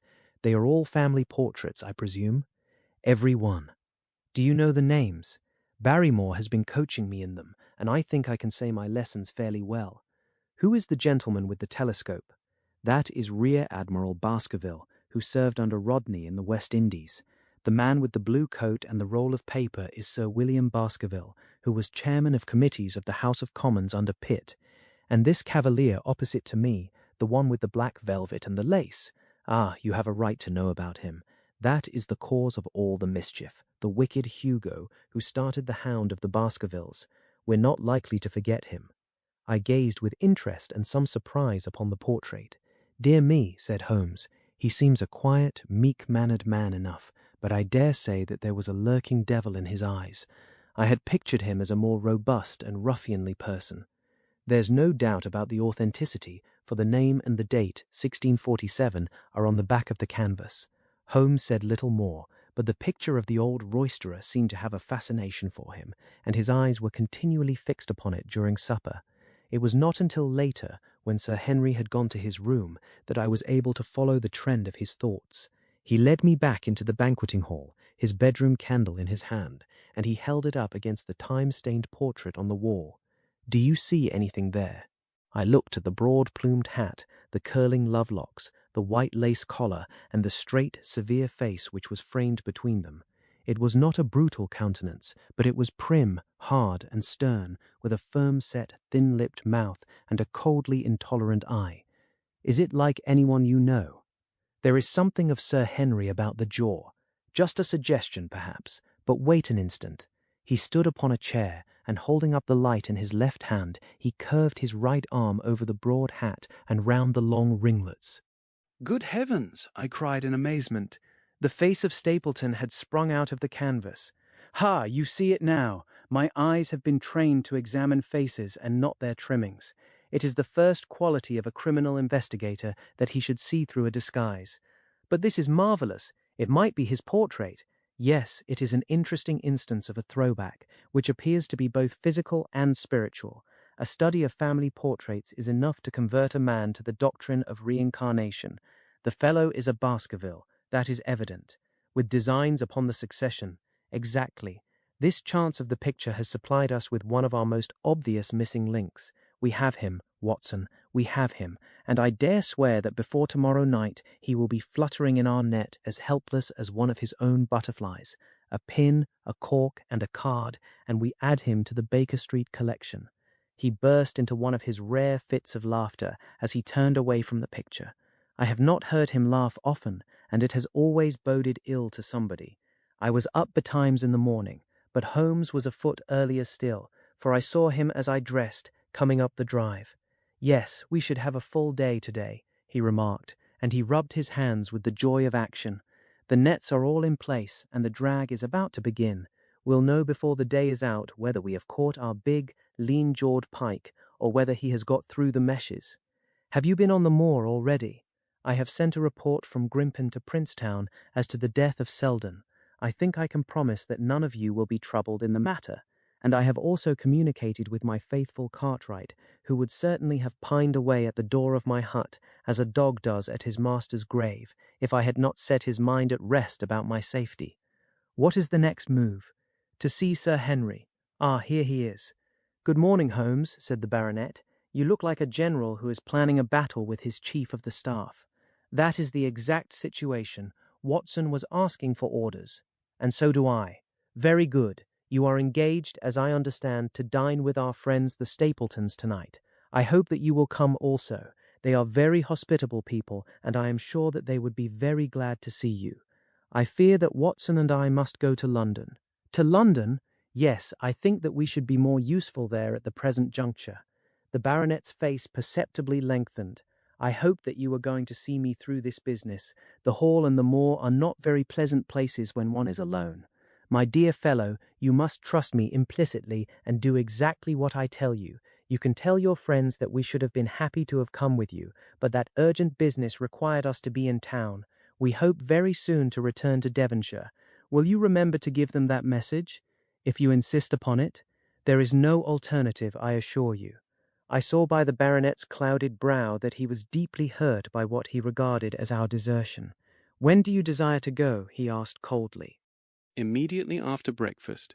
We will drive in to Coombe Tracey, but Watson will leave his things as a pledge that he will come back to you. Watson, you will send a note to Stapleton to tell him that you regret that you cannot come. I have a good mind to go to London with you, said the baronet. Why should I stay here alone? Because it is your post of duty, because you gave me your word that you would do as you were told, and I tell you to stay. All right then, I'll stay. One more direction. I wish you to drive to Merripit House. Send back your trap, however, and let them know that you intend to walk home. To walk across the moor? Yes, but that is the very thing which you have so often cautioned me not to do. This time you may do it with safety. If I had not every confidence in your nerve and courage, I would not suggest it, but it is essential that you should do it. Then I will do it, and as you value your life, do not go across the moor in any direction save along the straight path which leads from Merripit House to the Grimpen Road, and is your natural way home. I will do just what you say. Very good. I should be glad to get away as soon after breakfast as possible, so as to reach London in the afternoon. I was much astounded by this programme, though I remembered that Holmes had said to Stapleton on the night before that his visit would terminate next day. It had not crossed my mind, however, that he would wish me to go with him, nor could I understand how we could both be absent at a moment which he himself declared to be critical. There was nothing for it, however, but implicit obedience, so we bade good-bye to our rueful friend, and a couple of hours afterwards we were at the station of Coombe Tracey, and had dispatched the trap upon its return journey. A small boy was waiting upon the platform. "Any orders, sir?" "You will take this train to town, Cartwright. The moment you arrive, you will send a wire to Sir Henry Baskerville in my name, to say that if he finds the pocket-book which I have dropped, he is to send it by registered post to Baker Street." "Yes, sir." "And ask at the station office if there is a message for me." The boy returned with a telegram, which Holmes handed to me. It ran, "Wire received, coming down with unsigned warrant. Arrive 5:40, Lestrade." That is in answer to mine of this morning. He is the best of the professionals, I think, and we may need his assistance. Now, Watson, I think that we cannot employ our time better than by calling upon your acquaintance, Mrs. Laura Lyons. His plan of campaign was beginning to be evident. He would use the baronet in order to convince the Stapletons that we were really gone, while we should actually return at the instant when we were likely to be needed. That telegram from London, if mentioned by Sir Henry to the Stapletons, must remove the last suspicions from their minds. Already I seem to see our nets drawing closer around that lean-jawed pike. Mrs. Laura Lyons was in her office, and Sherlock Holmes opened his interview with a frankness and directness which considerably amazed her. I am investigating the circumstances which attended the death of the late Sir Charles Baskerville, said he. My friend here, Dr. Watson, has informed me of what you have communicated, and also of what you have withheld in connection with that matter. What have I withheld? She asked defiantly. You have confessed that you asked Sir Charles to be at the gate at 10 o'clock. We know that that was the place and hour of his death. You have withheld what the connection is between these events. There is no connection. In that case, the coincidence must indeed be an extraordinary one. But I think that we shall succeed in establishing a connection after all. I wish to be perfectly frank with you, Mrs. Lyons. We regard this case as one of murder, and the evidence may implicate not only your friend Mr. Stapleton, but his wife as well. The lady sprang from her chair. His wife, she cried. The fact is no longer a secret. The person who has passed for his sister is really his wife. Mrs. Lyons had resumed her seat. Her hands were grasping the arms of her chair, and I saw that the pink nails had turned white with the pressure of her grip. His wife, she said again. His wife. He is not a married man. Sherlock Holmes shrugged his shoulders. Prove it to me. Prove it to me. And if you can do so, the fierce flash of her eyes said more than any words. I have come prepared to do so, said Holmes, drawing several papers from his pocket. Here is a photograph of the couple taken in York 4 years ago. It is endorsed Mr. and Mrs. Vandeleur, but you will have no difficulty in recognizing him, and her also, if you know her by sight. Here are 3 written descriptions by trustworthy witnesses of Mr. and Mrs. Vandeleur, who at that time kept St. Oliver's private school. Read them and see if you can doubt the identity of these people. She glanced at them and then looked up at us with the set, rigid face of a desperate woman. Mr. Holmes, she said, this man had offered me marriage on condition that I could get a divorce from my husband. He has lied to me, the villain, in every conceivable way. Not one word of truth has he ever told me. And why? Why? I imagined that all was for my own sake, but now I see that I was never anything but a tool in his hands. Why should I preserve faith with him who never kept any with me? Why should I try to shield him from the consequences of his own wicked acts? Ask me what you like, and there is nothing which I shall hold back. One thing I swear to you, and that is that when I wrote the letter, I never dreamed of any harm to the old gentleman who had been my kindest friend. I entirely believe you, madam, said Sherlock Holmes. The recital of these events must be very painful to you, and perhaps it will make it easier if I tell you what occurred, and you can check me if I make any material mistake. The sending of this letter was suggested to you by Stapleton? He dictated it. I presume that the reason he gave was that you would receive help from Sir Charles for the legal expenses connected with your divorce. Exactly. And then, after you had sent the letter, he dissuaded you from keeping the appointment. He told me that it would hurt his self-respect that any other man should find the money for such an object, and that though he was a poor man himself, he would devote his last penny to removing the obstacles which divided us. He appears to be a very consistent character. And then you heard nothing until you read the reports of the death in the paper. No, and he made you swear to say nothing about your appointment with Sir Charles. He did. He said that the death was a very mysterious one, and that I should certainly be suspected if the facts came out. He frightened me into remaining silent. Quite so, but you had your suspicions. She hesitated and looked down. I knew him, she said, but if he had kept faith with me, I should always have done so with him. I think that on the whole you have had a fortunate escape, said Sherlock Holmes. You have had him in your power, and he knew it, and yet you are alive. You have been walking for some months very near to the edge of a precipice. We must wish you good morning now, Mrs. Lyons, and it is probable that you will very shortly hear from us again. Our case becomes rounded off, and difficulty after difficulty thins away in front of us, said Holmes as we stood waiting for the arrival of the express from town. I shall soon be in the position of being able to put into a single connected narrative one of the most singular and sensational crimes of modern times. Students of criminology will remember the analogous incidents in Godno, in Little Russia, in the year 66, And of course, there are the Anderson murders in North Carolina, but this case possesses some features which are entirely its own. Even now we have no clear case against this very wily man, but I shall be very much surprised if it is not clear enough before we go to bed this night. The London Express came roaring into the station, and a small, wiry bulldog of a man had sprung from a first-class carriage. We all three shook hands, and I saw at once from the reverential way in which Lestrade gazed at my companion that he had learned a good deal since the days when they had first worked together. I could well remember the scorn which the theories of the reasoner used then to excite in the practical man. "Anything good?" he asked. "The biggest thing for years," said Holmes. "We have 2 hours before we need think of starting. I think we might employ it in getting some dinner, and then, Lestrade, we will take the London fog out of your throat by giving you a breath of the pure night air of Dartmoor. Never been there? Ah, well, I don't suppose you will forget your first visit." The Hound of the Baskervilles. One of Sherlock Holmes's defects, if indeed one may call it a defect, was that he was exceedingly loath to communicate his full plans to any other person until the instant of their fulfillment. Partly it came no doubt from his own masterful nature, which loved to dominate and surprise those who were around him, partly also from his professional caution, which urged him never to take any chances. The result, however, was very trying for those who were acting as his agents and assistants. I had often suffered under it, but never more so than during that long drive in the darkness.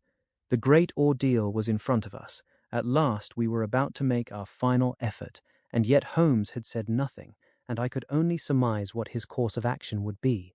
My nerves thrilled with anticipation, when at last the cold wind upon our faces and the dark, void spaces on either side of the narrow road told me that we were back upon the moor once again. Every stride of the horses and every turn of the wheels was taking us nearer to our supreme adventure. Our conversation was hampered by the presence of the driver of the hired wagonette, so that we were forced to talk of trivial matters when our nerves were tense with emotion and anticipation. It was a relief to me, after that unnatural restraint, when we at last passed Franklin's house and knew that we were drawing near to the hall and to the scene of action. We did not drive up to the door, but got down near the gate of the avenue. The wagonette was paid off and ordered to return to Coombe Tracy forthwith, while we started to walk to Merripit House. "Are you armed, Lestrade?" The little detective smiled. "As long as I have my trousers, I have a hip pocket, and as long as I have my hip pocket, I have something in it. Good. My friend and I are also ready for emergencies. You're mighty close about this affair, Mr. Holmes. What's the game now?" "A waiting game." "My word, it does not seem a very cheerful place," said the detective with a shiver, glancing round him at the gloomy slopes of the hill and at the huge lake of fog which lay over the Grimpen Mire. "I see the lights of a house ahead of us. That is Merripit House and the end of our journey. I must request you to walk on tiptoe and not to talk above a whisper." We moved cautiously along the track as if we were bound for the house, but Holmes halted us when we were about 200 yards from it. "This will do," said he. "These rocks upon the right make an admirable screen. We are to wait here? Yes, we shall make our little ambush here. Get into this hollow, Lestrade. You have been inside the house, have you not, Watson? Can you tell the position of the rooms? What are those latticed windows at this end? I think they are the kitchen windows, and the one beyond which shines so brightly. That is certainly the dining room. The blinds are up. You know the lie of the land best. Creep forward quietly and see what they are doing, but for heaven's sake don't let them know that they are watched." I tiptoed down the path and stooped behind the low wall which surrounded the stunted orchard. Creeping in its shadow, I reached a point whence I could look straight through the uncurtained window. There were only 2 men in the room, Sir Henry and Stapleton. They sat with their profiles towards me on either side of the round table. Both of them were smoking cigars, and coffee and wine were in front of them. Stapleton was talking with animation, but the baronet looked pale and distrait. Perhaps the thought of that lonely walk across the ill-omened moor was weighing heavily upon his mind. As I watched them, Stapleton rose and left the room, while Sir Henry filled his glass again and leaned back in his chair, puffing at his cigar. I heard the creak of a door and the crisp sound of boots upon gravel. The steps passed along the path on the other side of the wall under which I crouched. Looking over, I saw the naturalist pause at the door of an outhouse in the corner of the orchard. A key turned in a lock, and as he passed in, there was a curious scuffling noise from within. He was only a minute or so inside, and then I heard the key turn once more, and he passed me and re-entered the house. I saw him rejoin his guest, and I crept quietly back to where my companions were waiting to tell them what I had seen. "You say, Watson, that the lady is not there?" Holmes asked when I had finished my report. "No." "Where can she be then, since there is no light in any other room except the kitchen?"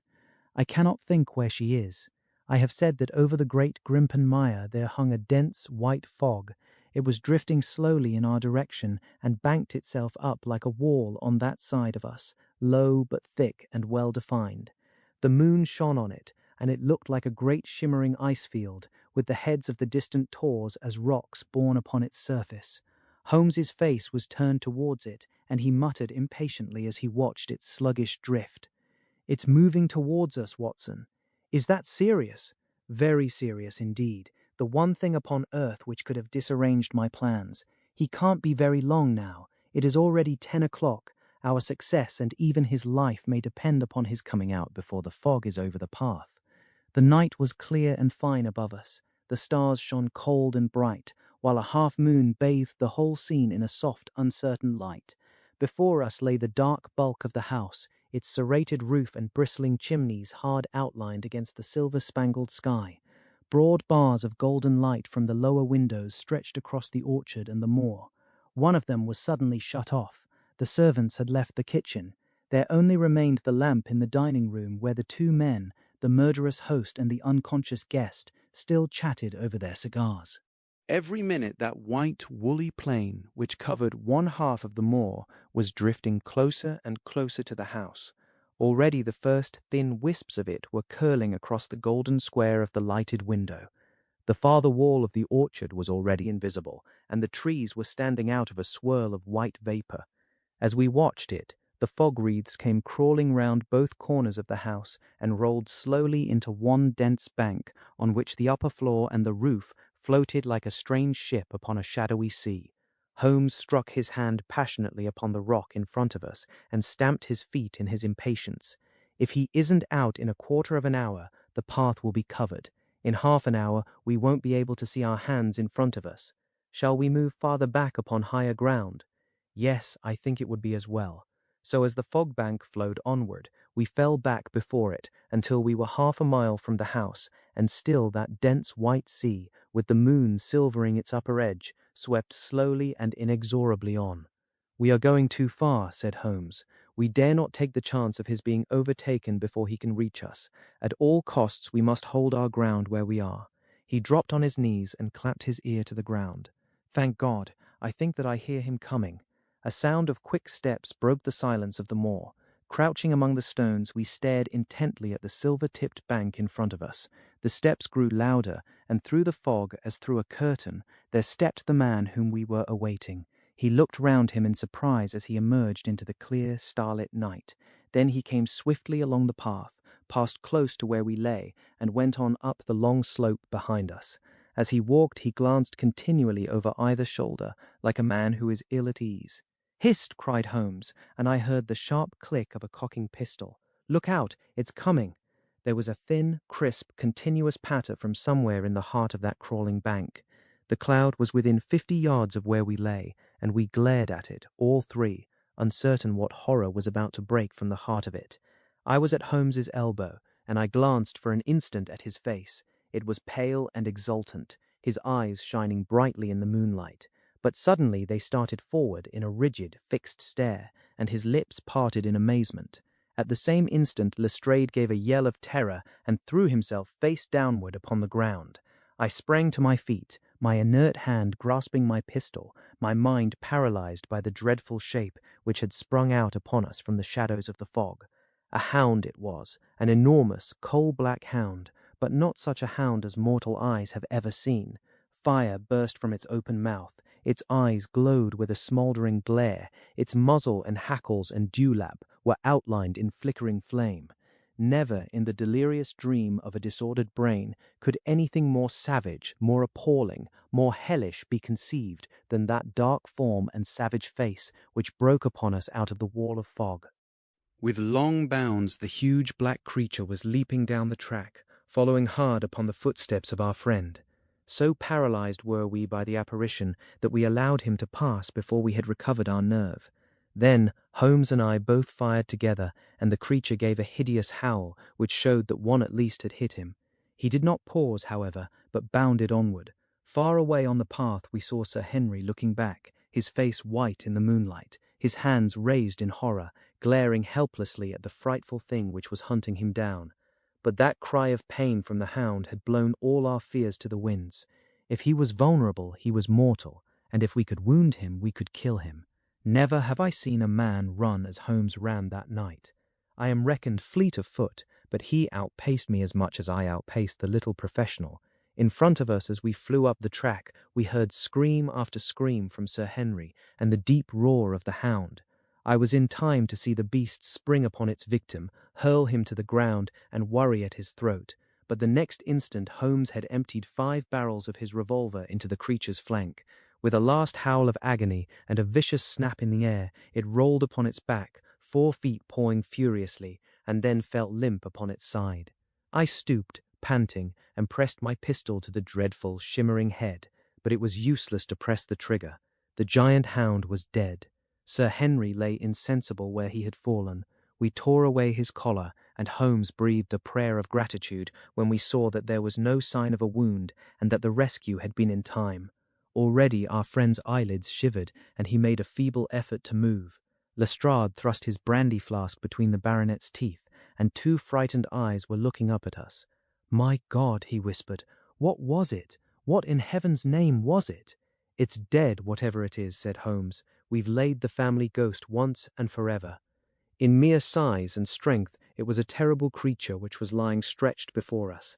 It was not a pure bloodhound, and it was not a pure mastiff, but it appeared to be a combination of the two, gaunt, savage, and as large as a small lioness. Even now, in the stillness of death, the huge jaws seemed to be dripping with a bluish flame, and the small, deep-set, cruel eyes were ringed with fire. I placed my hand upon the glowing muzzle, and as I held them up, my own fingers smouldered and gleamed in the darkness. "Phosphorus," I said. "A cunning preparation of it," said Holmes, sniffing at the dead animal. "There is no smell which might have interfered with his power of scent. We owe you a deep apology, Sir Henry, for having exposed you to this fright. I was prepared for a hound, but not for such a creature as this, and the fog gave us little time to receive him. You have saved my life. Having first endangered it, are you strong enough to stand? Give me another mouthful of that brandy and I shall be ready for anything. So, now, if you will help me up, what do you propose to do?" "To leave you here. You are not fit for further adventures tonight. If you will wait, one or other of us will go back with you to the hall." He tried to stagger to his feet, but he was still ghastly pale and trembling in every limb. We helped him to a rock, where he sat shivering with his face buried in his hands. "We must leave you now," said Holmes. "The rest of our work must be done, and every moment is of importance. We have our case, and now we only want our man. It's 1,000 to 1 against our finding him at the house," he continued, as we retraced our steps swiftly down the path. "Those shots must have told him that the game was up. We were some distance off, and this fog may have deadened them. He followed the hound to call him off, of that you may be certain. No, he's gone by this time, but we'll search the house and make sure." The front door was open, so we rushed in and hurried from room to room to the amazement of a doddering old manservant who met us in the passage. There was no light save in the dining room, but Holmes caught up the lamp and left no corner of the house unexplored. No sign could we see of the man whom we were chasing. On the upper floor, however, one of the bedroom doors was locked. "There's someone in here," cried Lestrade. "I can hear a movement. Open this door." A faint moaning and rustling came from within. Holmes struck the door just over the lock with the flat of his foot, and it flew open. Pistol in hand, we all 3 rushed into the room, but there was no sign within it of that desperate and defiant villain whom we expected to see. Instead, we were faced by an object so strange and so unexpected that we stood for a moment staring at it in amazement. The room had been fashioned into a small museum, and the walls were lined by a number of glass-topped cases full of that collection of butterflies and moths, the formation of which had been the relaxation of this complex and dangerous man. In the center of this room there was an upright beam, which had been placed at some period as a support for the old worm-eaten balk of timber which spanned the roof. To this post a figure was tied, so swathed and muffled in the sheets which had been used to secure it that one could not for the moment tell whether it was that of a man or a woman. One towel passed round the throat and was secured at the back of the pillar. Another covered the lower part of the face, and over it 2 dark eyes, eyes full of grief and shame and a dreadful questioning, stared back at us. In a minute we had torn off the gag, unswathed the bonds, and Mrs. Stapleton sank upon the floor in front of us. As her beautiful head fell upon her chest, I saw the clear red wheal of a whiplash across her neck. "The brute!" cried Holmes. "Here, Lestrade, your brandy bottle. Put her in the chair. She has fainted from ill usage and exhaustion." She opened her eyes again. "Is he safe?" she asked. "Has he escaped?" "He cannot escape us, madam." "No, no, I did not mean my husband. Sir Henry, is he safe?" "Yes." "And the hound?" "It is dead." She gave a long sigh of satisfaction. Thank God! Thank God! Oh, this villain! See how he has treated me! She shot her arms out from her sleeves, and we saw with horror that they were all mottled with bruises. "But this is nothing, nothing. It is my mind and soul that he has tortured and defiled. I could endure it all, ill usage, solitude, a life of deception, everything, as long as I could still cling to the hope that I had his love. But now I know that in this also I have been his dupe and his tool." She broke into passionate sobbing as she spoke. "You bear him no good will, madam," said Holmes. "Tell us then where we shall find him. If you have ever aided him in evil, help us now and so atone." "There is but one place where he can have fled," she answered. "There is an old tin mine on an island in the heart of the mire. It was there that he kept his hound, and there also he had made preparations so that he might have a refuge. That is where he would fly." The fog bank lay like white wool against the window. Holmes held the lamp towards it. "See," said he, "no one could find his way into the Grimpen mire tonight." She laughed and clapped her hands. Her eyes and teeth gleamed with fierce merriment. "He may find his way in, but never out," she cried. "How can he see the guiding wands tonight? We planted them together, he and I, to mark the pathway through the mire. Oh, if I could only have plucked them out today! Then indeed you would have had him at your mercy." It was evident to us that all pursuit was in vain until the fog had lifted. Meanwhile, we left Lestrade in possession of the house, while Holmes and I went back with the baronet to Baskerville Hall. The story of the Stapletons could no longer be withheld from him, but he took the blow bravely when he learned the truth about the woman whom he had loved. But the shock of the night's adventures had shattered his nerves, and before morning he lay delirious in a high fever under the care of Dr. Mortimer. The two of them were destined to travel together round the world before Sir Henry had become once more the hale, hearty man that he had been before he became master of that ill-omened estate. And now I come rapidly to the conclusion of this singular narrative, in which I have tried to make the reader share those dark fears and vague surmises which clouded our lives so long and ended in so tragic a manner.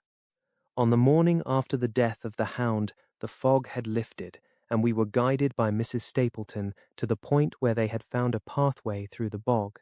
It helped us to realize the horror of this woman's life when we saw the eagerness and joy with which she laid us on her husband's track. We left her standing upon the thin peninsula of firm, peaty soil which tapered out into the widespread bog. From the end of it, a small wand planted here and there showed where the path zigzagged from tuft to tuft of rushes among those green-scummed pits and foul quagmires which barred the way to the stranger. Rank reeds and lush, slimy water plants sent an odor of decay and a heavy miasmatic vapor onto our faces, while a false step plunged us more than once thigh-deep into the dark, quivering mire, which shook for yards in soft undulations around our feet. Its tenacious grip plucked at our heels as we walked, and when we sank into it, it was as if some malignant hand was tugging us down into those obscene depths, so grim and purposeful was the clutch in which it held us. Once only we saw a trace that someone had passed that perilous way before us. From amid a tuft of cotton grass which bore it up out of the slime, some dark thing was projecting. Holmes sank to his waist as he stepped from the path to seize it, and had we not been there to drag him out, he could never have set his foot upon firm land again. He held an old black boot in the air. Myers, Toronto, was printed on the leather inside. "It is worth a mud bath," said he. "It is our friend Sir Henry's missing boot, thrown there by Stapleton in his flight." Exactly. He retained it in his hand after using it to set the hound upon the track. He fled when he knew the game was up, still clutching it, and he hurled it away at this point of his flight.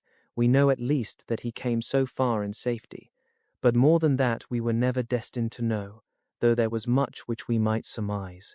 There was no chance of finding footsteps in the mire, for the rising mud oozed swiftly in upon them. But as we at last reached firmer ground beyond the morass, we all looked eagerly for them.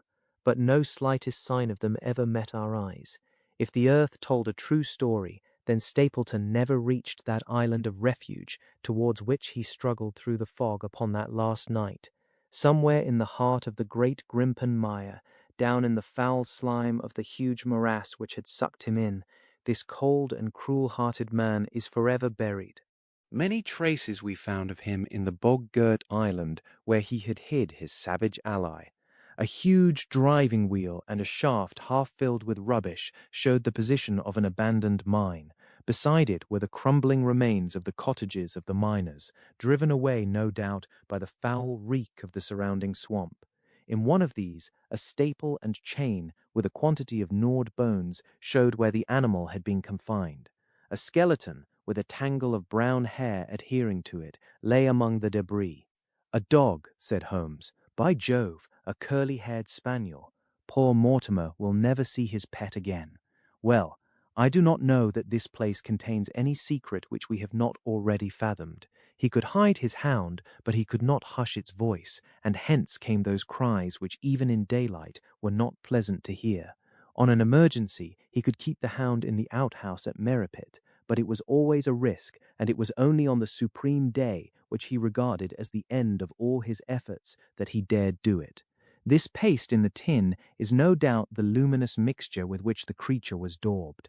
It was suggested, of course, by the story of the family hellhound, and by the desire to frighten old Sir Charles to death. No wonder the poor devil of a convict ran and screamed, even as our friend did, and as we ourselves might have done, when he saw such a creature bounding through the darkness of the moor upon his track. It was a cunning device, for, apart from the chance of driving your victim to his death, what peasant would venture to inquire too closely into such a creature should he get sight of it, as many have done upon the moor? I said it in London, Watson, and I say it again now, that never yet have we helped to hunt down a more dangerous man than he who is lying yonder. He swept his long arm towards the huge mottled expanse of green-splotched bog which stretched away until it merged into the russet slopes of the moor. A retrospection. It was the end of November, and Holmes and I sat, upon a raw and foggy night, on either side of a blazing fire in our sitting-room in Baker Street. Since the tragic upshot of our visit to Devonshire, he had been engaged in two affairs of the utmost importance, in the first of which he had exposed the atrocious conduct of Colonel Upward in connection with the famous card scandal of the Nonpareil Club, while in the second he had defended the unfortunate Madame Montpensier from the charge of murder which hung over her in connection with the death of her stepdaughter, Madeleine Carrère, the young lady who, as it will be remembered, was found 6 months later alive and married in New York. My friend was in excellent spirits over the success which had attended a succession of difficult and important cases, so that I was able to induce him to discuss the details of the Baskerville mystery. I had waited patiently for the opportunity, for I was aware that he would never permit cases to overlap, and that his clear and logical mind would not be drawn from its present work to dwell upon memories of the past. Sir Henry and Dr. Mortimer were, however, in London, on their way to that long voyage which had been recommended for the restoration of his shattered nerves. They had called upon us that very afternoon, so that it was natural that the subject should come up for discussion. The whole course of events, said Holmes, from the point of view of the man who called himself Stapleton, was simple and direct, although to us, who had no means in the beginning of knowing the motives of his actions and could only learn part of the facts, it all appeared exceedingly complex. I have had the advantage of 2 conversations with Mrs. Stapleton, and the case has now been so entirely cleared up that I am not aware that there is anything which has remained a secret to us. You will find a few notes upon the matter under the heading B in my indexed list of cases. Perhaps you would kindly give me a sketch of the course of events from memory. Certainly, though I cannot guarantee that I carry all the facts in my mind. Intense mental concentration has a curious way of blotting out what has passed. The barrister who has his case at his fingers' ends and is able to argue with an expert upon his own subject finds that a week or 2 of the courts will drive it all out of his head once more. So each of my cases displaces the last, and Meswell Carrere has blurred my recollection of Baskerville Hall. Tomorrow, some other little problem may be submitted to my notice, which will in turn dispossess the fair French lady and the infamous Upward. So far as the case of the Hound goes, however, I will give you the course of events as nearly as I can, and you will suggest anything which I may have forgotten. My inquiries show beyond all question that the family portrait did not lie, and that this fellow was indeed a Baskerville. He was a son of that Roger Baskerville, the younger brother of Sir Charles, who fled with a sinister reputation to South America, where he was said to have died unmarried. He did, as a matter of fact, marry, and had 1 child, this fellow, whose real name is the same as his father's. He married Beryl Garcia, one of the beauties of Costa Rica, and having purloined a considerable sum of public money, he changed his name to Vandeleur and fled to England, where he established a school in the east of Yorkshire. His reason for attempting this special line of business was that he had struck up an acquaintance with a consumptive tutor upon the voyage home, and that he had used this man's ability to make the undertaking a success. Fraser, the tutor, died, however, and the school, which had begun well, sank from disrepute into infamy. The Vandeleurs found it convenient to change their name to Stapleton, and he brought the remains of his fortune, his schemes for the future, and his taste for entomology to the south of England. I learned at the British Museum that he was a recognized authority upon the subject, and that the name of Vandeleur has been permanently attached to a certain moth which he had, in his Yorkshire days, been the first to describe. We now come to that portion of his life which has proved to be of such intense interest to us.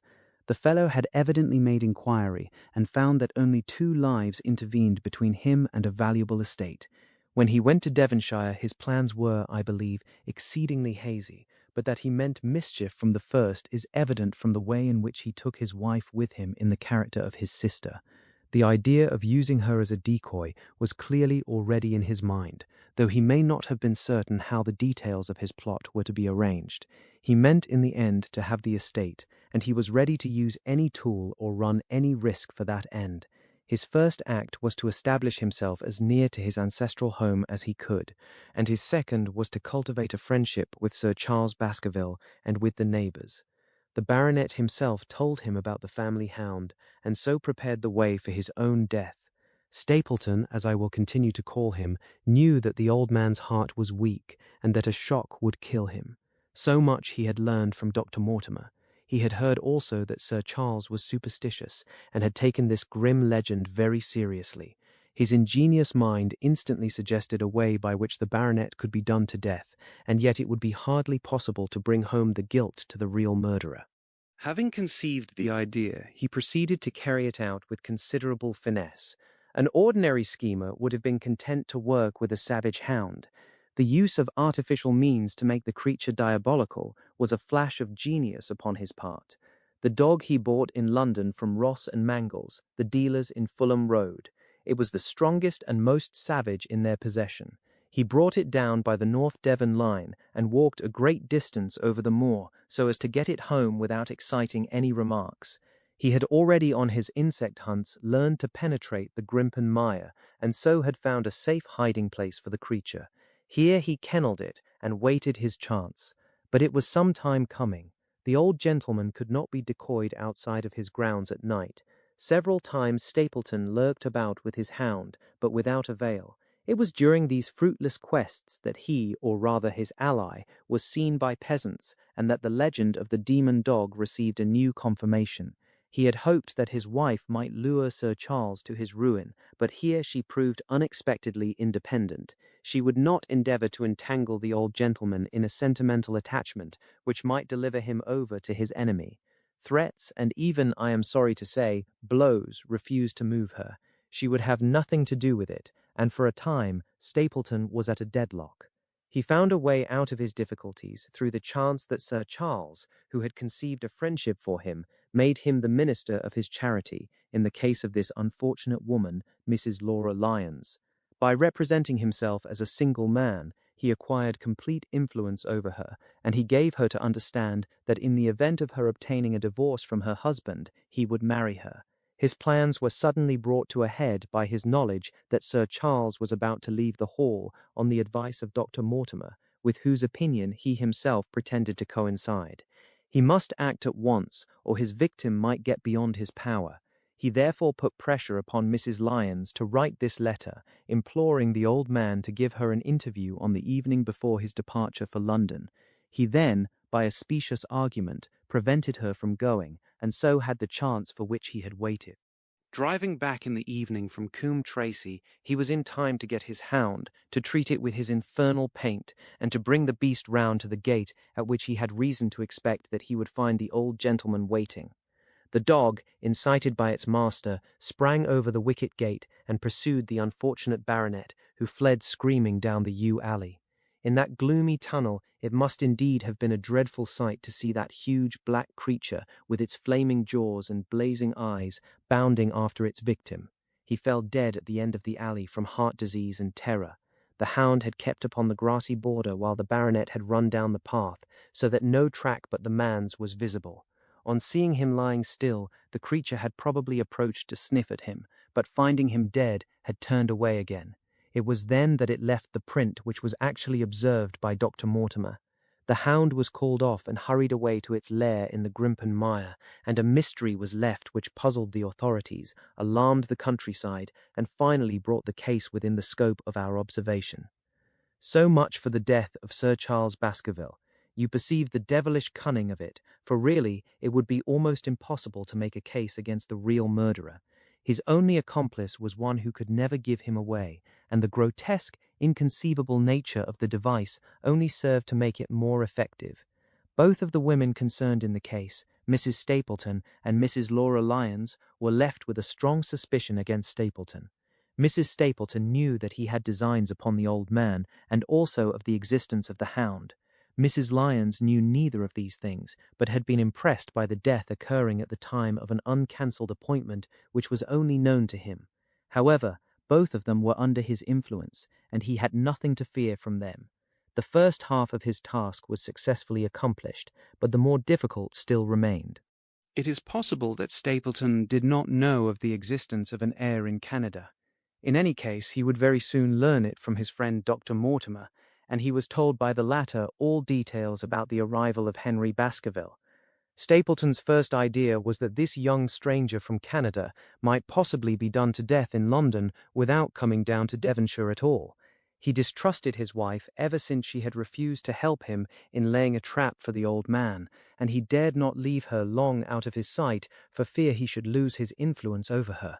It was for this reason that he took her to London with him. They lodged, I find, at the Mexborough Private Hotel in Craven Street, which was actually one of those called upon by my agent in search of evidence. Here he kept his wife imprisoned in her room, while he, disguised in a beard, followed Dr. Mortimer to Baker Street, and afterwards to the station and to the Northumberland Hotel. His wife had some inkling of his plans, but she had such a fear of her husband, a fear founded upon brutal ill-treatment, that she dare not write to warn the man whom she knew to be in danger. If the letter should fall into Stapleton's hands, her own life would not be safe.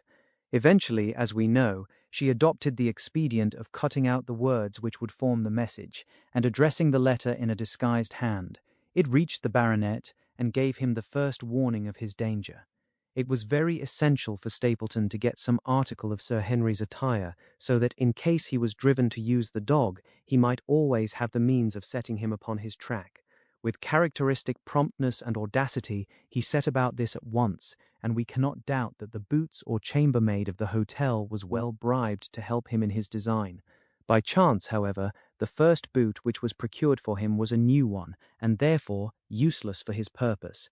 He then had it returned and obtained another, a most instructive incident, since it proved conclusively to my mind that we were dealing with a real hound, as no other supposition could explain this anxiety to obtain an old boot, and this indifference to a new one. The more outré and grotesque an incident is, the more carefully it deserves to be examined, and the very point which appears to complicate a case is, when duly considered and scientifically handled, the one which is most likely to elucidate it. Then we had the visit from our friends next morning, shadowed always by Stapleton in the cab. From his knowledge of our rooms and of my appearance, as well as from his general conduct, I am inclined to think that Stapleton's career of crime has been by no means limited to this single Baskerville affair. It is suggestive that during the last 3 years there have been 4 considerable burglaries in the West Country, for none of which was any criminal ever arrested. The last of these, at Folkestone Court, in May, was remarkable for the cold-blooded pistoling of the page, who surprised the masked and solitary burglar. I cannot doubt that Stapleton recruited his waning resources in this fashion, and that for years he has been a desperate and dangerous man. We had an example of his readiness of resource that morning when he got away from us so successfully, and also of his audacity in sending back my own name to me through the cabman. From that moment he understood that I had taken over the case in London, and that therefore there was no chance for him there. He returned to Dartmoor and awaited the arrival of the baronet. "One moment," said I. "You have no doubt described the sequence of events correctly, but there is one point which you have left unexplained. What became of the hound when its master was in London?" "I have given some attention to this matter, and it is undoubtedly of importance. There can be no question that Stapleton had a confidant, though it is unlikely that he ever placed himself in his power by sharing all his plans with him.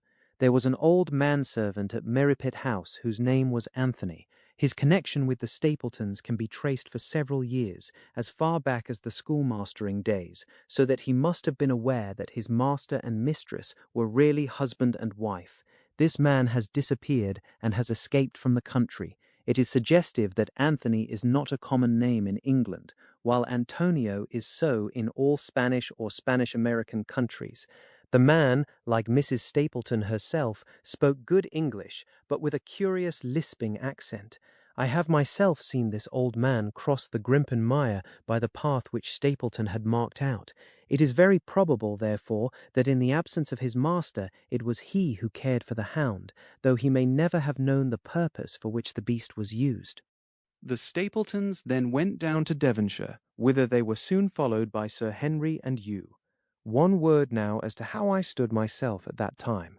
It may possibly recur to your memory that when I examined the paper upon which the printed words were fastened, I made a close inspection for the watermark. In doing so, I held it within a few inches of my eyes, and was conscious of a faint smell of the scent known as white jessamine. There are 75 perfumes, which it is very necessary that a criminal expert should be able to distinguish from each other, and cases have more than once, within my own experience, depended upon their prompt recognition. The scent suggested the presence of a lady, and already my thoughts began to turn towards the Stapletons. Thus I had made certain of the hound, and had guessed at the criminal before ever we went to the West Country. It was my game to watch Stapleton. It was evident, however, that I could not do this if I were with you, since he would be keenly on his guard. I deceived everybody, therefore, yourself included, and I came down secretly when I was supposed to be in London. My hardships were not so great as you imagined, though such trifling details must never interfere with the investigation of a case. I stayed for the most part at Coombe Tracey, and only used the hut upon the moor when it was necessary to be near the scene of action. Cartwright had come down with me, and in his disguise as a country boy he was of great assistance to me. I was dependent upon him for food and clean linen.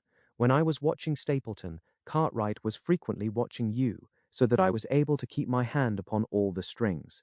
I have already told you that your reports reached me rapidly, being forwarded instantly from Baker Street to Coombe Tracey. They were of great service to me, and especially that one incidentally truthful piece of biography of Stapleton's. I was able to establish the identity of the man and the woman, and knew at last exactly how I stood. The case had been considerably complicated through the incident of the escaped convict and the relations between him and the Barrymores. This also you cleared up in a very effective way, though I had already come to the same conclusions from my own observations.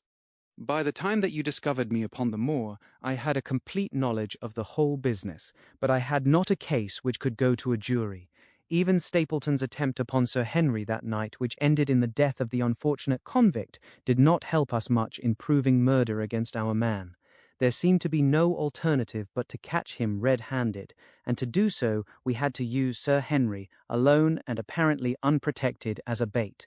We did so, and at the cost of a severe shock to our client, we succeeded in completing our case and driving Stapleton to his destruction. That Sir Henry should have been exposed to this is, I must confess, a reproach to my management of the case, but we had no means of foreseeing the terrible and paralyzing spectacle which the beast presented, nor could we predict the fog which enabled him to burst upon us at such short notice. We succeeded in our object at a cost which both the specialist and Dr. Mortimer assure me will be a temporary one. A long journey may enable our friend to recover not only from his shattered nerves, but also from his wounded feelings. His love for the lady was deep and sincere, and to him the saddest part of all this black business was that he should have been deceived by her. It only remains to indicate the part which she had played throughout. There can be no doubt that Stapleton exercised an influence over her which may have been love, or may have been fear, or very possibly both, since they are by no means incompatible emotions. It was, at least, absolutely effective. At his command she consented to pass as his sister, though he found the limits of his power over her when he endeavoured to make her the direct accessory to murder. She was ready to warn Sir Henry so far as she could without implicating her husband, and again she tried to do so.